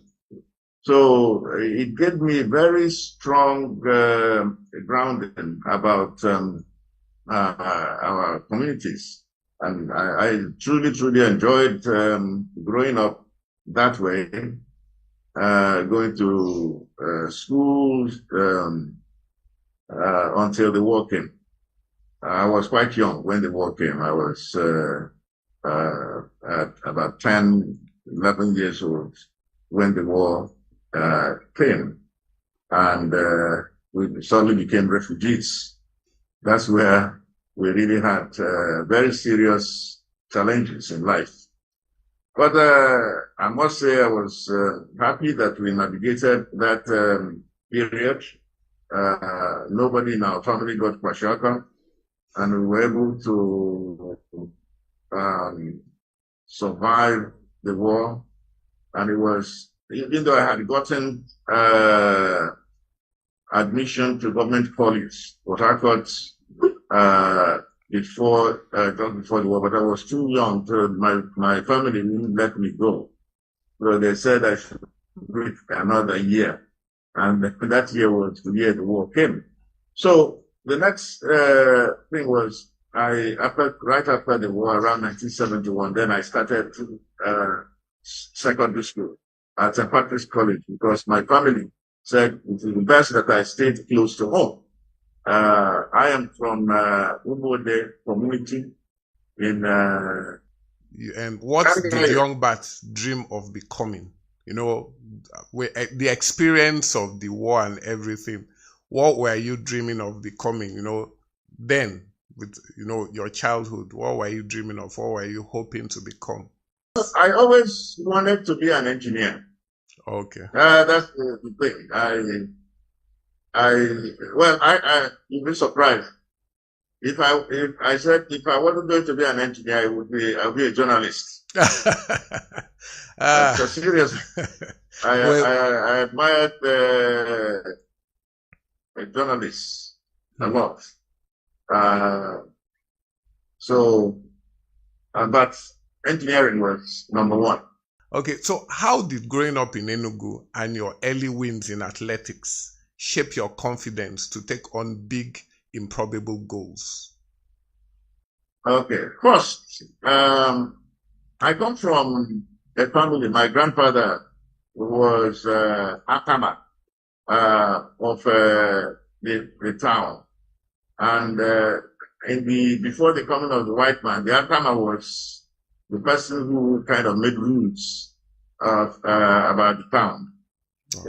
In many parts of Igbo land, as you know very well, we didn't have traditional rulers and so on. So it's people like that made the rules that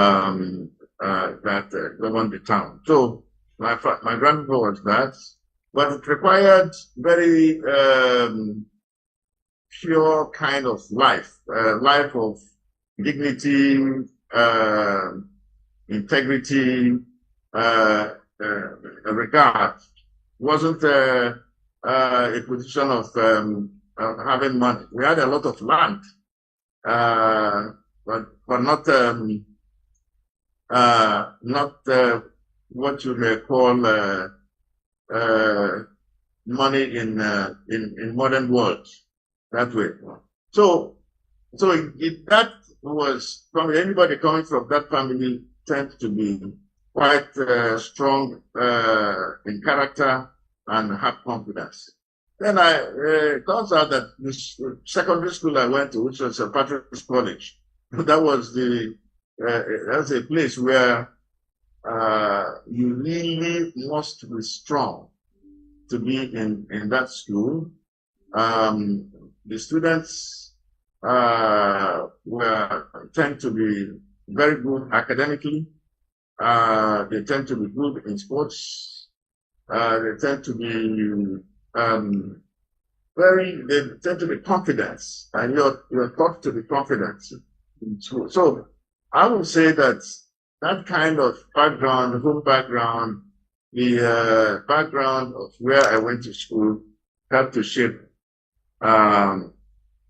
give me confidence to move forward. In fact, I must say, when I went to America for my undergraduate, I did not think that the white people were in any way, shape, or form better than me. I never even thought about it. So mine was, of course, I was doing well in school, so if it was first that I would come, I will have the first, and that's what I was used to. So I don't know. It's just the way one was made. I think like you mentioned before, since you come from that line and your grandfather was, somebody who made rules, I think those influence, those bloodline influence. You turned down Columbia for St. John's out of faith and values.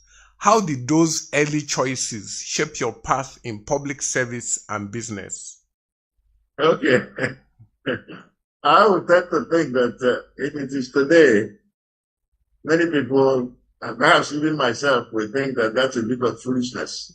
That I chose to go to St. John's instead of because I saw it as the largest Catholic university in America at the time, over an Ivy League school. So, but in the end, it was all okay because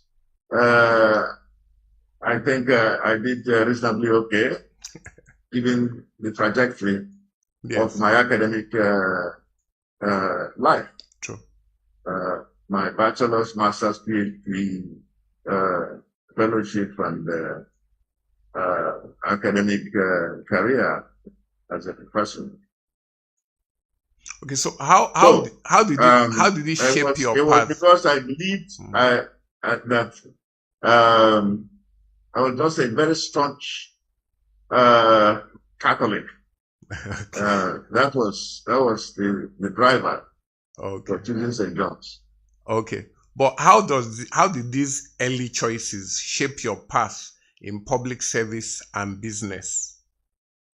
Maybe I didn't really think of it, but I was never greedy. I tend to be satisfied with what I am doing because I would tend to do what I'm doing very well. I didn't envy anybody. And so I look at long view of things rather than short-term view.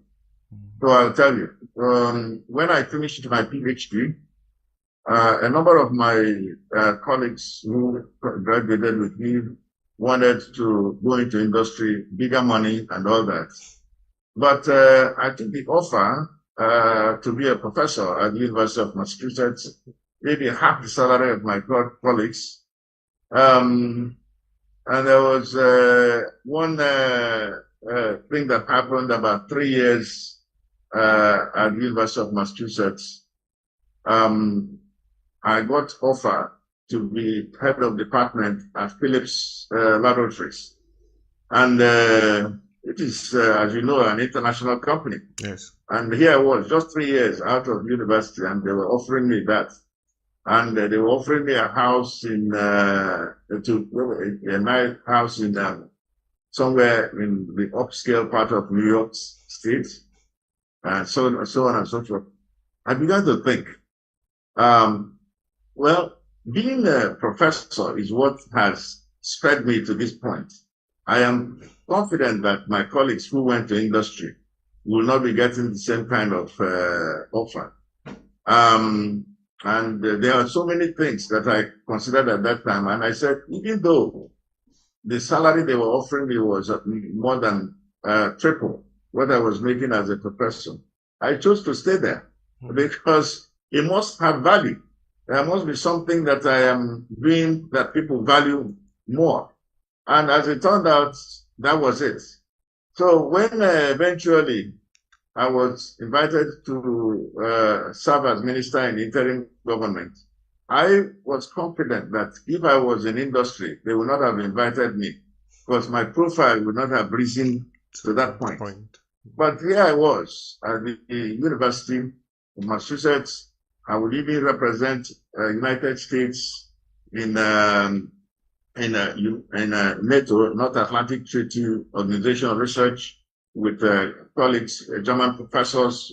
I became an editor-in-chief of our fields magazine journal in the world. There were just things that happened to me because I didn't go for the money. I went for the quality work, research that I was doing. And so in public service, it was the same thing. I had the echo of keep your hands clean. Don't go doing anything that will soil your name. So maybe others were getting rich by doing all manner of things. I didn't. In fact, there are too many stories, including like when I was asked for government to pay for my house when I was Minister of Power, and I refused. I said, well, I was living in a house in Abuja. I didn't need to have my house paid for. So it's just a guide to be satisfied with the little you have. And not go trying to do the things that will soil your name. But I tell you, it eventually helped me because that was the credibility required to get support from investors in the power business. Because at the time when we started Geometric Power, there was no private power company in Nigeria. And so it took a lot to convince investors that they should invest in a power business, private power business. In fact, when NEPA was an authority, you can't build a power project in Nigeria that is for public. And that was what we were trying to do that time. So, but it was integrity that came from all these things that I'm talking about, just not wanting to do something that is not correct. Correct. Okay. Thank you. That has shown a lot. Your track record speaks for itself. So I want to ask him, what's that one small thing, perhaps unimportant, that keeps you grounded after all these years? I know you've mentioned something in that line, but I would like you to speak a bit more about it. That's one thing that keeps you grounded, after all these years, after all these achievements, places you've been to. But there's that one thing that keeps you grounded, that makes you, keep your head down. I know you've talked about your background, but if you can just, go a little bit more into, that thing that keeps you grounded. Family. Family. Family. Okay. How Yes. how does the family keeps you grounded? How do they keep you grounded? You'll be surprised that I like being in the village. I like being with my family members, both poor and rich. In fact, everybody, when we're around, can just have a good power, and we're talking, and you will know that this person has 10 naira in his pocket, while the other person has 100 naira in his pocket. So it doesn't matter. I enjoy that very much. So in fact, during the difficult period in my in the company, they were the ones that would kind of take the remove the different things. Once I'm with them, I feel comfortable. Yeah. And let me even go backwards and say that when I was a professor at the University of Massachusetts, I was the first Black person to be a tenured professor, full professor at the University of Massachusetts in engineering. But to be tenured, which means that you have lifetime appointments, you go through quite a rigorous process. Wow. And there were three white men, older men, professors, who just didn't want to have a Black person. But interestingly, all the other people were rooting for you because of my performance in the university. So I decided that what is the worst thing that can actually happen? Because I always go, what is that worst thing that can happen? Worst thing that can happen is that they don't grant me tenure. I have a country to go to. I have my people. I can go back to my country. And to me, even if it is becoming a farmer, I am okay with it. That is my headset. So I don't die for a job. I don't go dying for something that people are actually clamoring to have. They don't trip me. Okay. You stayed, so now let's move into, something that has always been on my mind. To be honest, I've been thinking about it personally, and I really wanted to ask you this question. So I'm happy that I'm having this opportunity to speak with you. You stayed committed to the Aba Power project for 20 years. What kept you going through all the delays and resistance? What kept you going, basically? Well, for me,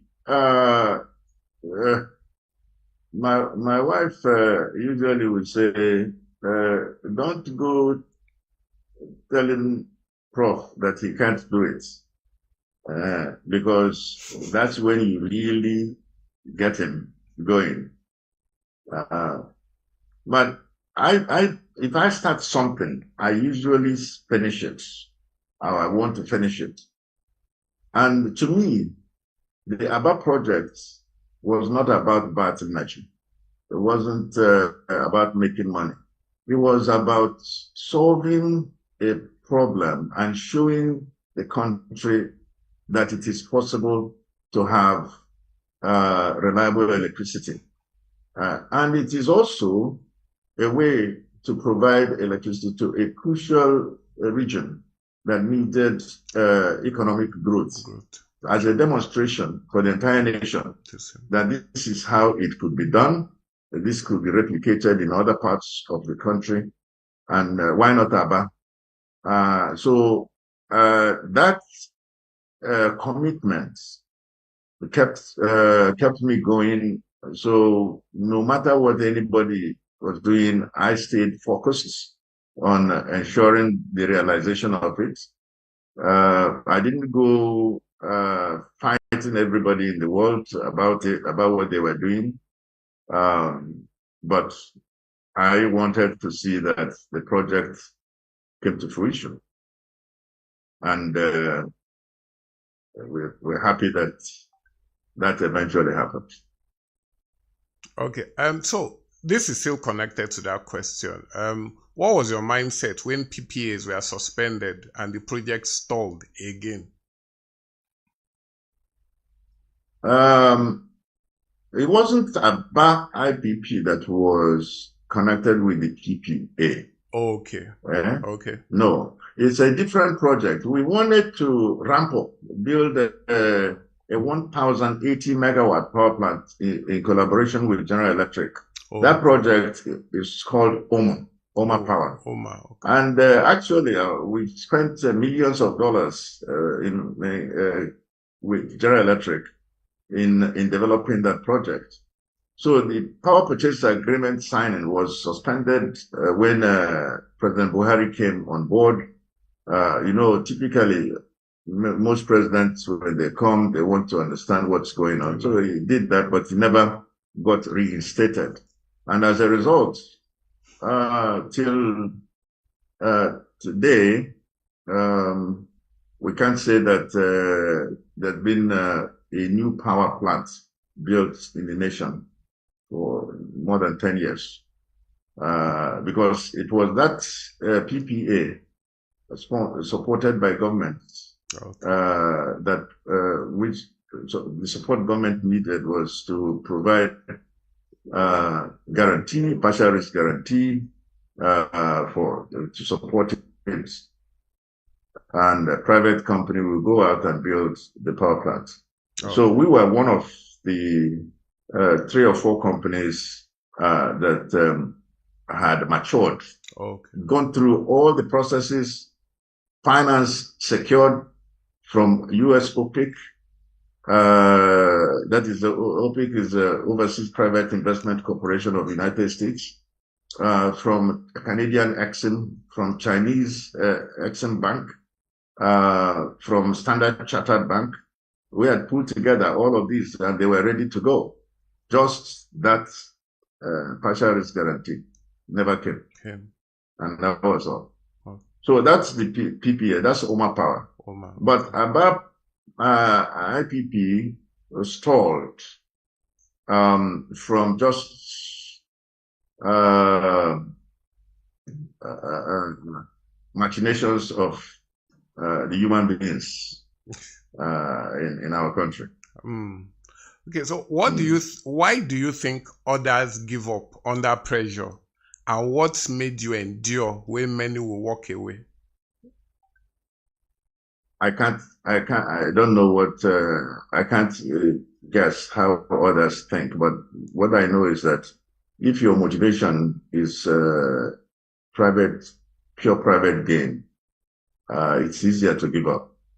But if you have a higher motivation, you would continue to go. It's like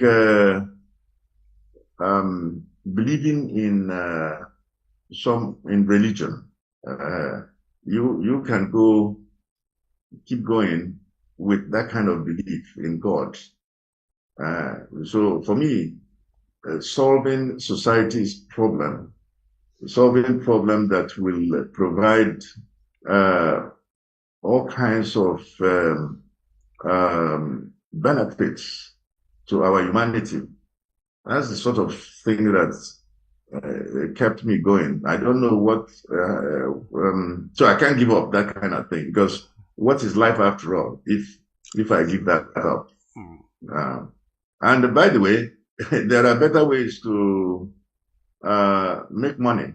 You could just even go and sit back and put money in stock exchange and be getting money from that.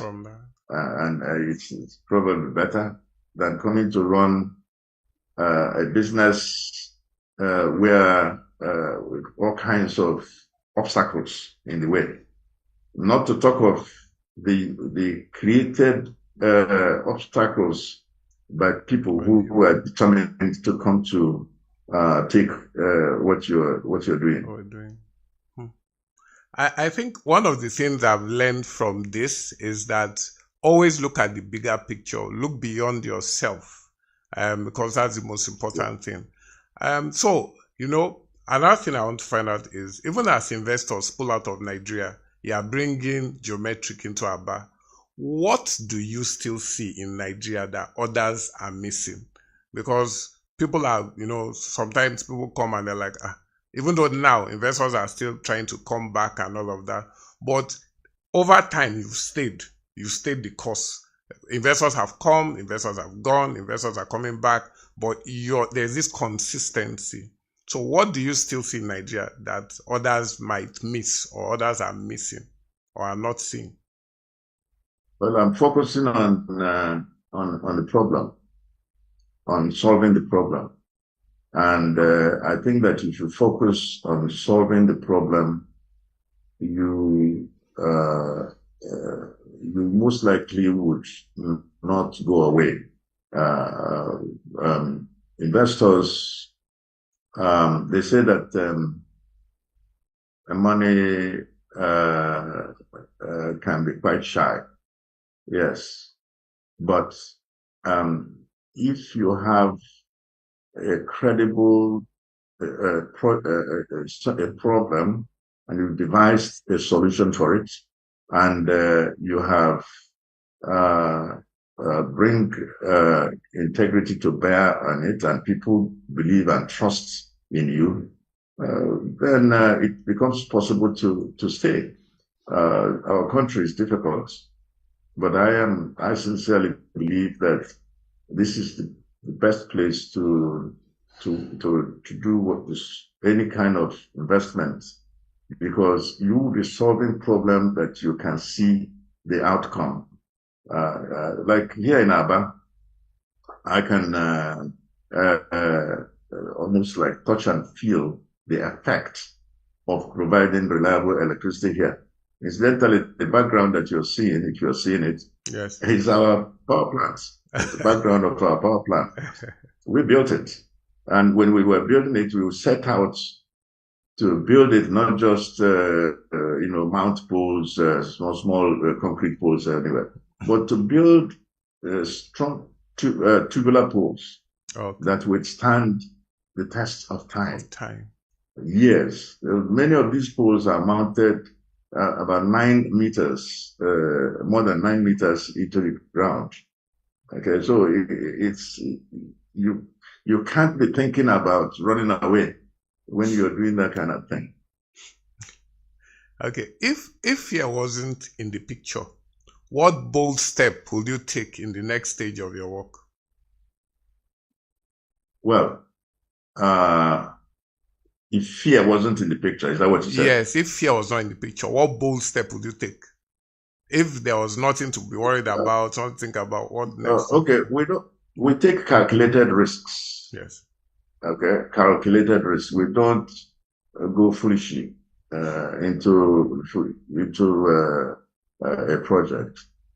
For example, we get all kinds of requests to do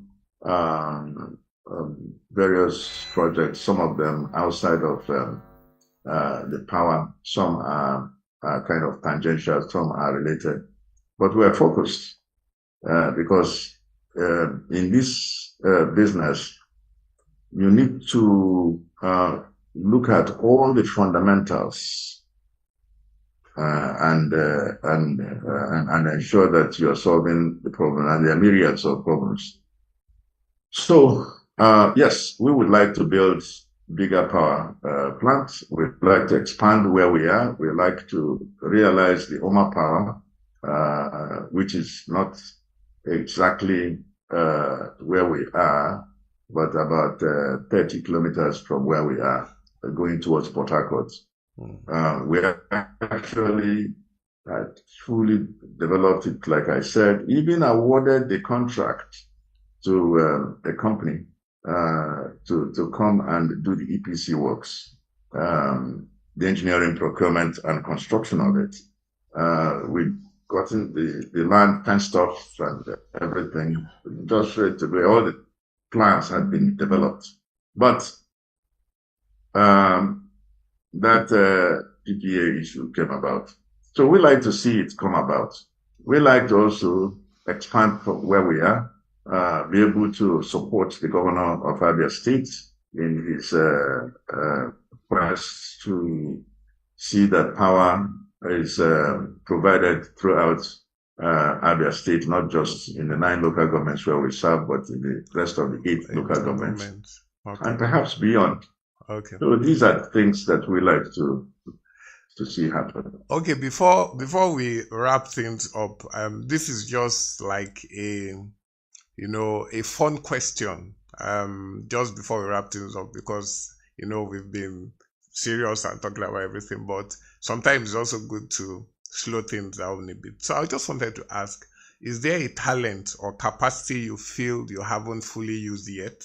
As in a talent, something maybe outside of this. Maybe you play the guitar, maybe you sing, maybe you know how to, you're a powerful chef that nobody knows about. What's that one thing about Professor Basinaji that people don't know?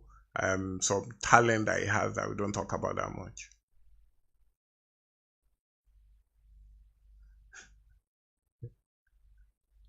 When I was in secondary school or in primary school, I used to play the flute. So and I could do that quite well, but it wasn't something that I could build a career with. There's something that my wife likes to do, which unfortunately for her, I have deprived her of doing, which is play golf. Oh. So I didn't deprive her by it's just that I didn't want to go learning how to play, and she was actually a wonderful golfer. She was the first lady captain of IBB golf course in Abuja. Oh, wow. And here she is because she got married to me, so she can't golf again. You can imagine. Poor woman. Poor woman. So there are things that maybe I could have done, just but very difficult to do with my schedule. Okay.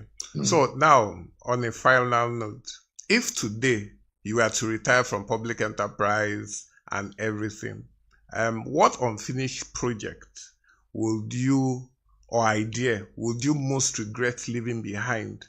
And who do you hope will carry on with these things? If today we are retired from public enterprise, all these things that you're doing now, and say, okay, I'm retiring, I'm not doing anything. And what unfinished project or idea would you most regret leaving behind? And who do you hope will, carry things on for you? I've always wanted to build a university of technology. So that's something that I am actually working on. Also, there is an institute of artificial intelligence and robotics, which we have license to build. So there is that.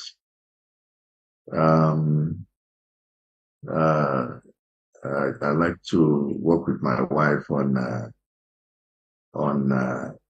kind of ecosystem farm that where nothing is a waste. It's actually from Tongai farms. Oh, okay. So those are some of the things I like to do, but you can't do everything at once. You have to, one has to focus. Like I said, you have to focus. Okay. Take them one by one. But these are things that we are going to do. Okay. Now, retiring from public service, or rather public, I'm no longer a public servant, as you know. Yes. So I'm a private person now. So I'm actually retired from public service, in effect.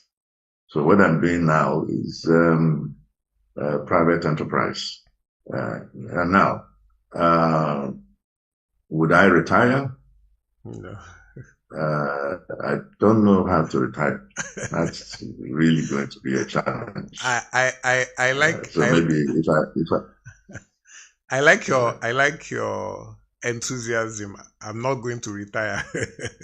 Anyway, Yeah, so based on everything you've said, at 69, if the next 5 years were a new chapter, what would they be about?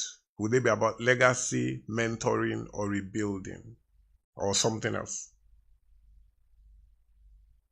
I think two of the ones that you named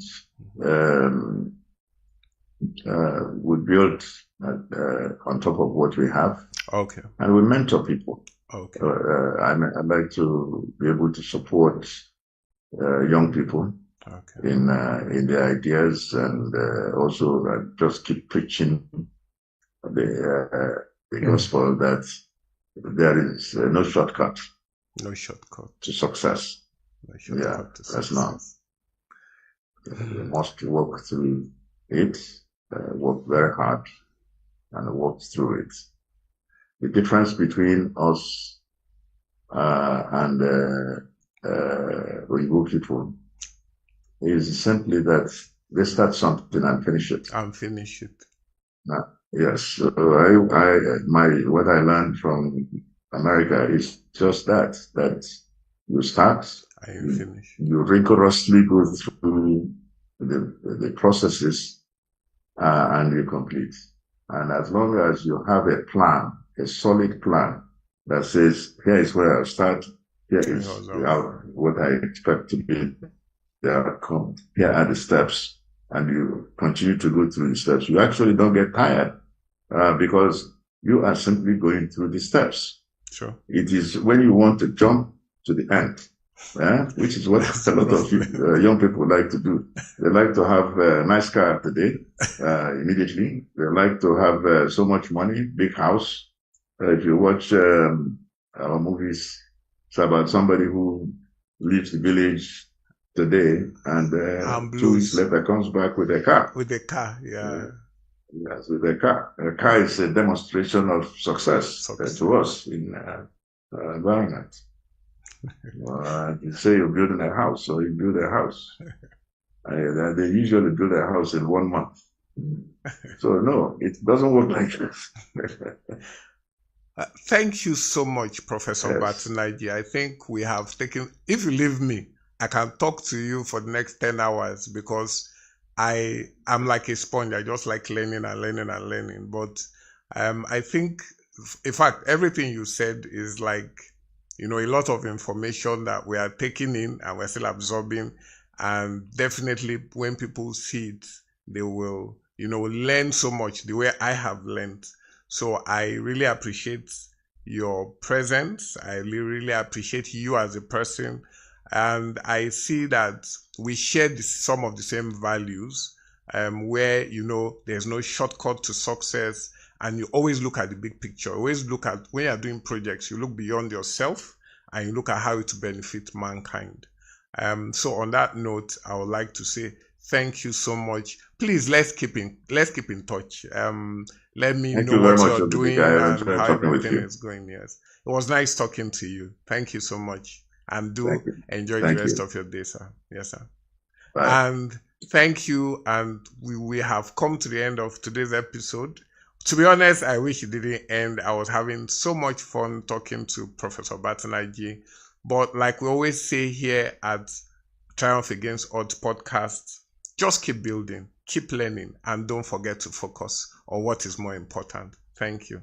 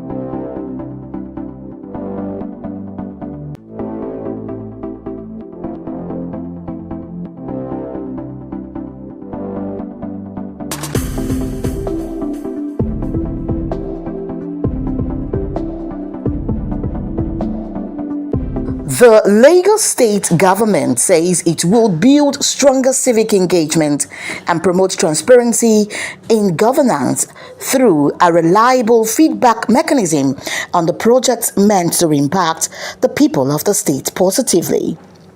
Deputy Governor Engineer Obafemi Hamzat made the pledge while speaking via virtual at a political, legislative and civil engagement sensitization program on Wednesday, themed Volunteerism, the Power in Action.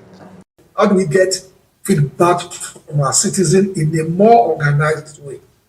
And my understanding is everybody in this room fit into that bucket, meaning these are people that can critique what we are doing.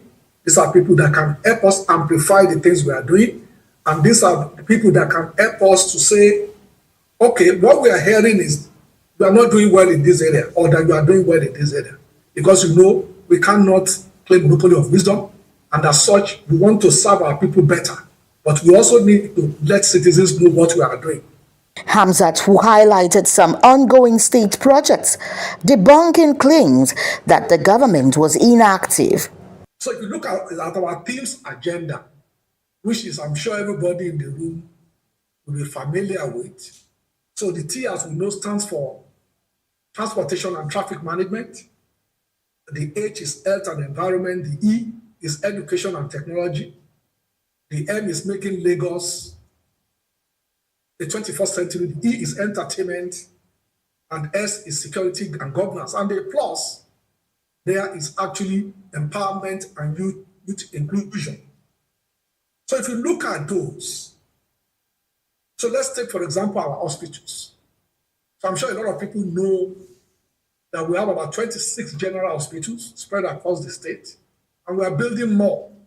We are building Ojo General Hospital that sits, I think, on about 8 hectares of land and is massive. The special advisor to the governor on political, legislative and civil engagement, Afolabi Tajudeen Abiodun, said the initiative was designed to connect the government more closely with grassroots communities. We are here today to join up with them and to help us pass the message of messages down to the grassroots. We cannot have everybody here, but those that we have here today are good representatives of the voice of Lagos State. The event brought together residents, political stakeholders and volunteers focused on encouraging citizens to voice their concerns and become active participants in governance. The awareness is not there. 2, communication gap. Government should try as much as possible to engage the grassroots. When we say to engage in grassroots, let them know their efforts, let them know what government is doing. There are many people out there on social media. Let's work on how to create awareness, and let's diversify on our languages. It's not everybody that can comprehend. It's not everybody that can speak English language. At least with the government awareness on their different programs, let them diversify in different languages. Mr. Governor Sanwo-Olu is trying. Mr. Deputy Governor have been trying. All the people in Lagos State, the executive, the legislative, they have been trying. But let there be awareness. Destiny Momo, Business Day Television News.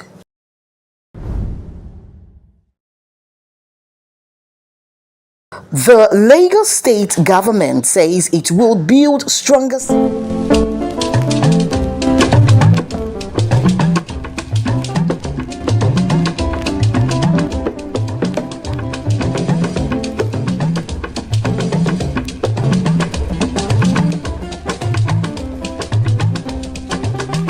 This is the Craftsmanship Chronicle series on Go Local, and on this episode, our focus is on wood, trees in our hood. Kemi Michael here, your Yoruba named Akwa Ibom girl, welcoming you to Go Local. Now, Go Local is a podcast where we delve deeply and explore our nation's local uniqueness. Go local, buy local, and together we stay global. As we get into it, do also grab a cup of your favorite drink and a snack you would love to munch on. Oh, and make sure to make it a Nigerian snack and get ready for an amazing ride. Since humans first realized they could make use of the materials they found in the vicinity, wood has been used and altered by us. People eventually learned about the special qualities of wood as they utilized it to satisfy a wide range of human requirements in peace and conflict, farming, and industry. Throughout history, trees and their wood have been essential to human existence. Since ancient times, wood has been one of our most vital building elements, used for construction as well as for production of tools, weapons, and furniture. Wood has historically played a key role in a lot of areas, and we Nigerians are part of that history. For this episode, I went to the Itamaga sawmill in the Ikorodu area of Lagos State, where I was able to speak with the General Secretary of the sawmill. My name is Alhaji Kabiru Adegboyega Ibrahim, and this is Sogidowo sawmill Itamaga. So I'm the secretary to the association, General Secretary to the association, Sogidowo Plant Marketers Association of Nigeria. Here in Nigeria and around the world, we have several uses of wood, such as agricultural purposes, for making musical instruments, for carving religious figurines, to create household furniture, for casket production, for fortification, as well as for source of energy supply, for example, our firewood and general logs for fireplaces. The wood production in Nigeria has specific process, and I will leave the explaining for the experts. The woods normally come in 2x6. That is for roofing. So when they buy to the, like the ones you are looking there now, and it's 2x6. So when they bring it here, if you want to saw it, you saw into 2x4, 2x3, 2x2. Those are the roofing plank. So we saw it to those sizes if you need it for roofing. So we take it from the shed down to the machine side. So we saw it there. If it is roofing, so we saw 2x4, 2x3, 2x2. So for facing board, that one is 1x12, 1x12x12. So now like the one that they are putting down there. So that is 1x12x12 for facing board. So after you roof to facing board, so you cover breeze or whatever. So that's what they use that one for. So to seal the roof with the ceiling. So that's what they use it for. Just like other industries, the wood industry sure has its challenges. The challenges we usually face is the problem of this marine police or guard or whatever. You know, they are extorting us too much. You know, Nigeria, that's Nigeria system, corruption. After we will have saw wood, process it, take the license, but they usually collect approval for wood, any wood cut. After that, if you pass through the water, if this marine police or whatever see you, they will still collect money as if you never collect any paper. So that's the Nigerian problem. So we face many challenges, yeah. At the same time, after they are coming from the river, the canoe bash, those the trucks that are coming into the sawmill, those are the policemen on the road trying to collect something. Collect money. Those are the challenges we have. Vegetation of Nigeria can be broadly classified into two types, that is, forest and savanna.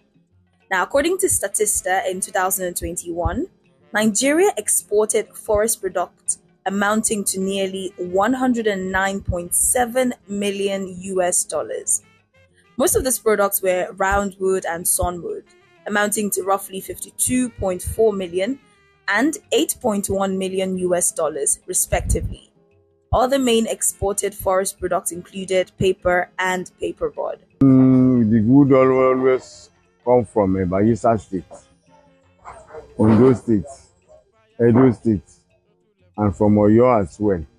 But the one coming from Oyo, that's 1x12x12, and at times 2x12. But 2x6 wood for roofing normally come from Bayelsa, Edo State, Ondo State, and at the same time from Ogun State, Ogun Water side, the customer you have. If it is an old customer, you must have a relationship. He can call you on phone and place order. So you call transport for him. When you've concluded with him for the quotation of the wood, so if you help him process it, call transporter to transport it. So they will take it down to him. Or some do come inside to the market by themselves. So they will negotiate price, buy the wood, call a motor to pack it. Because the transporters they have their own association as well. According to the United Nations, Nigeria has the highest deforestation rate in the world, with an estimated 3.7% of its forest lost every year. That's what I'm saying, our problem here. And these forestry people that are supposed to be handled at Ministry of Agriculture. Wherever they cut timber, supposed to plant it back immediately. I know they don't do that. In a question of say 5 to 10 years now, there will be an issue of a wood scarcity. Those places that I'm talking the other time, that is do whatever. If you want to get wood now, it's very, very far to the upland, to the river itself, to the swamp itself, too far. That's why the wood is very hot now. This is a call to action to the Department of Forestry, Federal Ministry of Environment. We in Nigeria are losing our trees and we need a solution to this loss. When one tree is cut down, I believe 10 more should be planted in its stead. Wood in Nigeria plays a very vital role, and leaving our forests to chance of the trees growing on their own accord is very risky. We need to be more intentional about our forests, and yes, also the trees in our hood. If you've ever wondered where you can get wood from, well, look no further. The sawmill at Itamaga area of Ikorodu in Lagos is right there for you. Now, if you happen to be a lover of DIYs, or you're a professional woodcarver, an artist that uses wood for their craft, or one who uses wood in their everyday life, for example, writers, well, always remember, wood is good, but we need more trees in our hood. Plant a tree today, save our environment.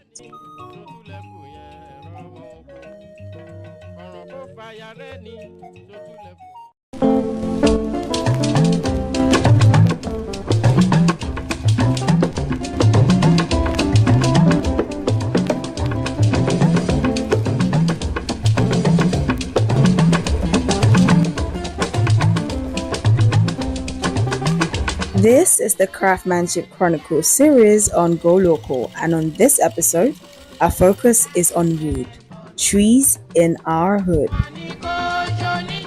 Kemi Michael here, your Yoruba named Akwa Ibom girl, welcoming you to Go Local. Now, Go Local is a podcast where we delve deeply and explore our nation's local uniqueness. Go local, buy local, and together we stay global. As we get into it, do also grab a cup of your favorite drink and a snack you would love to munch on. Oh, and make sure to make it a Nigerian snack.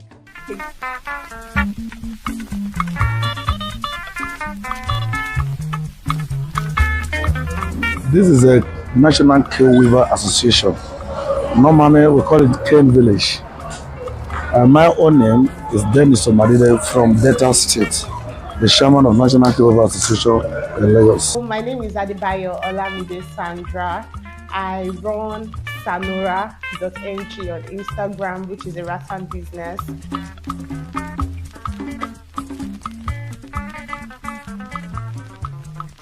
The production process is this is a raw material. We thank God for Nigeria because the cane we are using, not that we planted it, is from the forest. The girl came from the other states, from Edo State, even Ondo State. So we have a different body. We have a supplier. So when they come to Lagos, we buy them. So after buy them, we now do the process. How can we scrape the cane to make sure we can bring the cane to design anything needful? So that is the process of the cane. After that, you use it to work. Like you will see what is there now. after painting, that is why you get all this finishing work. You know, I have a lot of process. We scrape it, we tear it. After tear it, then we have to smooth it so that we can use it to design whatever that we do. And most of the things, they are in the market, you can see. Because I'm not working hand, but they are finishing products. We use hand, we doesn't use machine. Well, this is, we call it water cane. We have two types of material. We have water cane, we have willow cane. Willow. Those are the two material, the major material we use in Nigeria here. But in the best cane work in the world, Indonesia, their cane is planted, but our own is from God. So those cane, they can never finish from the forest, because in as well forest exists, the cane also exists. So we, after they bring them, we buy them. When we buy them, before we can come to cane like this, when we are even in primary school, we know how to do handwork. And the handwork is from cane. Sometimes we used to tie broom. Sometimes we will do something like cage fish. So in that process, we know how to use the cane in the village. Because most of us, we are not from here. Because the majority in this place is from Delta State, 99%. So we know how to do cage fish, do handwork. When we come here, we now know that cane is so very useful for many things. So that's why we put the idea through even the white men who give us catalog. Then from there, we have been working. That is how we can enter this. The challenges of this work, the place we are now, this is not the best place for the business. We want a place that we can use it as a tour. When people came, they will come and see what we are doing. But presently now, based on Lagos State, there's no new place. We need a place that we can display our market, showcase our market, so that people will know that we are operating, because now we are under the bridge. But see, yet we are still managing this place because there is no land and we have no authority. That is why we are managing this place. But this is the centers of the business for all Nigeria. This is the center. In terms of finance, even apart from the finance, we want the government to intervene on the work. Because some time ago, we wrote to we under a ministry of we are under the ministry. So they promised us that they will give us a better place, and after that place, when we even work, they can export the work to another country, so that they will not say that our youths are not working. So even students will train them. Those in university, we have a lot of graduates here anyway. Some people they are abroad now from this work. Wow. We have at least less than 3 people are doing their master in the US from here. So we want the government to teach us more, because they know better than us. We are only trying to operate on our own. But by the time they put their knowledge on the work, I think we expand more better way for Nigeria. You can use rattan for literally anything. I always tell anybody that you can use rattan for literally anything. You can use rattan to make a standing fan. I'm not kidding. You can use rattan to make vases. You can use rattan, for your interior decoration. You can use rattan for your event decoration. I mean, look at beautiful traditional weddings. Have you seen what makes them beautiful? Rattan, you guys, raffia products, right? So yes, you can use raffia products for mirrors. You can use raffia products. You can use raffia products in hotels. You can use raffia products for consoles, TV consoles. You can use them for mats. You can use rattan product for literally anything. You can use them for chair. I wish my rattan chair was here that I could sit down one. Gosh, you can use rattan for that as well. You can use rattan for literally anything, yeah. Customer is not coming, but based on the online, we are selling. After you produce, you deliver, they pay your money. And we are not the people that will collect money for someone and will not do the job. And that's why we have a leader. So if anyone does such, we cut it. I think we brought it to book. Based on the online markets, and those that do the events, they are really promoting us. That's how we are still sustaining for now. Raffia is made by goats. We have two types anyway. We have rattan, we have cane, we have another one, but all the name is under rattan. One is rubber, Okay. one is cane, one is glass. It's like a leaves. So those are the three major things we really use here. But the best one is cane. You know, it's from God. Even the other one that is leaves, it's not as last as cane, but it's beauty. It's fine. You can see this one now. This is rubber. Okay. This Can I? yes, they brought this one from like this one.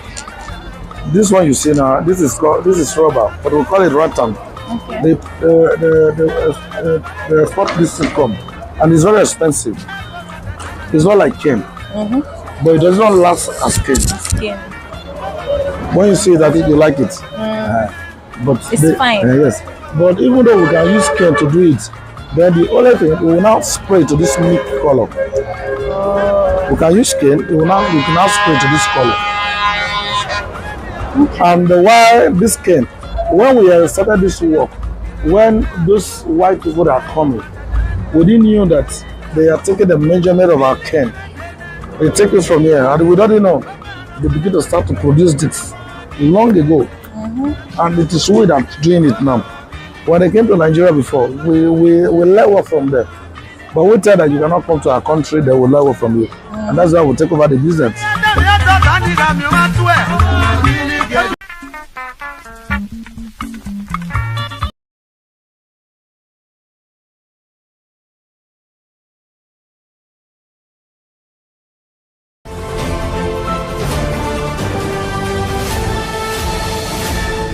You are watching Business Day Television.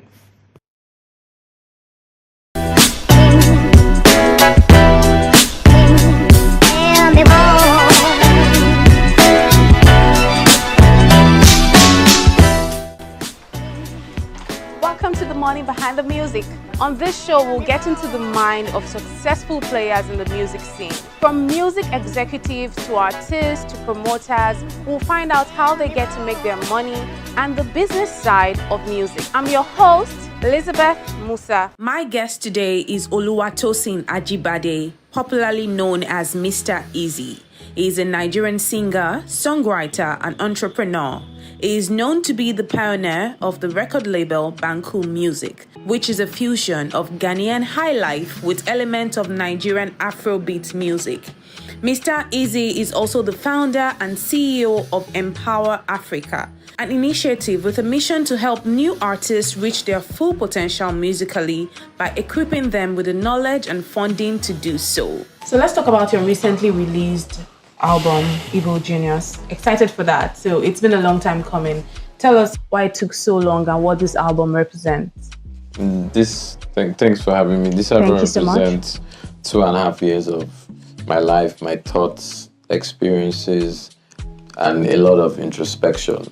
This album is a lot of consciousness. Let's talk about how you unpicked 13 artists, representing 8 African countries to work on the album. That's a new addition to your many pursuit. Everybody knows Mr. Easy as the businessman, different things to your name. What was that process like for you? It was miraculous in the sense that I'd never done this before. And I was just discovering art. And, where I was recording the album in Cotonou, there was so much art around. And I guess you don't know when things are getting into you. That's why, one has to be careful what you surround yourself with. Art is what completes the album. So as an artist, let's talk business. How did you make your first 1 million naira? When did you make your first 1 million naira? I can't remember, to be honest. as an artist, I don't know if you remember, but 1 million naira for music must have sometime in 20... Like at a go, probably in 2016. My first 1 million naira from music, yeah. And I like how you said from music. So obviously that's like a side to all the many things that you do. Bro, So you definitely made 1 million. I've just been a hustler, so we've made money, we've lost, like we don't lose money. They don't pursue or say we owe money. They say we don't go into hiding. They don't seize our passport. We don't go into hiding for a few months. You know, we've done that. You feel me? And it was fun. Yeah. You know, I saw a picture of me and they're like, oh, when Mr. Easy was on Easy. It's like, when you are if you're really in that flow state, like, you'll be very shocked. So clearly you're a business person too. We know that you're this savvy businessman. Can you tell us some of the businesses that I'm not you a are savvy into? businessman. You are not? Trust me, I'm not a savvy businessman. I'm just like a hustler. Do you understand? Okay. And I like freedom. And so freedom drives me to do things to maintain the freedom. So, you know, and entrepreneurship gives freedom, you know, and that's what I've been able to do. So, you know, within the music, for instance, I'm like, okay, I want to be able to put out any kind of music I want to put out whenever I want to put out. That means I have to have my label. That means all the money I'm making, I know if you just go to buy G-Wagon if you spend them every now anyhow, and then, I guess put them back to make the brand bigger and so that I can make more money. And then I start thinking, well, this music, I feel I'll get a hit song next year. Okay, so what I feel do? Okay, if we find another artist where we say, if we make hit song, invest. And so if I don't have a hit song out that year, a commercial hit song, or I'm not touring, I can be making money from there. So it's just that drive for freedom to be able to go on stage or say, I don't want to go on stage again. I just want to chill. And I've been able to find that freedom through entrepreneurship. I've been able to be around good people, learn a lot from people, and then find opportunity. And sometimes take crazy risks that make no sense, you know, and some fail woefully. But the beautiful thing is I've been broke plenty times. Oh, so really? To be broke, no, they fear me. Like, my first proper debt, maybe say I owe, was when I was probably 17. Maybe say I don't use my school fees, go buy taxi, and I don't go crash the taxi. Now I know if you write the exam. And at the same time, I mean, I go borrow money from a loan shark, and now I'm in debt. Yeah, that's informed investing in music, seeing opportunity to invest in music, in events, in ticketing platforms, starting my own fund, and being around people and seeing opportunity that has been given to me, you know, via maybe my position in the music industry or access to people. And yeah, it's been a very interesting journey. But I'm not like this crazy like business savvy. It seems you don't want that tag. Business. No, it's anywhere benefits. Hustler. So how long have you been in this hustle? Yo, bro, I've been hustling, man. I've been hustling since like Old Town Home Science Association, secondary school, where we were jumping fence to go and buy Valentine's gift and sell to boys. Oh, wow. You know, where we were going to, I remember when I discovered Katangoa, and so I would say, oh yeah, we went for summer and we bought this in Liverpool Street. We say, we just go Katangoa, we could sell out to boys for... And they believed? Not in Liverpool Street, then bring the thing from. Yes. You know, so we've been hustling, but not like, it's not like pain, it's the joy of creating. So what are some of the challenges that you say that the Nigerian or the African music industry faces? I think structurally, there needs to be more structures. And then how do the structures come? Investment. Simple as that. the major challenge for the music industry, I don't even want to talk about Africa. Nigerian music industry still needs funding. Funding. Because if we're gonna have 5 venues in Lagos, it costs money. Who's going to build those venues? And somebody might say, oh, there's so many things wrong in the country, like venue is the last thing. We never fix road, you know, the talk say make we build venue. But like there needs to be more investment going into the music industry. But I think it will come. You know, this not all bleak, because as you see, the more Nigerian music becomes popular, the more foreign investment is coming in. And then more local capital is saying that, this guy was just singing yesterday in my backyard. Now, and then it encourages people, it informs people about the music industry. So I think it's a great time, but definitely more funding. There's too much talent, not enough funding. Entrepreneurs in the music industry, what's your advice for them on how to be successful in this business? Bro, I don't feel advise anybody, man. Okay. It's like, the stuff is a lot of work.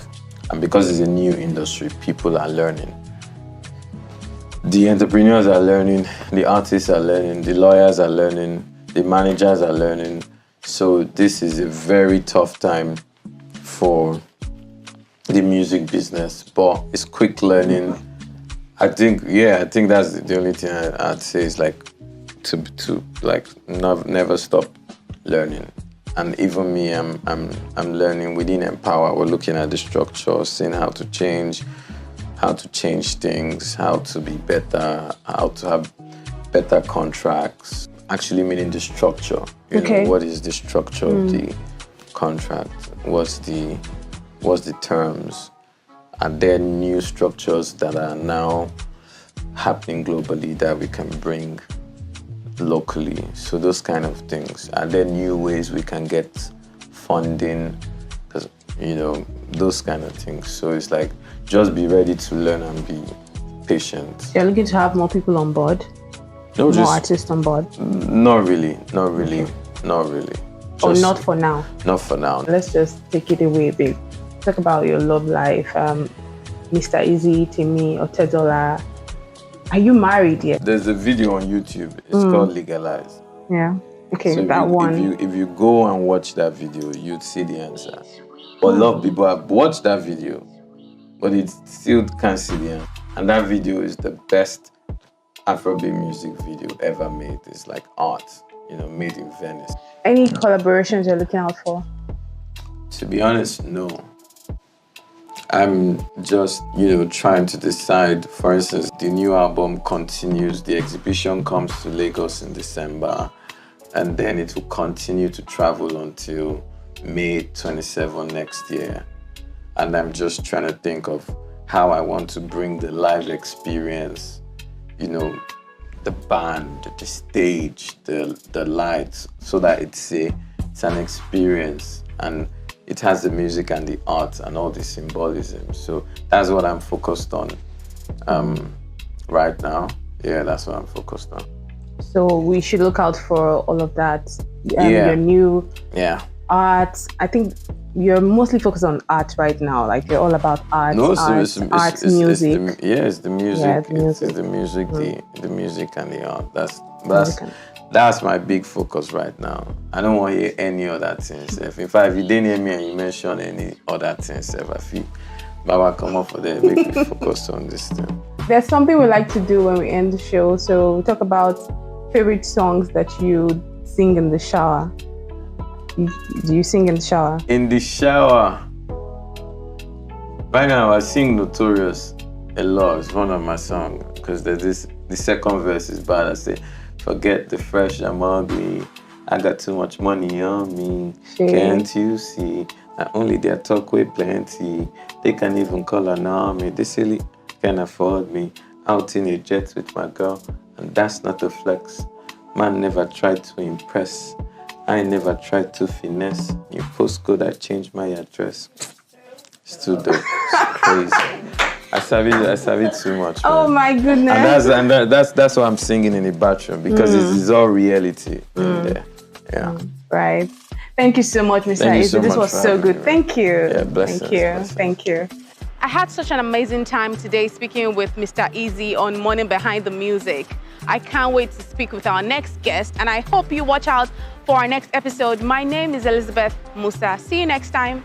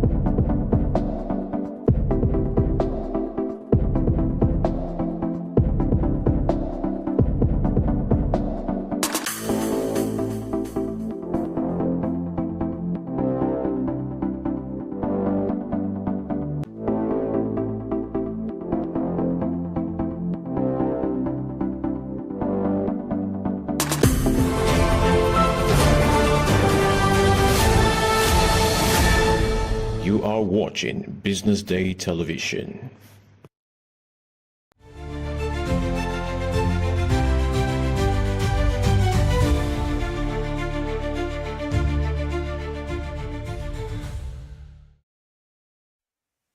Hello there, this is the news update with you live from Business Day Television News Studio here in Lagos, Nigeria. Coming up,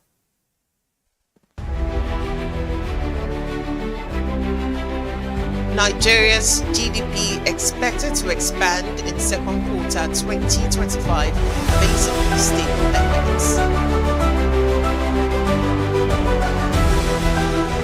Nigeria missing out on global defense boom on funding squeeze. NLC urges RMAFC to halt proposed salary hike for political office holders. Federal government approves new medium-term debt strategy, sets 60% debt to GDP ceiling by 2027.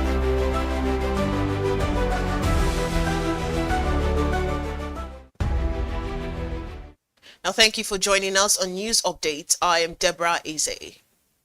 Nigeria's economy is projected to post stronger growth in the second quarter of 2025, with analysts forecasting real GDP expansion between 3.2 and 3.9%.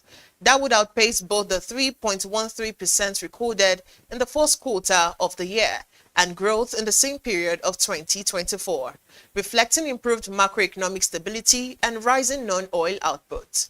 The upbeat outlook is supported by the recent GDP rebasing exercise, which updates the size and structure of the economy to better capture new industries and activities. Analysts say the rebasing will not only boost headline numbers, but also provide a more accurate picture of Nigeria's position as Africa's largest economy.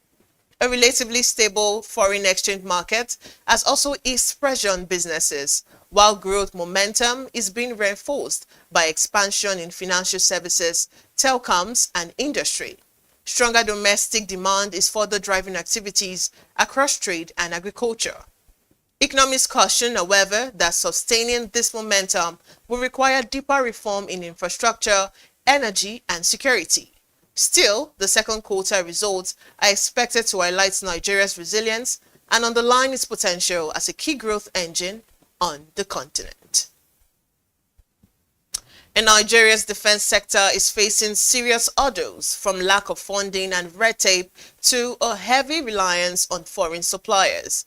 And experts warn these challenges could stop the country from tapping into a global military spending boom. Fresh data from the Stockholm International Peace Research Institute shows defense spending worldwide hit $2.7 trillion in 2024, up more than 9% from the year before, the steepest rise since the late 1980s. The United States and China together account for nearly half of that figure. Here in Africa, Algeria spent $18 billion on defense in 2023, while Nigeria, the biggest spender in sub-Saharan Africa, committed just $3.2 billion. That gap underscores the country's struggle to keep pace with regional powers. Nigeria's Chief of Defense Staff, General Christopher Musa, says the country's security challenges demand urgent action. He stressed that protecting borders is vital for sovereignty, but warned that delays and inefficiencies on the ground are still leaving communities exposed to bandit attacks. And moving on, the Nigeria Labour Congress NLC has urged the Revenue Mobilization Allocation and Fiscal Commission to halt its proposed salary increase for political office holders. The Labour group says the move is ill-timed and could worsen economic pressure on ordinary Nigerians. According to the NLC, increasing salaries for lawmakers, ministers, and other political appointees, while inflation and cost of living remains high, is unjustifiable. The group argues that such a step would further deepen inequality and strain public resources.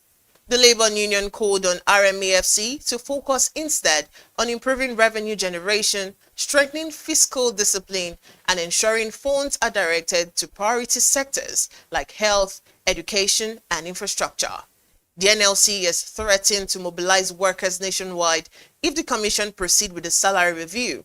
It emphasized the public office should remain a call to service rather than a route to personal enrichment. And now up ahead, FG approves new medium-term debt strategy, sets 60% debt to GDP ceiling by 2027. We bring you more details after this timeout.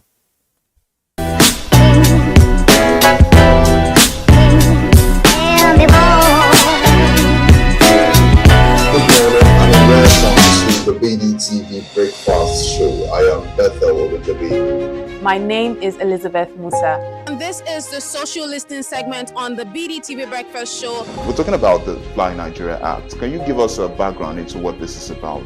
We are here today on the streets of Lagos, Nigeria, to gather opinion about a pressing issue. I will look at the cost of petrol. We get very Nigeria with the suffer. The income is not really increasing, but the prices of items are increased. Nothing like service again. No. You only pray for that money to reach you that month. There's a lot of high pressure, a lot of stress. There's a lot of high targets to be met. I was quite strict. In my mind, I said, looking for my hand, my picking go spoil.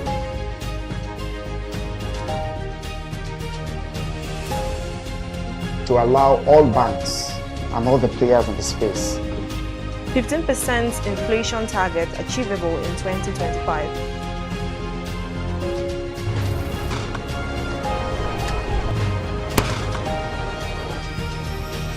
The command and vision philosophy of both the Chief of Defense Staff, the Chief of Army Staff, and indeed all the service chiefs.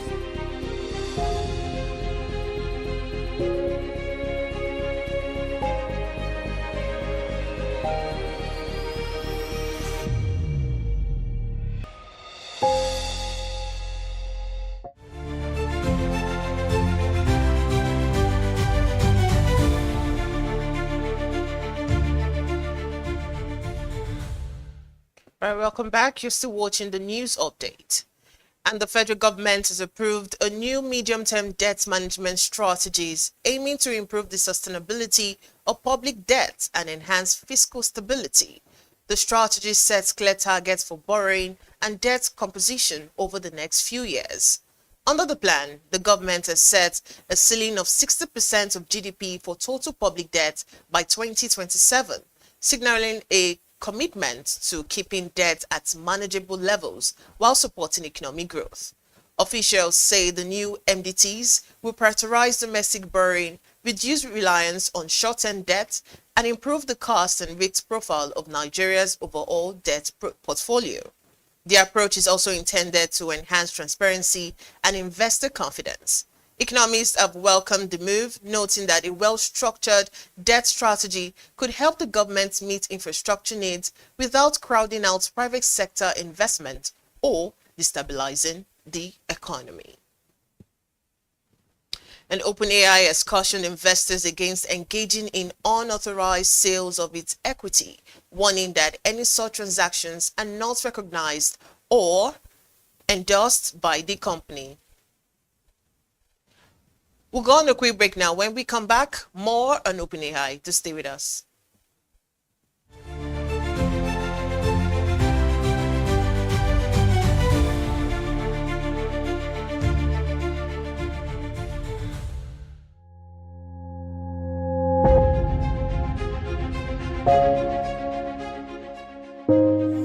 Good morning and welcome to the BDTV Breakfast Show. I am Bethel with the B. My name is Elizabeth Musa. And this is the social listening segment on the BDTV Breakfast Show. We're talking about the Fly Nigeria Act. Can you give us a background into what this is about? We are here today on the streets of Lagos, Nigeria, to gather opinion about a pressing issue. I will look at the cost of petrol. We get very Nigeria with the suffer. The income is not really increasing, but the prices of items are increased. Nothing like service again. No. You only pray for that money to reach you that month. There's a lot of high pressure, a lot of stress. There's a lot of high targets to be met. I was quite strict. In my mind, I said, looking for my hand, my picking go spoil.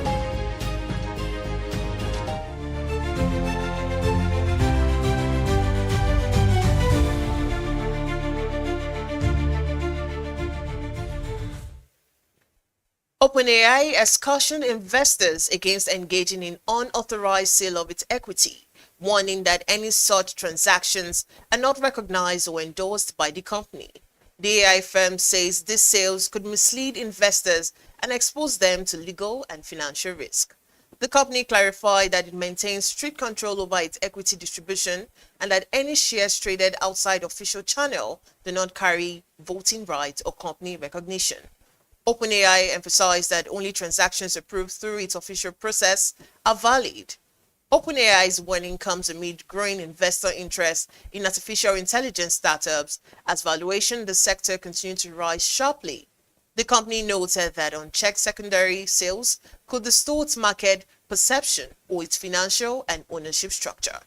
The firm urged stakeholders to exercise caution, verify any investment offers, and report suspicious activities. OpenAI said it remained committed to transparent and regulated equity dealings to protect both the company and its investors.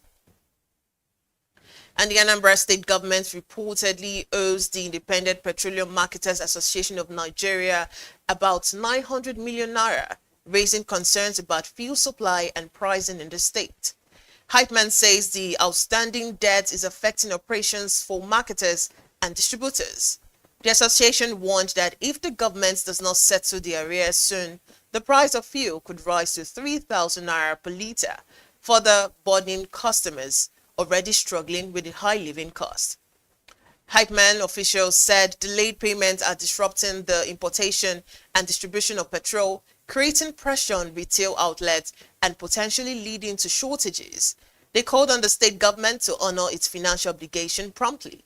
The association also urged residents to prepare for possible adjustments in fuel pricing, stressing that sustained arrears could impact availability and affordability across the state. And UK Nigeria, supported by funding from the ECOWAS Peace Fund, has inaugurated a solar-powered borehole and organized a medical outreach for the inhabitants of the Ichwa Internally Displaced Persons IDP camp located in North Bank, Makurdi. This initiative, launched on Friday, is part of a broader humanitarian program aimed at 3 IDP camps in Makurdi, Abegana, Ichwa, and the Mega Camp, which is the largest in the region. Dofan Daga, UK program officer, stated that the intervention encompasses water, sanitation, and health services designed to alleviate the hardship faced by displaced individuals. For some of the displaced persons, this intervention was unprecedented. Hopes to attend to 300 IDPs in this camp. For the pregnant women, we hope to attend to 50 pregnant women. For adolescent girls, we hope to attend to 300 adolescent girls, and the children are malnourished, So that's why we factored in the nutritional supplement. We brought in Tom Brown to support them and post their feeding. Hopes to attend to Yajo, however, called for increased support, while Benedicta Abunya, a mother of 4 who has been displaced from the Mbanwen in Makurdi local government area since 2018, urged the government to generate employment opportunities for camp residents. I want to commend the UK organization for partnering with us. We had this serious humanitarian crisis since 2017, and we've been on our own way. We've been doing well. Well, this organization has come to kidnap and show us that they can partner with us.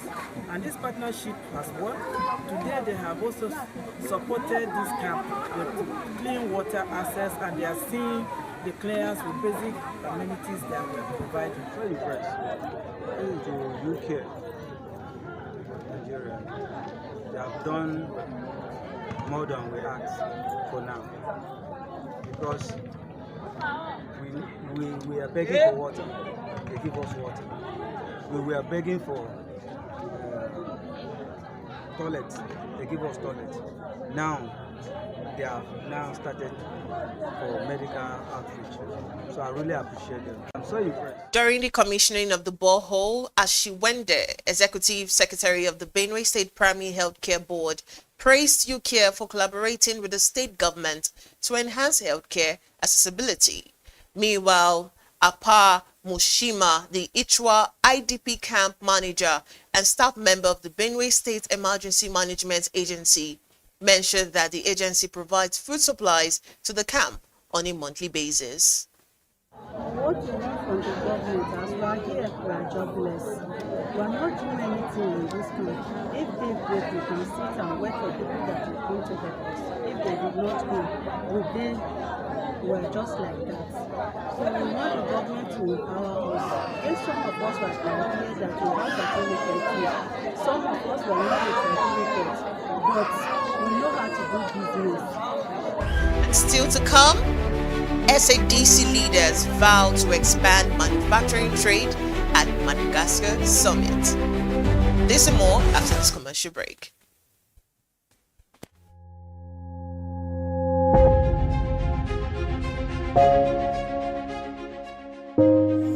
Good morning and welcome to the BDTV Breakfast Show. I am Bethel Ogunjobi. My name is Elizabeth Musa. And this is the social listening segment on the BDTV Breakfast Show. We're talking about the Fly Nigeria Act. Can you give us a background into what this is about? We are here today on the streets of Lagos, Nigeria, to gather opinion about a pressing issue. I will look at the cost of petrol. We get very for Nigeria with the suffer. The income is not really increasing, but the prices of items are increased. Nothing like service again. No. You only pray for that money to reach you that month. There's a lot of high pressure, a lot of stress. There's a lot of high targets to be met. I was quite strict. In my mind, I said, looking for my hand, my picking will spoil.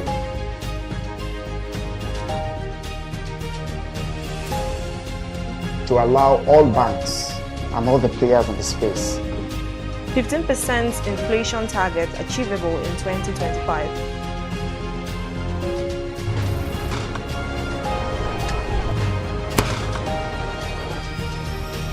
The command and vision philosophy of both the Chief of Defense Staff, the Chief of Army Staff, and indeed all the service chiefs.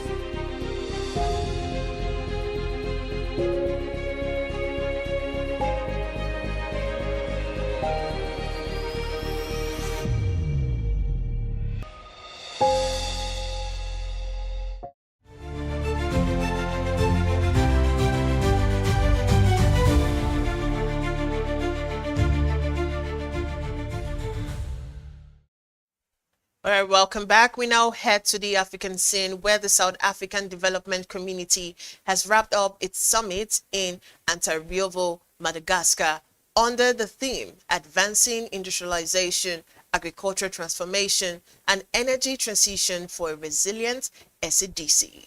The meeting focused on deepening regional integration by strengthening industrial capacity, modernizing agriculture, and promoting an inclusive energy transition. Madagascar's President Andre Rajoelina has taken over the rotating chairmanship from Zimbabwe's President Emerson, described the gathering as historic as it marks the first time the island nation is hosting summits since joining the bloc 2 decades ago. Rajoelina emphasized the urgency of accelerating industrialization and boosting intra-regional trade. SADC has set an ambitious target for manufacturing to contribute 30% of GDP by 2030, up from the current 11%, with South Africa remaining the region's manufacturing hub. And also the South African rand strengthened on Friday, lifted by a weaker dollar and a rebound in gold prices after U.S. Federal Reserve Chair Jerome Powell signaled a possible rate cut at the Fed's September meeting. The rand had traded range-bound for much of the week, even after South Africa posted its highest consumer inflation in 10 months. Analysts noted that Powell's remark at the Jackson's Hole Symposium were the main catalyst for currency movement. By Friday afternoon, the rand was trading at 17.45 to the US dollar, about 1.5% stronger than Thursday close and its firmest level since early November 2024. The dollar weakened nearly 1% against a basket of major currencies, while gold prices rebounded, further boosting the appeal of South Africa's currency as one of the world's leading gold producer. Like other risk-sensitive currencies, the rand continues to take direction from global drivers such as U.S. monetary policy and economic data. We now head to the foreign scene where payment giant Visa has shut down its open banking operations in the United States, a move that underscores mounting tensions between traditional banks and fintechs over access to customer data.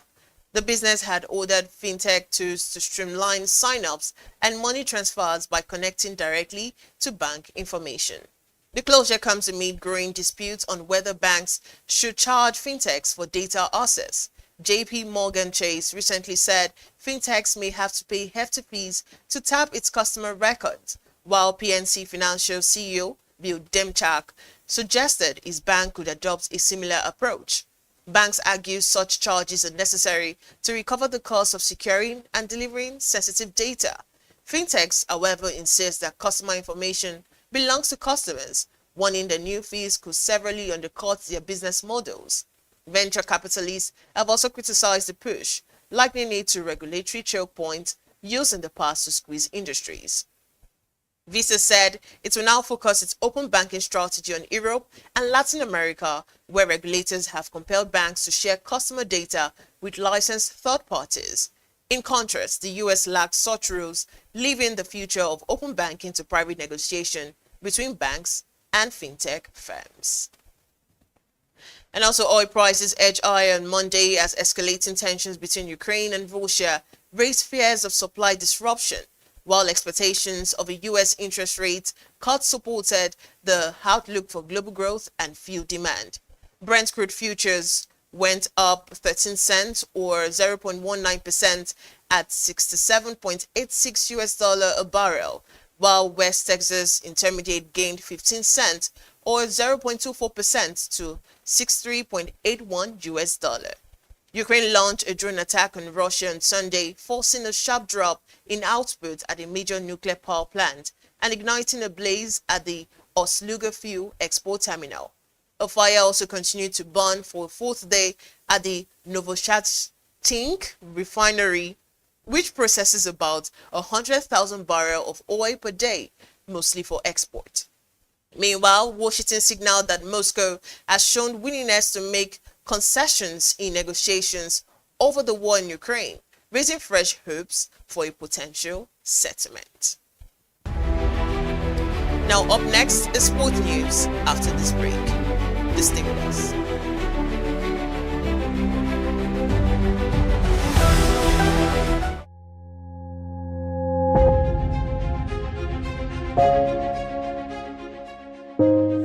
Good morning and welcome to the BDTV Breakfast Show. I am Bethel Ogunjobi. My name is Elizabeth Musa. And this is the social listening segment on the BDTV Breakfast Show. We're talking about the Fly Nigeria Act. Can you give us a background into what this is about? We are here today on the streets of Lagos, Nigeria, to gather opinion about a pressing issue.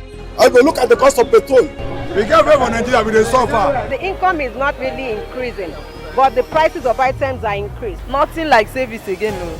You only pray for that money to reach you that month. There's a lot of high pressure, a lot of stress. There's a lot of high targets to be met. I was quite strict. In my mind, I said, looking for my hand, my picking go spoil.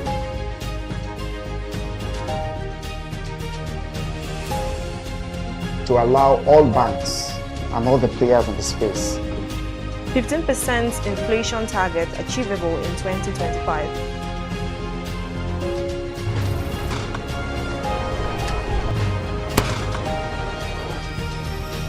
The command and vision philosophy of both the Chief of Defense Staff, the Chief of Army Staff, and indeed all the service chiefs.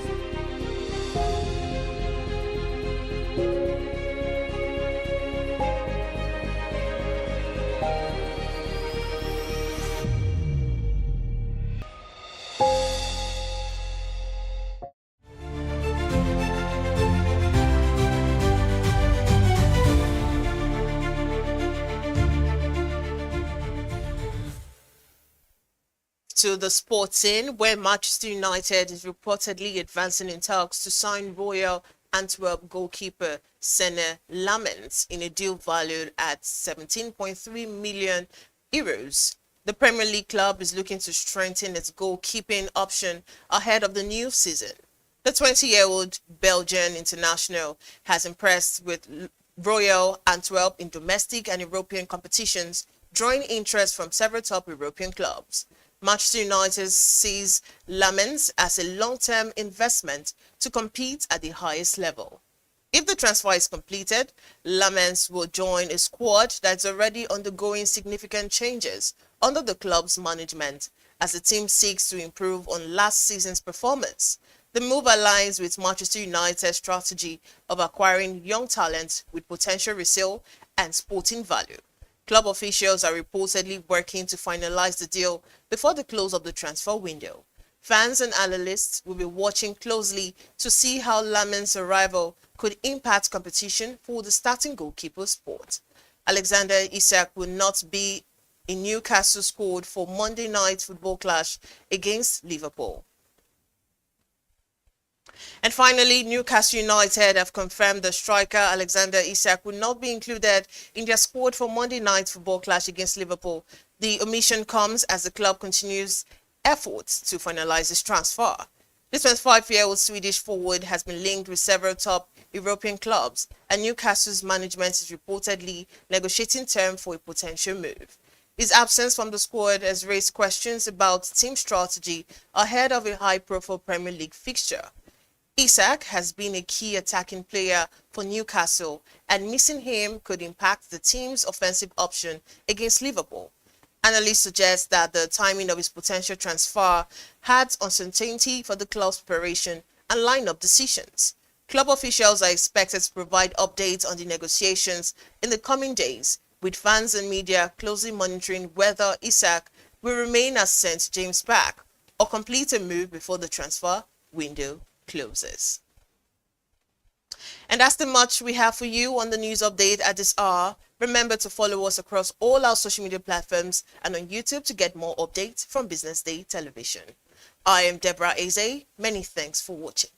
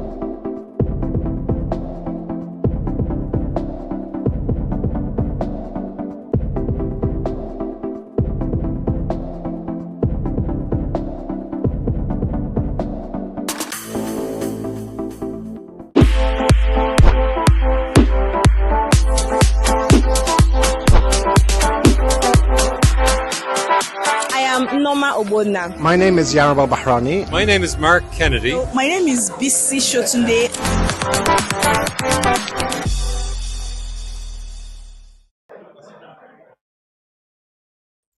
Well, as we proceed today, I'd like to please make welcome for the welcome address this morning. the publisher of Business Day, Mr. Frank Aigbogun, as he comes up for the welcome address. Please do that very powerfully with a powerful round of applause. Thank you very much.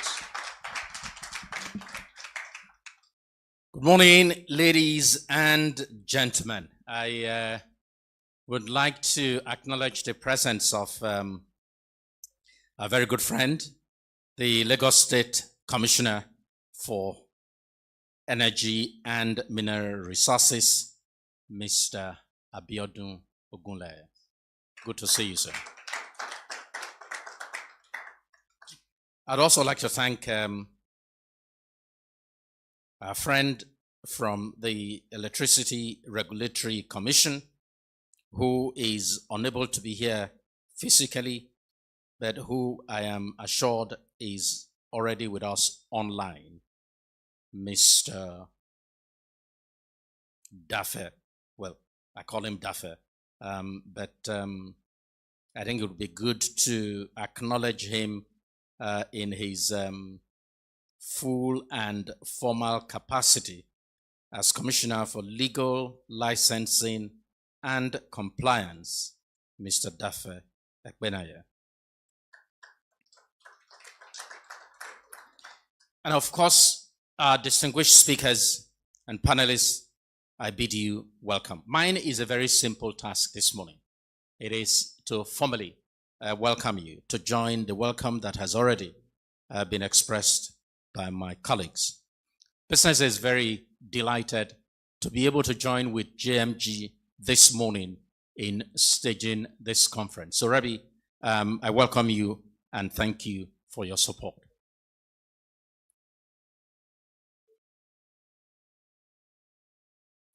You know, sometimes you think about power and you are almost tempted to believe that we're just moving around in circles. I was at a meeting in Lagos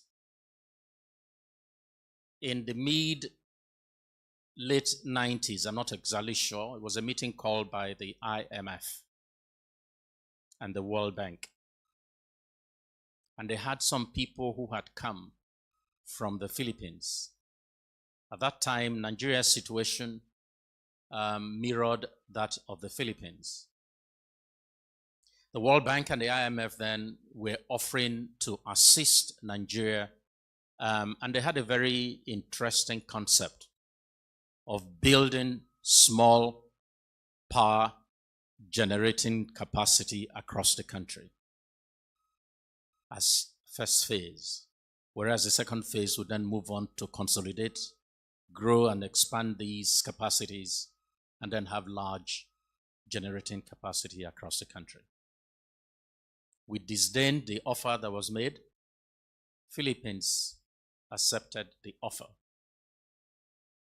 And it's 9-10 years since Philippines has been able to offer regular, affordable power to its people. In Nigeria, capacity, at least capacity delivered to the grid, is essentially where it has been for the last 10 years. Forget the noise we make about how we increase something here and increase something there. So there is something basically happening. There is something that is hindering us from making the progress that you and I desire in Nigeria. And in my view, it's policy. Policy, policy, policy.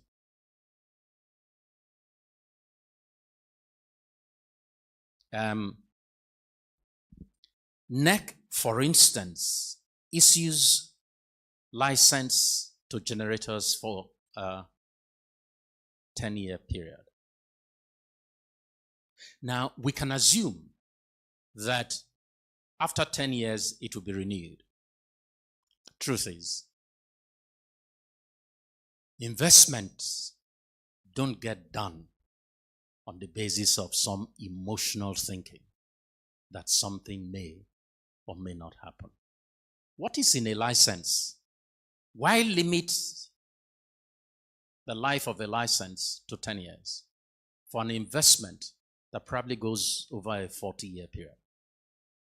So if we know it's going to be a 40-year, as just average life, why not give a 40-year license? Or why even tenure the license in the first place? It is part of our Nigerian way of control, of setting up roadblocks to ensure control. It is certainly not to incentivize investment, because that is a wrong way of persuading an investor who's already wearied either to make a new investment or to expand an existing investment. So for me, problem is policy.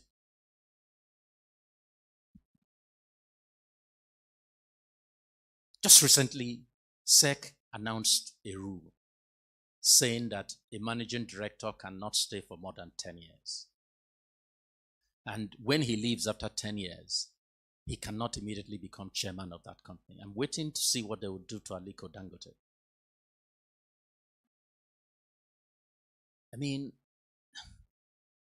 what's the business of SEC? What do you think is behind it?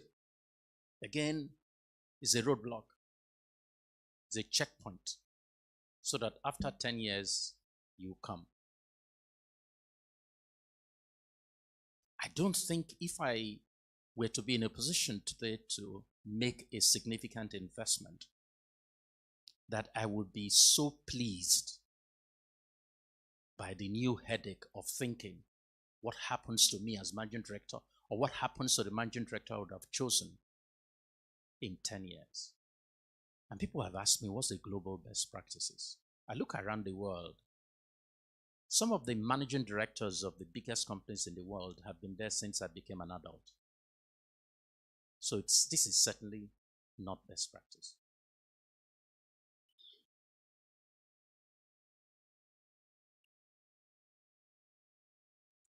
We have a tariff system today that I continue to ask myself, for whom or for whose interest is this tariff system?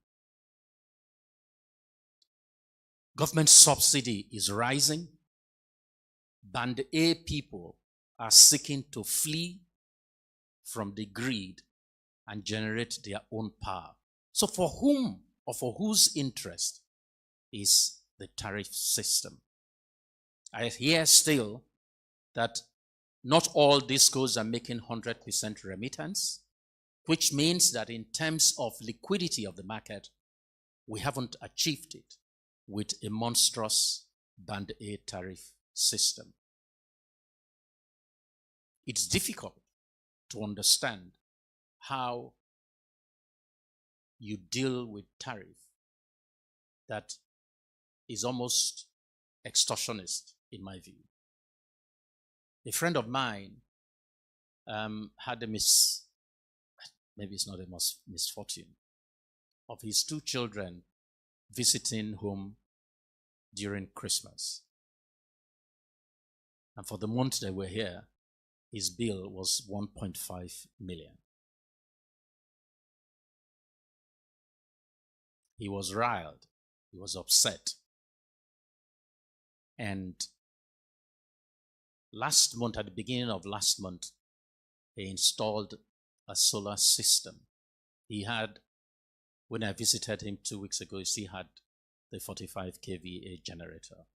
But he has a system now that is able to give him power even without the sun for 3.5 days. And he said to me, when I visited, Frank, I'm off the grid.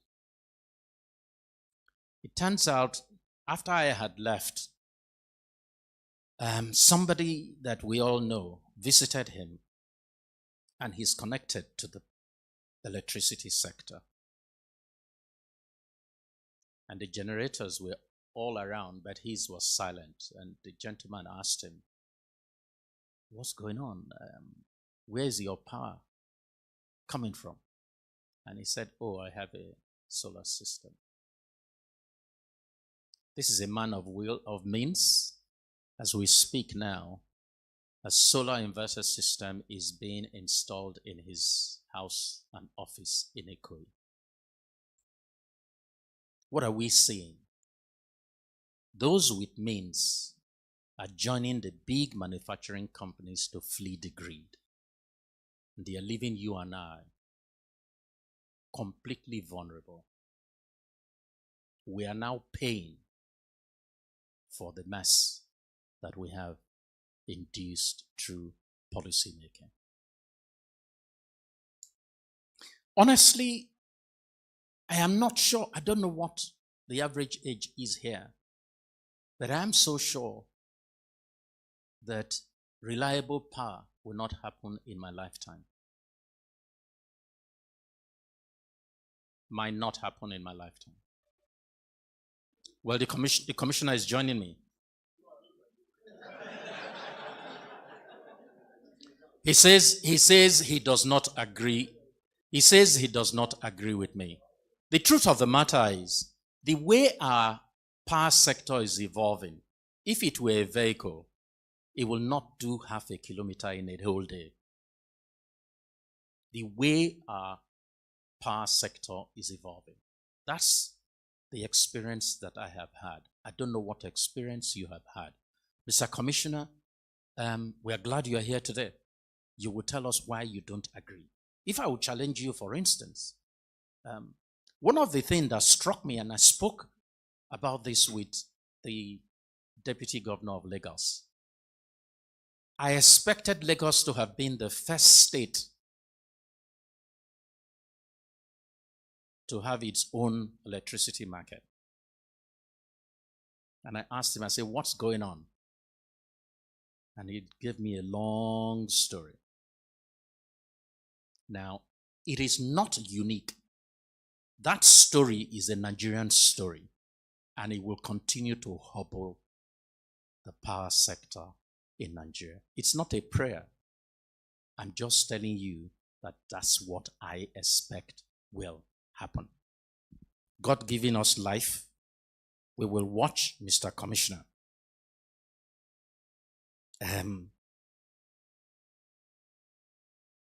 I just believe that Lagos is so endowed. It has the market, people who can pay. I expected that in a year of Lagos establishing an electricity market, we will see a true impact. I don't know whether it's a year yet, but I don't imagine we're going to see a true impact in a year. The commissioner will tell us more. If you ask generator sellers today what they think, I'm not sure they see the end to their business. If they don't see the end to their business, so what are we talking about? Are we dreaming? More and more generators are being imported. In fact, there are new businesses, there are new people who are setting up businesses today to import and sell generators. And you tell me that they are out of business in a year or two? Not sure. In 2014, there were 20 live power projects in Nigeria. They've all disappeared. Why? 20. Now, power project is not like buying a bicycle. It takes a lot of courage, and where you find the courage, you have to find some crazy people who are willing to put the money down.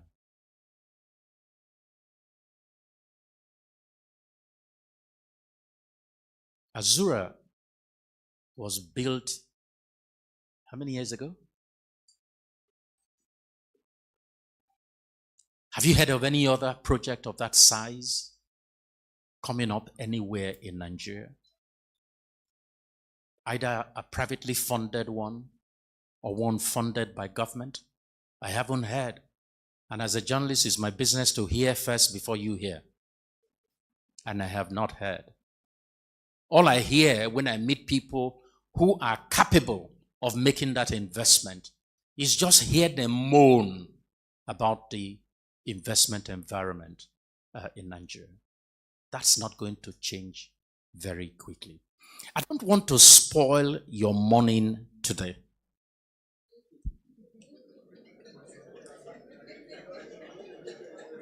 I have a business that I do as a journalist, and that makes me exceptionally cynical. Because I have found that in Nigeria that even conventional wisdom can be wrong in Nigeria sometimes. So I learn to be cynical. Even when you show me a dead corpse, I will ask you, where is the doctor's certificate? How did the corpse die? Are you sure he's really dead? How are you sure? That's what I do every day. So I may not have the opportunity to ask a question after the commissioner has spoken, but I'm sure that there are many of you that would have the opportunity. And I hope that this morning I have stirred your imagination to challenge the assumptions that the commissioner might make, whether it's Mr. Gunle or, of course, Dafe, when it's his time to speak. Once I asked Dafe, when someone complained to me that they have excess capacity in their company and they would like to sell some, and he wanted a license. And I asked Dafe, why shouldn't you give such a person a license in 24 hours? Tell me why. If you give me license for power and I don't produce, what does it mean? Just another one of those dead things. But there might be a chance that I will actually have that power available and be able to distribute it. Why should it take months, sometimes years, to get a license for something that you need so urgently? Ladies and gentlemen, we're here because Rabbi invested in getting us together this morning. Let me get out of the way so that the conversation can start. Thank you very much.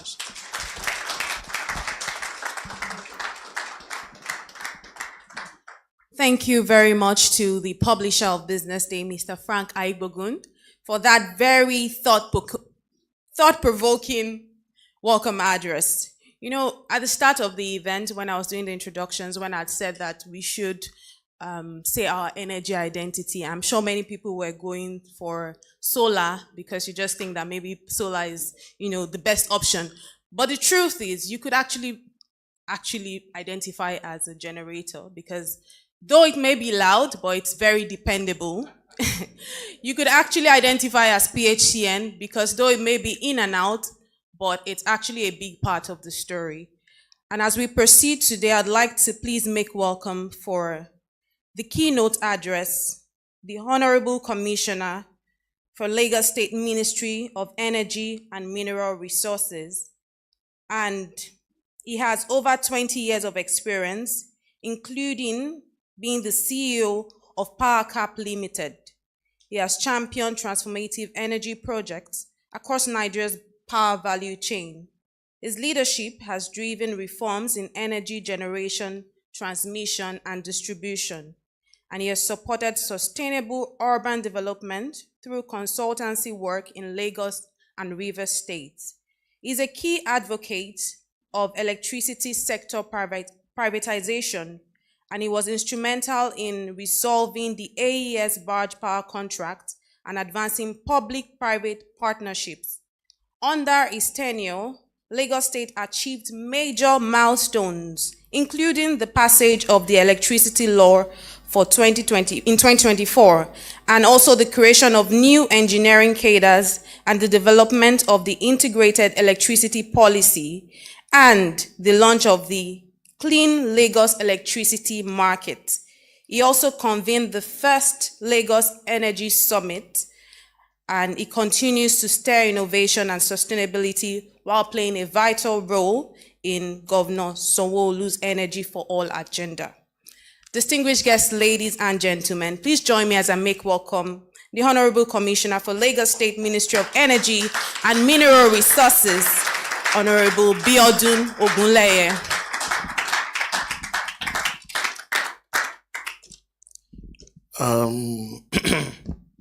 When a great journalist has spoken before you and has set the stage for you, you know you are in for a great time.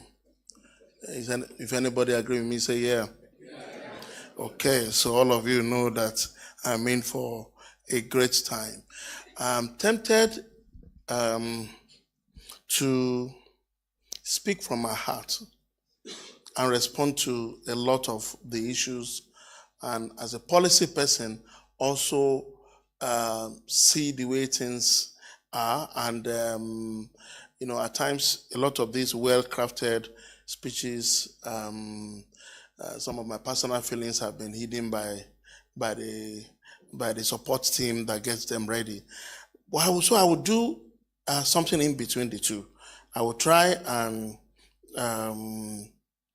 respond to a lot of things, and I will also try and make sure that I don't disappoint my team, given this 4-page literature that is expected of me to speak to. So, by way of protocol, publisher, we are delighted for your courage and your leadership in your business. And I must say that the first time I was invited, we were not able to make it. I was not particularly very happy, but we're here today. And you have given me 15 minutes. Expect that we'll spend about 30 minutes of very useful time. Expect it. And if at any point I'm becoming boring, you can show me the door. But I can assure you that you will not find 1 minute boring. Commissioner Daffy, if you're hearing me, I'm delighted to always be around you because you're a man that speaks the truth always. And no matter how difficult it is, you stand by the law, and you are such a great gentleman. My brother in the trenches, Chijoke, I don't know if you are also hearing us. We look forward to your conversation. Kolako, welcome on board, bro. I have nothing to say to you yet. My first contact with Mr. Okeke, we disagreed because he doesn't understand some of the things I'm saying. And I will still say some of those things now. And I believe by now he has gotten used to some of those things. And people are now seeing possibilities in some of the things we are saying then. So you forgive me if I say things that you are not particularly comfortable with. One of my most dependable and unusual friend is son, Barrister Eson. Is not here, but I'm sure either he's watching us or he's going to get a feedback. I always count on his free legal support and all that. He's such a brilliant lawyer, and may God continue to bless him. I'm not sure I've met Dolu before. Okay, so we're meeting for the first time. I'm a very unusual man, but forgive me if I'm calling you by your first name at the first encounter. MS, the partner, Olaniwa Ajayi, MS Odeyinde, I guess you are here. And then, Rabbi, thank you very much for putting this together as you have been told. And as a strange guy that I need to let you guys know, he likes to hide himself always. He's also the MD of New Hampshire. He's been my friend in the trenches. The last 8 years, I think, thereabout, we've had to work together. Some of us have been around for about 30 years, insisting that it's the private sector that can make power happen in Nigeria. Some of us are one of those people that inside, that NEPA office, and we have to go and explain to unions. We have been employed by BP to come and explain to union. And those guys, only God knows where they got this special brand of rotten eggs. It's one baptism into hardcore consultancy that I will never forget. All right. Okay. So, it's an easy one now. He's been able to help us coordinate the states. And we have all the conversation about the state intervention, NGF and all that. Thank you very much. You're not barrister now. Mr. Odion, thank you very much. MD Savannah Energy, Mr. Pade Drotoye. Thank you very much. Chineye, thank you very much. I don't want to say what I will call you here, but don't worry. Thank you, thank you, thank you. And the country manager, Empower New Energy, Mr. Robo Igbo, thank you very much. Good morning. I bring you warm greetings from Mr. Selebu, my governor, His Excellency, who luckily tomorrow is his birthday. Mr. Babajide Oluchola Aduragbemi Sanwo-Olu, our great leader who has an unwavering vision for energy security and inclusive growth, and who will continue to shape bold policy shifts in our state and inspire broader national conversations. It is both an honor, and I want you to get this very clearly, and a great responsibility to deliver this keynote. And why is it a responsibility? We're at a point where if we don't get this shift right, things might just go ballistic on all of us. And if we get it right, all of us can somewhere down the line clap for ourselves and be saying 4 or 5 years down the line we did it together. This is the moment Nigeria has dreamt of several years down the line. The first attempt at introducing private capital into the sector was what they call the RCM projects. It failed. It failed simply because some few gentlemen believed that, give us this same level of capital, give us these Igbo people to work with us directly, will do better than these Nigerians that you have brought in. I was the captain of the RCM players then. So they kicked us out of the system. And President Obasanjo gave them everything they wanted. Unfortunately, they even gave me a wrong list of what they require. And he brought transformer and cables, all the things that are easily sellable. And at the end of the day, the improvement, you know the balance of the story. Don't let me. So we move away from there. We are going to privatize. We are not going to privatize. Somebody decided to turn the dial completely. No privatization in this regime. The minister that did it is still alive today. Whether I can stand like this and talk to an audience like this, I wish him the best of luck. So I'm going to encourage everyone.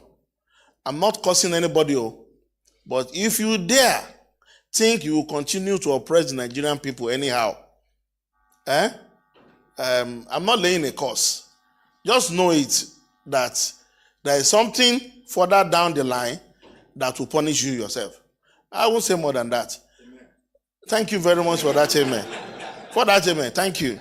Now, the next attempt, privatization was done, and we also didn't get it right. And permit me to say, if we got it right, we'll have gotten results. We'll not be here today.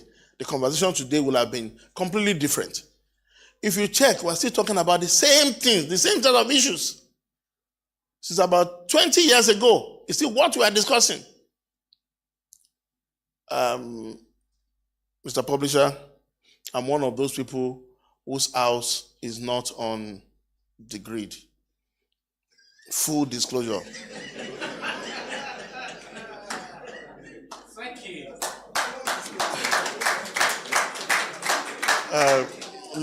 Mr. Publisher, let me also announce to you that I was already moving into full retirement. Full, not partial retirement, because the sector has frustrated my brain. I've moved from investment banking. I thought the best thing to do is to contribute my own whatever to the power sector.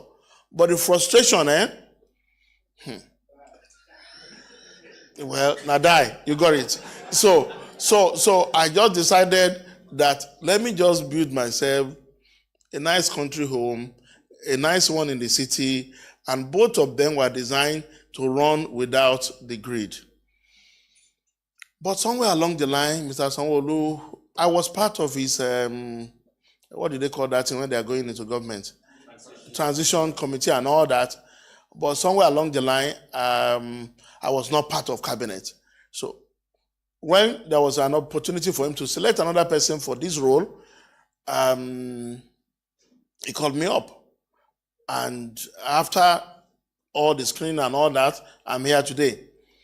So, in all honesty, I didn't have a work plan that I prepared for many years, that even when I become commissioner or minister, this is what we'll do. No, I don't have it.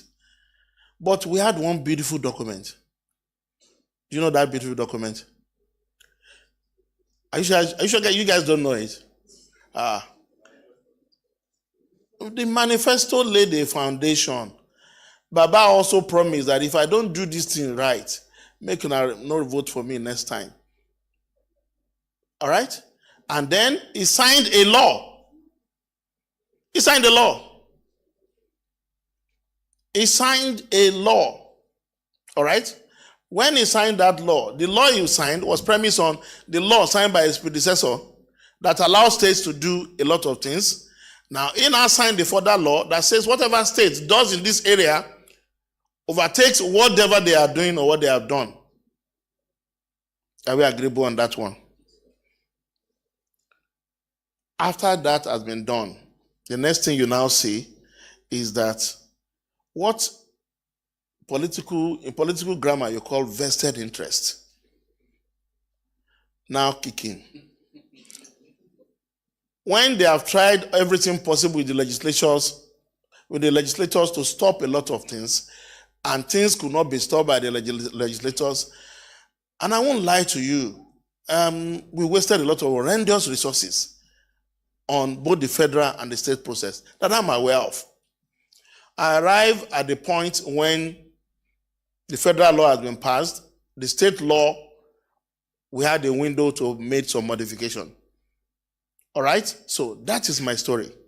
So from that point upward, let me come back to the test you have given us.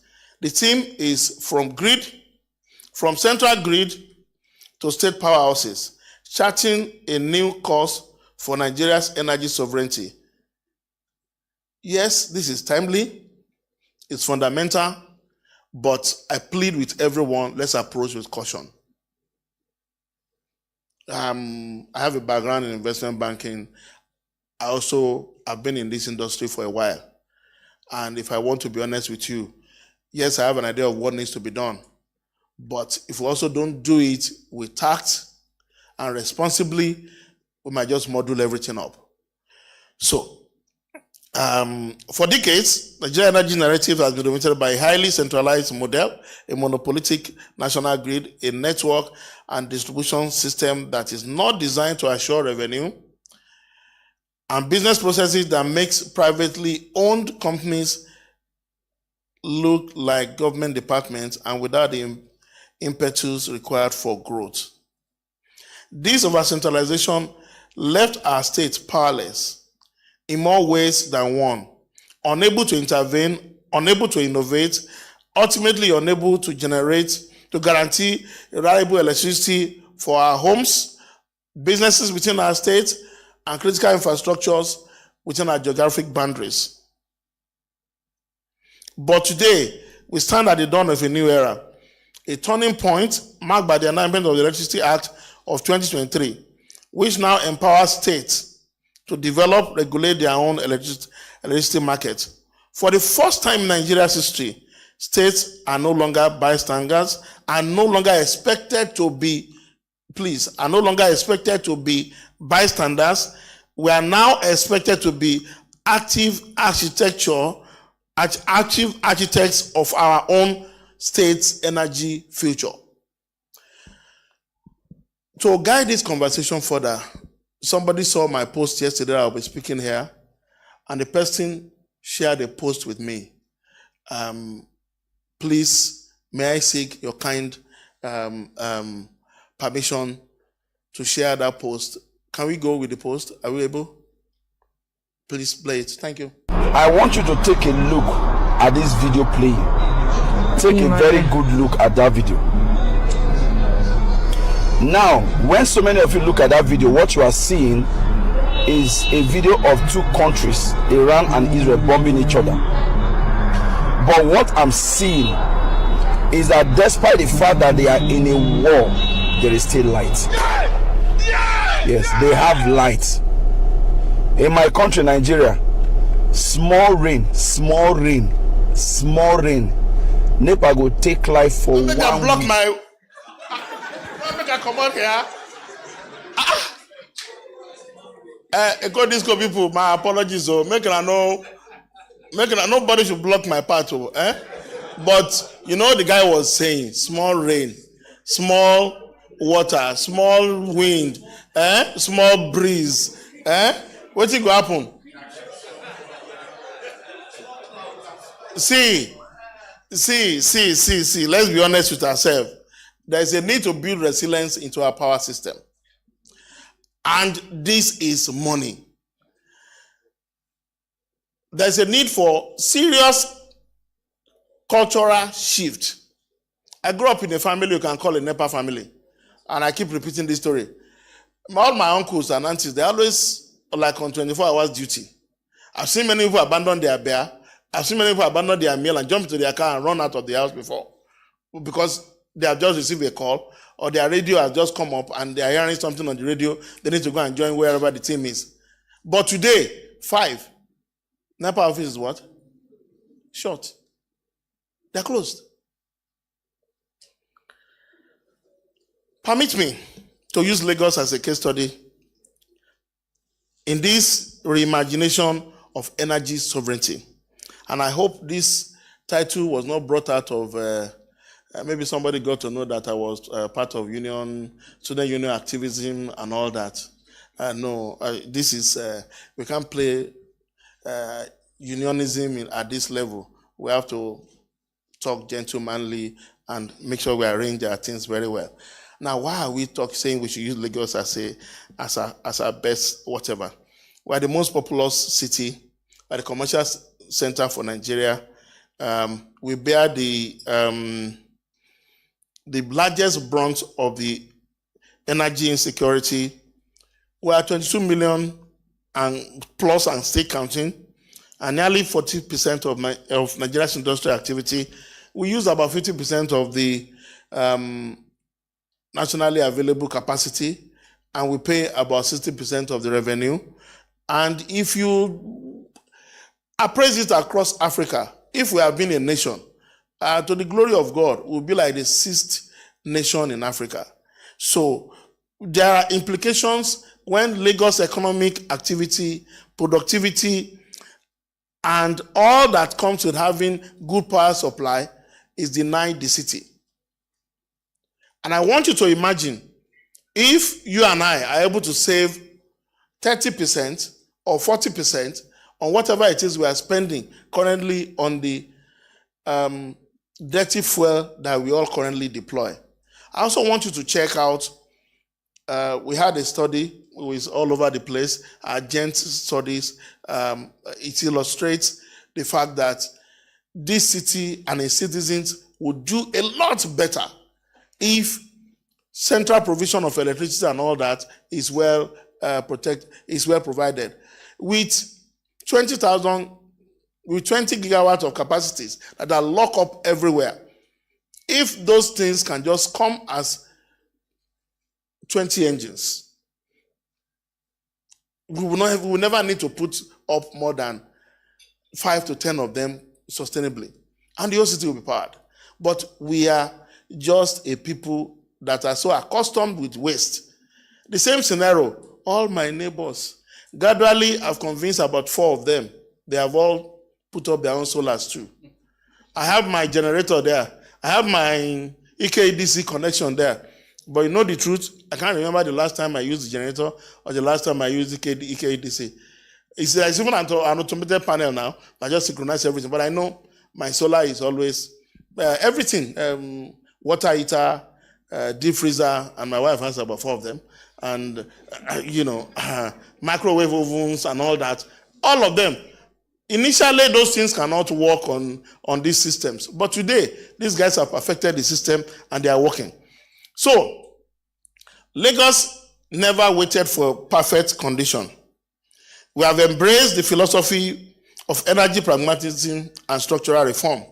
In December 2024, Governor Sanwo-Olu signed into law the Lagos Electricity Law, a landmark legislation that establishes, among others, the Regulatory Commission, the Electrification Agency, and the Lagos State Independent System Operator to facilitate grid management and power flow for intrastate networks. We are working relentlessly to ensure that we create a clean Lagos electricity market that allows Lagos to attract investment into generation, transmission, and distribution from both renewable and gas-based sources under a state-regulated market structure. The goal is clear: to create a resilient, decentralized, investor-friendly electricity market that guarantees reliable, affordable power for all Nigerians. Why is this a national imperative? Yes, Lagos has been the early mover. Yes, Lagos has said a lot of things. When we said before that 100% metering is possible, they told us that it's not possible. Now we are hearing that we all do 100% metering. Please clap your hand for Lagos. Clap your hand for us, whether you like it or not. I will locate your house, so you will not get meter. If you like, don't clap for me. When the meters are coming, I will geolocate your house and I will ensure you don't get meter. 100% metering is possible, and we can do it in our lifetime. Once people are assured of the source of their revenue and they have line of sight to the revenue that we're talking about, more investment will flow in. Whatever it is that the discos are doing today as revenue, if it's properly enhanced and if they're also properly empowered, we project that you will see between 3 and 4 times that value coming on the market within the next 2 years. And it's a very simple analogy, and I can defend it at any point in time. So, one shoe will not fit all. States differ in energy needs, resources, and capacity. A decentralized model allows each state to optimize its strength, be it hydro in Niger, solar in Katsina, or gas in Delta. It supports innovation. Localized regulation and competition will foster creative energy solutions, mini-grids, smart metering, captive power, and DERs, all tailored to the unique realities of the state. It will also enable us to build resilience. A decentralized architecture will insulate the nation from system-wide blackouts and over-reliance on a fragile national grid. By the way, we are meeting with TCN. We are trying to ensure that not just the backbone is strong, but also we have enough capacity to ensure that what is required by our wires business is not obstructed, there are no issues. As government, that is our own responsibility. We'll take care of that one. Let the discos or the disco owner ensure that our people that want to pay, have meter, have the supply they need at every point in time. You face your business. Let us face our own business. If you want to clap for me, please clap for me now. Thank you very much. I love to hear the clap. And lastly, a decentralized system is a national imperative because it will also help us to attract capital. Investors are more likely to deploy funds where rules are clear, enforcement is local, and returns are measurable. Decentralized energy systems properly regulated are inherently more bankable. And I can tell you more about that one. I spent 20 years in investment banking, and I have a nice record with, I only have one bad transaction. And it makes me cry anytime I remember my bad transaction. Okay, so what do we need to do to ensure this energy sovereignty becomes a thing that we all experience? It's not merely a devolution of power generation and distribution, but it's about control, accountability, inclusion, security, and open access. to all. Very difficult pill for people to swallow, particularly that last one, open access. My apologies. But if we must do it, let's do it the way they always do it, so that it will also be well with us. Where is my lady that was trying to speak Yoruba at that time? If I say this one in Yoruba now, they may think I'm consulting if I hear. But what I've said simply is that let's do it the way it's ordained in other good markets, so that this will also work out well for us. So, for us to have true sovereignty, what needs to happen? Number one, you give local communities and states a say in how energy is generated, priced, and distributed. We design systems that reflect local realities, and not bureaucratic abstractions. We build capacity in subnational institutions to regulate, plan, and innovate independently. We prioritize energy access for all, especially for the poor, the peri-urban dwellers, the small and medium scale businesses, and the informal sector. It also means aligning our energy system with broader goals: decarbonization, job creation, industrial growth, and climate resilience. But I must warn of the possible disruptions of these initiatives. It will be very disruptive.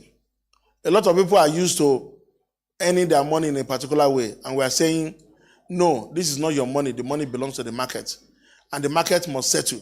A lot of people are used to waiting for subsidy to come before accounts can be balanced. We are saying, no, accounts must be balanced periodically. So, initially, we were tagged as enemies of the state, enemies of the discourse, but now we have started talking. People are understanding what we are saying, and I believe by the time we are able to enter this marriage very well and they understand what it is that we are talking about, that impossibility that you are thinking, you will tell me that it looks as if we are making progress faster than you envisage. And I believe so. And I believe in your lifetime, sir. We will gather to celebrate in this city. 50% of the city have not experienced any blackout. In first celebration will be in 100 days. 50% of the city. Yes. Yes. Why don't you have faith? Why don't you have faith? No, we are not going to be off grid. No, we are not going to be off grid. Okay, you want me to tell you the trick? Once the discos agree, they will agree. They will agree. They will agree. Sir, they will agree. I thought people would chorus with me. Amen. They will agree. Please, not only pray for me. You know what? You know I'm a union man. The day they say they don't agree, I'll go on national telly and say we will switch off our power between this hour and hour so that they will know that we have power. Just cooperate with us. Once, it has happened before in other countries. Once we switch off for 1 hour, nobody is consuming their supply for 1 hour. They will listen to us. It is not a very tough something. We have so many substations with enough spaces where we can put a lot of assets that will generate directly into embedded networks. There are two different issues. Cost will deal with cost. Lagos is already pursuing from federal government what we call a Lagos gas allocation. If we get Lagos gas allocation, we are targeting about 50% of the 9 naira that is currently available with our seller. If I get 9 naira reduction in your current cost of gas, it means your pricing of 200 is down to about 140, my absolute maximum 150. Where are they going to get the gas to give You leave that one. Sir, when you employ people, you don't do the work for them. You have employed us. And we have not been able to have a good sleep. And I'm not joking. I came from Cape Town. This is the next major schedule. I'm leaving here for another schedule. Tomorrow morning is finance people. The whole of tomorrow is finance people. Next tomorrow is TCL. So, listen, we are working around the clock to see this possibility possible. It is not impossible that we experience. My house is on 24/7 supply. My mother-in-law is there. She doesn't know about NEPA again. I'm sorry. Okay. But it is the truth. All the fridge and freezers. I can't remember the last time we have had to do you have that experience? I mean, we have to go and throw away all these things. So, they have over. You know what I'm talking about. So there's zero wastage. So it's going to happen. And I know the discos also want more money, but they want to be assured that they are not going to wake up and find out that they cannot pay their bank loan, they cannot meet up with their lifestyle, they cannot do this, whatever. No problem. See, in this business, I'm sorry, but there's something that is called the assets that you need to operate your business. For as long as what you are recovering is within that asset, they should count me in and behind them. Because tomorrow morning, or I could even have been them. And there's something about, what do they call it? What goes around comes around. So I won't do anything bad to another person because, so they must recover their money, they must make profit. But the issue is this, we need more money to come in. And the people that will bring additional money will not invest if they can't see how they will get their money. So, and all of us must just agree, okay, this man wants to see if he contributes this, he wants to see what the contribution is making, and he wants to get his money out. He doesn't want to come and queue with you and wait for you to pay him. Simple. It's not a complicated order. They will agree. God will breathe on them. And all of you who are friends too, who are also looking forward to that day, you also pray for them and work with us to make sure that that is possible. So the challenges on the road ahead: regulatory overlap, coordination gaps, the urgent need to build technical capacity in the state, financing, especially for states with less fiscal headroom than Lagos. Yes, there will be inertias. People will think my interest, their interest, this one, that one, or that one will come. There will be the fear of the unknown, particularly issues around competitive markets, clearing markets, protected market revenue, and cash flow plans disruptions. These are things they are not used to before. But challenges are nothing but roadblocks. They are nothing but roadblocks. And we are of the firm opinion that they are on account of bad designs, and design problems are resolvable based on our mindset. And so they are going to be solvable. They are not issues that we cannot resolve. And for this reason, Lagos is advocating that instead of blockages to making progress on the two laws I've identified to you, all the parties should come together to execution. Parties should set up joint execution committees that focus on predetermined areas. How do we make sure everybody has meters? Not only anyhow meters that are readable. How do we make sure that market revenue, not any market participant can grab market revenue and start telling the other party's story? The generators must get their money. Not once they don't get their money, there will be problems. And we must respect credit cycle. And then regulatory protocol between the states, among the states, we also need to expect that. There's already a commissioners forum, but that should actually become a national sub-electricity regulators platform. So we are calling for action. We are saying this is what we must do. We must engage, we must converse, we must put boots on the field to get the provisions of the law properly arranged to ensure least impact on all market participants, because that's where the problem is. We have enough, in terms of policy, I think the nation has not had it better than what we have today, or at least in Lagos and most of the states that have their own laws. But me, I don't know how to talk political English. We're having resistance. Let me just put the English like that.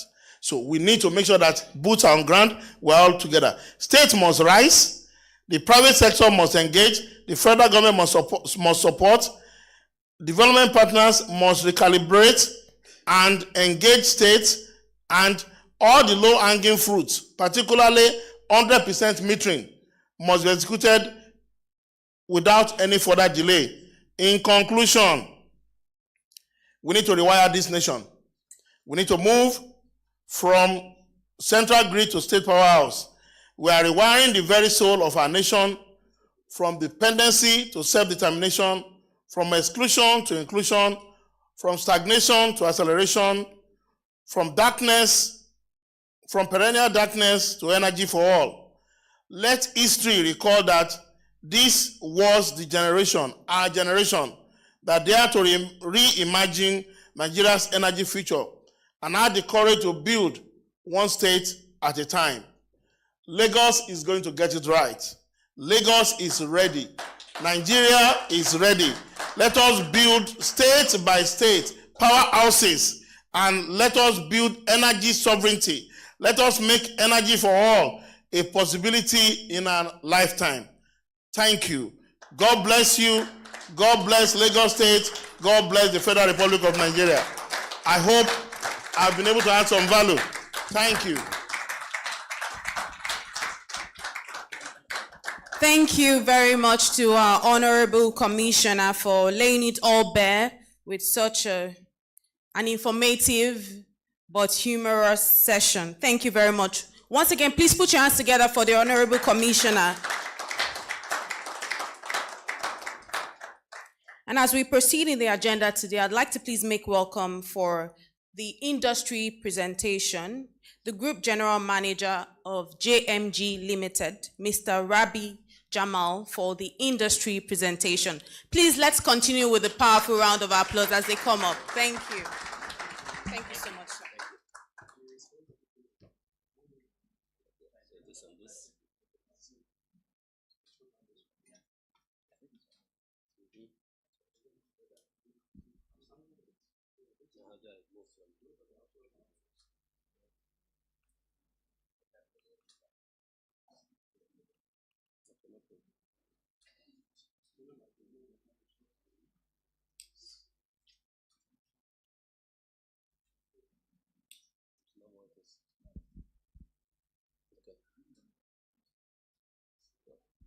Good morning, ladies and gentlemen.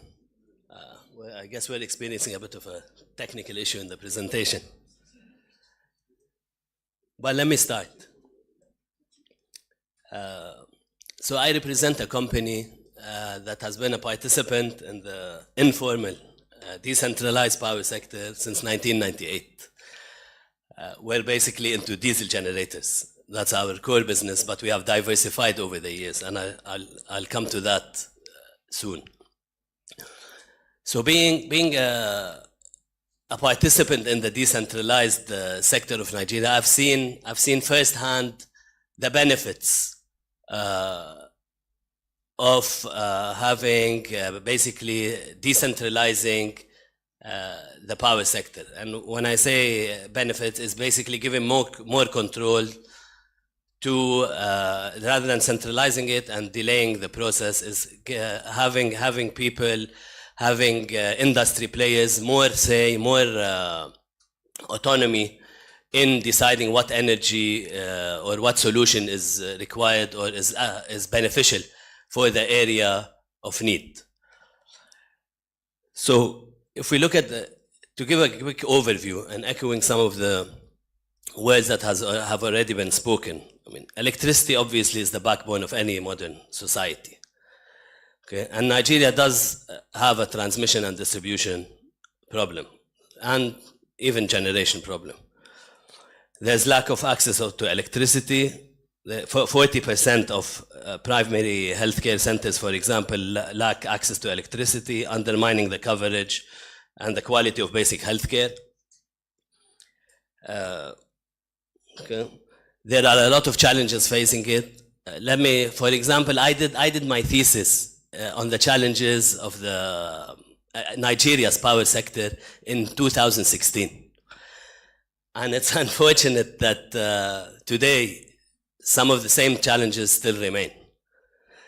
Just to recap a bit of these challenges. We have inadequate power generation capacity. We have operational challenges in distribution. We have transmission and distribution bottlenecks and transmission and distribution losses. There's suboptimal pricing and subsidies, regulatory uncertainties, high level of vandalization, which we do not speak enough of, revenue collection bottlenecks, grid instability, and aging infrastructure.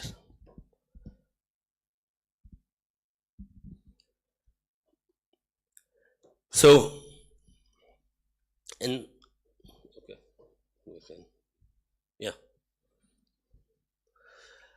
So in 2023, His Excellency the President signed the Electricity Act 2023. This empowers state governments to participate in areas of transmission, distribution, generation, giving them more autonomy in deciding on the, let's say, the system that better suits their territory. It holds a promise of more reliability, efficiency, sustainability, okay, if, of course, there is will. And this is the major question. Again, I said I'm a big believer in decentralization, okay, because we've been participating in the decentralized power sector through the equipment that we sell. So what are some of the benefits? Increased energy access with the development, because the decentralization enables the development of mini grids, microgrids, which reduce the reliance on diesel generators. It improves reliability. It provides backup power during grid outages. Okay? And decentralization can also minimize transmission and distribution losses. It holds greater autonomy for the states, also allows them to attract developers, encourage partnerships with the private sector. It encourages competition, which is very important. Decentralization can foster competition among players, potentially reducing the cost of energy to the consumer. It also helps in diversification of energy sources, which brings me to my next topic of conversation. So it enables the states to determine and to integrate gas and renewable energy into their power mix.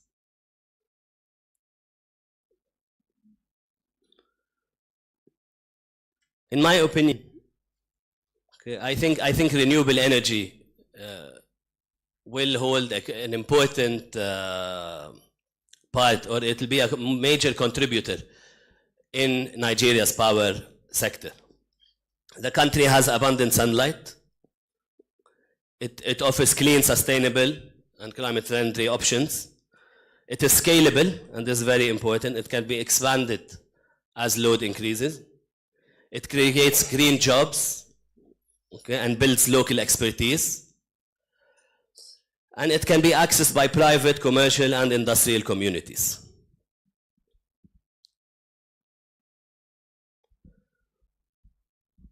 Of course, I need to do a bit of marketing for what we do. So, again, our solutions, we have offered a range of solutions that help build solutions, improve reliability, improve effectiveness of power systems. We are into conventional power, gas and diesel, But more importantly, we've made strides in renewable energy. While our company has been known to be a major player in conventional power since 1998, over the past 2 years, we've put most of our focus into expanding our renewable energy capacity.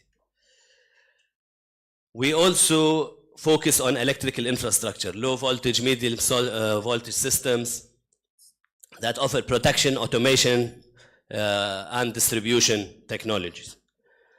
We offer air compressors for power plants that help operate the pneumatic systems and help start up power plants. We're basically a full EPC company offering engineering, procurement, and construction, but we also offer energy as a service in the form of power purchase agreements and lease to own agreements. Our vision is to become the top provider of electromechanical solution, offered unrivaled safety, comfort, and energy efficiency in places where people work and live.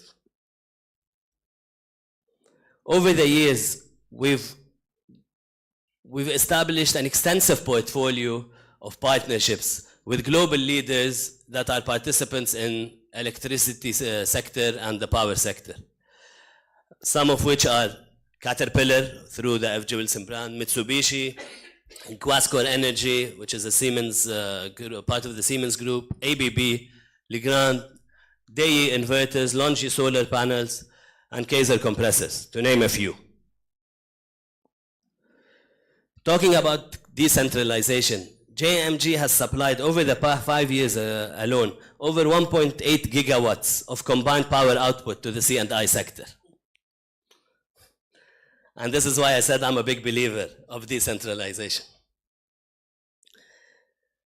We support the power needs of over 2,000 plus customers every year, new customers every year, with different capacities. We have a workforce of over 1,000 staff around the country, and we have a national presence.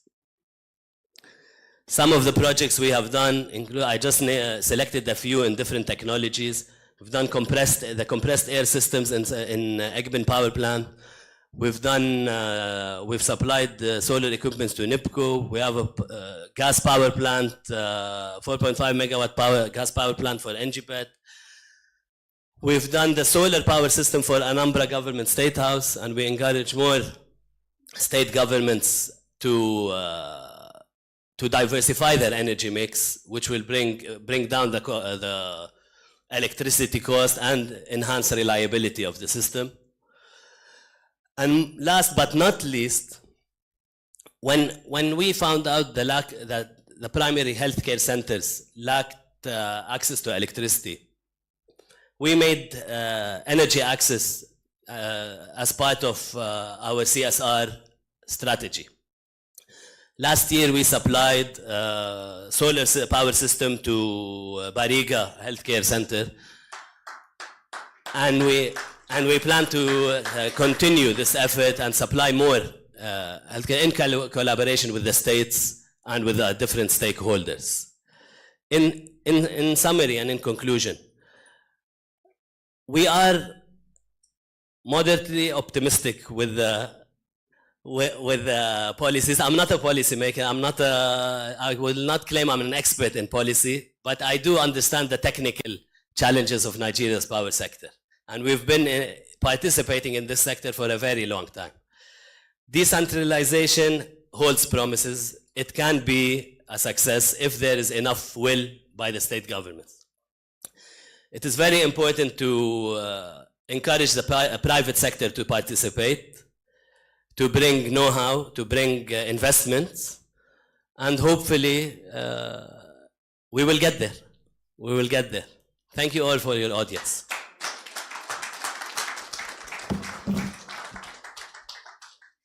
Thank you so very much.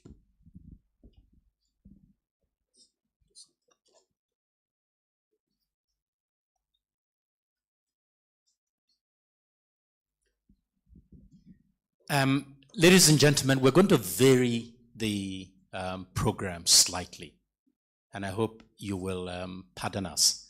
We would like to open up maybe for 10 minutes, an opportunity for us to ask the Honorable Commissioner questions before he leaves us, given that he is the topmost policy person with us this morning. So without wasting any time, we will permit 3-4 questions to the Honorable Commissioner, Lagos State Commissioner for Energy and Mineral Resources, so that we can at least have some more understanding, not of what we have seen, but what we should hope to see. Thank you. My name is Catherine Ashenuga Farah. I'm a director with Crest Green Energy. I'm also the founder, CEO of a company called Trenco Power Limited. We are an EPC company in the transmission space. My question is directed to the Honorable Commissioner, and thank you very much for a very engaging opening address, and also with the Commissioner's remarks. It was extremely engaging. The question that I have to ask is sort of related to what you said about generation licenses. So we are on the cusp of setting up a renewable energy project, but in the rural community. So it's sort of an impact investment. Obviously, we would need a license to generate because we're looking at a renewable source of energy. So my question is, how long will that process take? If I go to the Lagos State Electricity Board and I want to set up a power plant using either wind or solar, how long will it take for my company to get a license? Thank you very much. Thank you. Yes. How long will it take if they were to approach the Lagos State Electricity Board for a license to generate power? Yes, please. Yeah, my name is Victoria from Nesco, Nigeria. Okay, so I want to ask, about hydropower in why can't we make it of our shoreline, especially the Ibejuleki shoreline? Why can't we, especially the wind? Why can't we just make use of it and diversify to hydropower? Thank you. Why can't we leverage wind on the coastline? Our gentleman there, and then we'll come to you, sir. So after those 4 questions, Commissioner would answer. And if we have any more time, please go on. All right, thank you so much. My name is Wisdom Chap Jumbo, and I'm the host of the Energy Outlook TV show. My question to the Honorable Commissioner, number 1, he said 50% of Lagos Center or Lagos now have power, and we would like to know, maybe you throw more light on that, and maybe what has been done differently over the years, maybe to achieve that at this moment. Secondly, there's a role of artificial intelligence that we seem not to be talking a lot about. I don't know if the Honorable Commissioner has insights on probably what can AI do for us, especially in Lagos, our discos, and how we can achieve maybe more efficient, power flow or power supply. And lastly, and just to wrap up the question, our policy market or the policy that has been set up in Lagos State. Now, when do we hope to achieve full implementation of the policy in Lagos State? Thank you. Yeah. Thank you. Good afternoon, everybody. My name is Jide Pratt. I wear, let me say, 2 hats. Iona, I make solar lights, and then Trade Grid is an energy platform. My question is simple. How do we find that nexus between willingness to pay and the ability to pay in terms of energy for power? Willingness to pay and ability to pay, Honorable Commissioner. Thank you very much. Wow, I didn't know that you guys are listening so much. Okay, thank you very much. Let me start with the last one. Willingness to pay and ability to pay. There are plenty of studies that have been done on both willingness to pay and ability to pay. Even on our toll plazas and all that, we did all that. On this journey, we did that. But we ask ourselves, how real is this study? I like to ask questions a lot. Then I realized that, number one, let me go through my sample population and the people that conducted the study. We are conducting the study mostly in urban, peri-urban locations. And I say to myself, does that say anything to me? And for me, it's more of the people that we think are not able to pay. But I know of people that live in mansions as an SCM operator that live in mansions and they don't want to pay. I hope you understand what I'm saying. So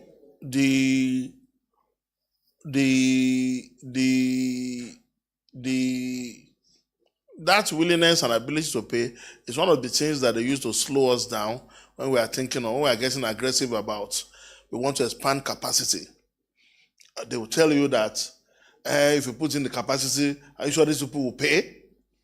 Okay, I have a simple solution. If you consume up to 100 kilowatts of power, the tariff is 2 naira. If you go to 1,000, you already have capacity. So your tariff flies to 200. If you go to 1,500, your tariff is at 250. Everybody will respect themselves. Everybody will respect themselves. So the story of just make sure they have meters. If they don't have meters, there will be issues. But once they have meters, and you can graduate your tariff planning or something, you will solve the problem. I thank you very much for that question. Now, policy documents are live documents. They do not, if you set me a deadline as to when they will be, you can only set me a deadline as to when the policy in that area will be in place. After we have put the policy in place, it becomes an operating document. We cannot control the life of citizens and the life of operators to ensure that they do it right. But there's a regulator who also has the mandate to punish people, to ensure that people behave appropriately. So forgive me if I would disappoint you by not being able to set exact time frame for, but what I think you want to ask will be most of these initiatives that people are not used to. What is the lifetime, or when do we expect that a lot of this will go live?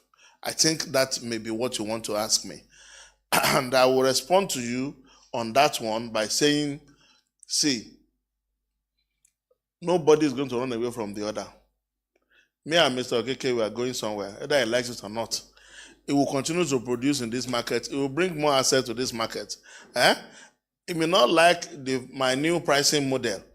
It may not like the way I'm guaranteeing his payments now. But it is not my intention for him to leave the market. It's also not my intention for any of the discos to say, these people are very bad people. No, not at all. I mean, before this task, we have been friends. A lot of them, I'm contractors to them. I used to be contractors to them. So is it now that I have a task, I'll say I don't know my friends again? No, I'm not that kind of character. And we must do things for sustainability's sake. So we recommended committees, conversations, hands on ground. Our beautiful law also have a provision for us to sandbox things. That means we'll test things, we'll agree on the best way forward, but all of us must keep our eyes on the end goal. Once we keep our eyes on the end goal, we'll get there. So let me take the next one. AI can do a lot for us. I mean, but it's not you need your data first before you get to AI. So what we are saying is that let my line asset provider focus on doing his line business. Let my meter provider focus on doing his metering business. Let my marketer focus on marketing. Let the generator focus on doing generation. But let's set up some central whatever that everybody will have access to, that collate data from all corners. If you like, you can keep your backup data, that's your own. But as a Lagos market, we want to keep a central platform that shows all the people that are supplying us and all that. So once we have data, AI will now come on top of it. And with time, things will be more predictable, planning will be a lot better. Now, what I said is that all of us should work together to ensure that within the next 1 year, we can all celebrate that 50% of the feeders in Lagos have been running without a blink for the first, I said, 100 days. I know what I said, though. Do you understand what I'm saying? Okay, in case you don't know it, let me explain to you. Lagos will have about 1,000 plus feeders. All right? Those feeders are put together in between 7 and 20 in substations. If we're able to ensure that a few substations are sustainably powered, the national grid has been able to achieve, since January to date, they claim only two or three shutdowns. If that data is true, it means that if I provide stability or some backup for about 10 or 20 of the substations, I will achieve that target. And it's in working closely with the discos and with the transmission company of Nigeria, that becomes something we can cheaply achieve. You understand what I'm saying? Okay. Wind power, hydro. Well, let me also inform, in case you don't know, the state had been very aggressive because we are determined to ensure that we have within our boundaries some capacities. We don't want to rely on only nationally generated supply. So on account of that, we have issued, and the state also took a position. Mr. Governor said, we have not been good at doing business, so the state will not invest directly in any of those assets. We have issued EOIs, inviting people to come and invest, to come and tell us, give us the ideas and all that. We'll give you all the resources you need, the land, the acreage, the whatever. We'll support you in getting all your licenses out. But we are not going to commit to being an equity investor with you. But we can capitalize all our support and land and all that with you. So unfortunately, we don't have anybody that have expressed a large-scale interest in hydro and wind. But it will surprise you that a lot of people are on solar and hydrogen. Is it hydrogen? No. Hydrogen. A lot of people are on hydrogen and whatever, and solar. Now, how long will it take for you to get a license? Unfortunately for me, I will have brought my chief regulator along. He will be the one to answer that particular question. But let me correct you. You are not going to Electricity Board. You are going to the Electricity Regulatory Commission. They are currently at the Revenue House, very close to the Secretariat. That's where their office is. But if you do your Google, you can interact with them online. If you send them a mail, somebody will respond to you in no time. But if you want to pay them physical visits, if you go to their offices at the Revenue House, former Elephant House, around that Alausa Secretariat Complex, you will see them. You see somebody there, and they will be able to take you through the details. But I cannot commit to how long it will take. But they are relatively new, and their processes should not be clustered by now. So I don't see them giving you a long time for you to get whatever it is that you want out of them. I think that's it.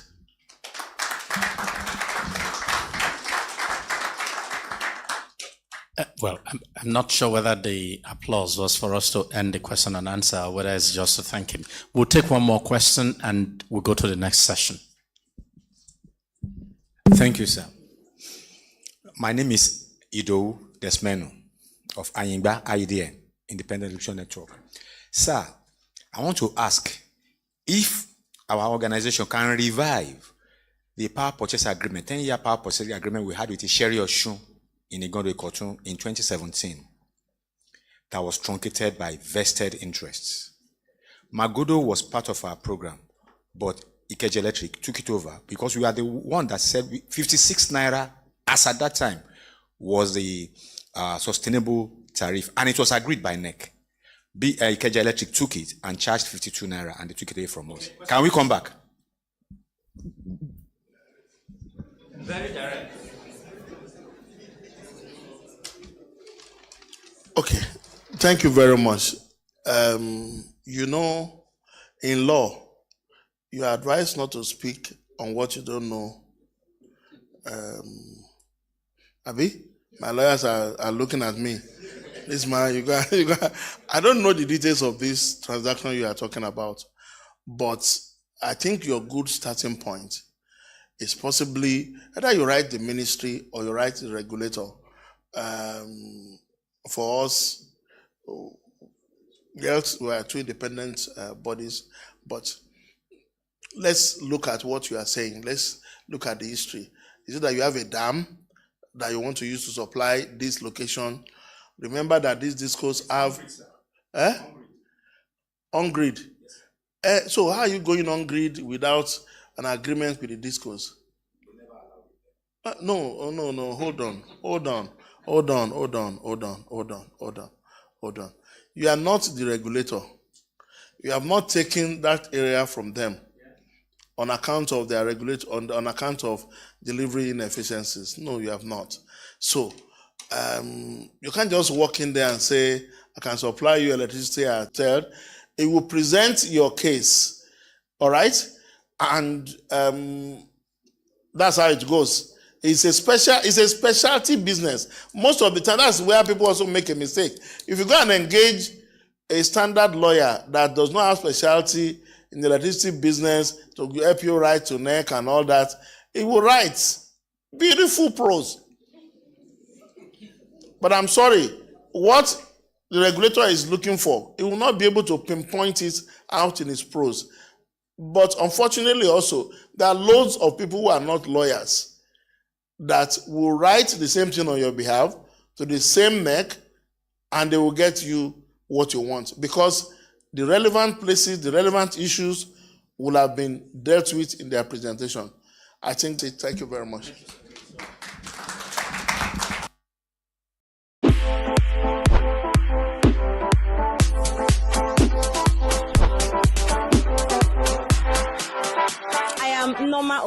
My name is Yaraba Bahrani. My name is Mark Kennedy. My name is BC Shotunde.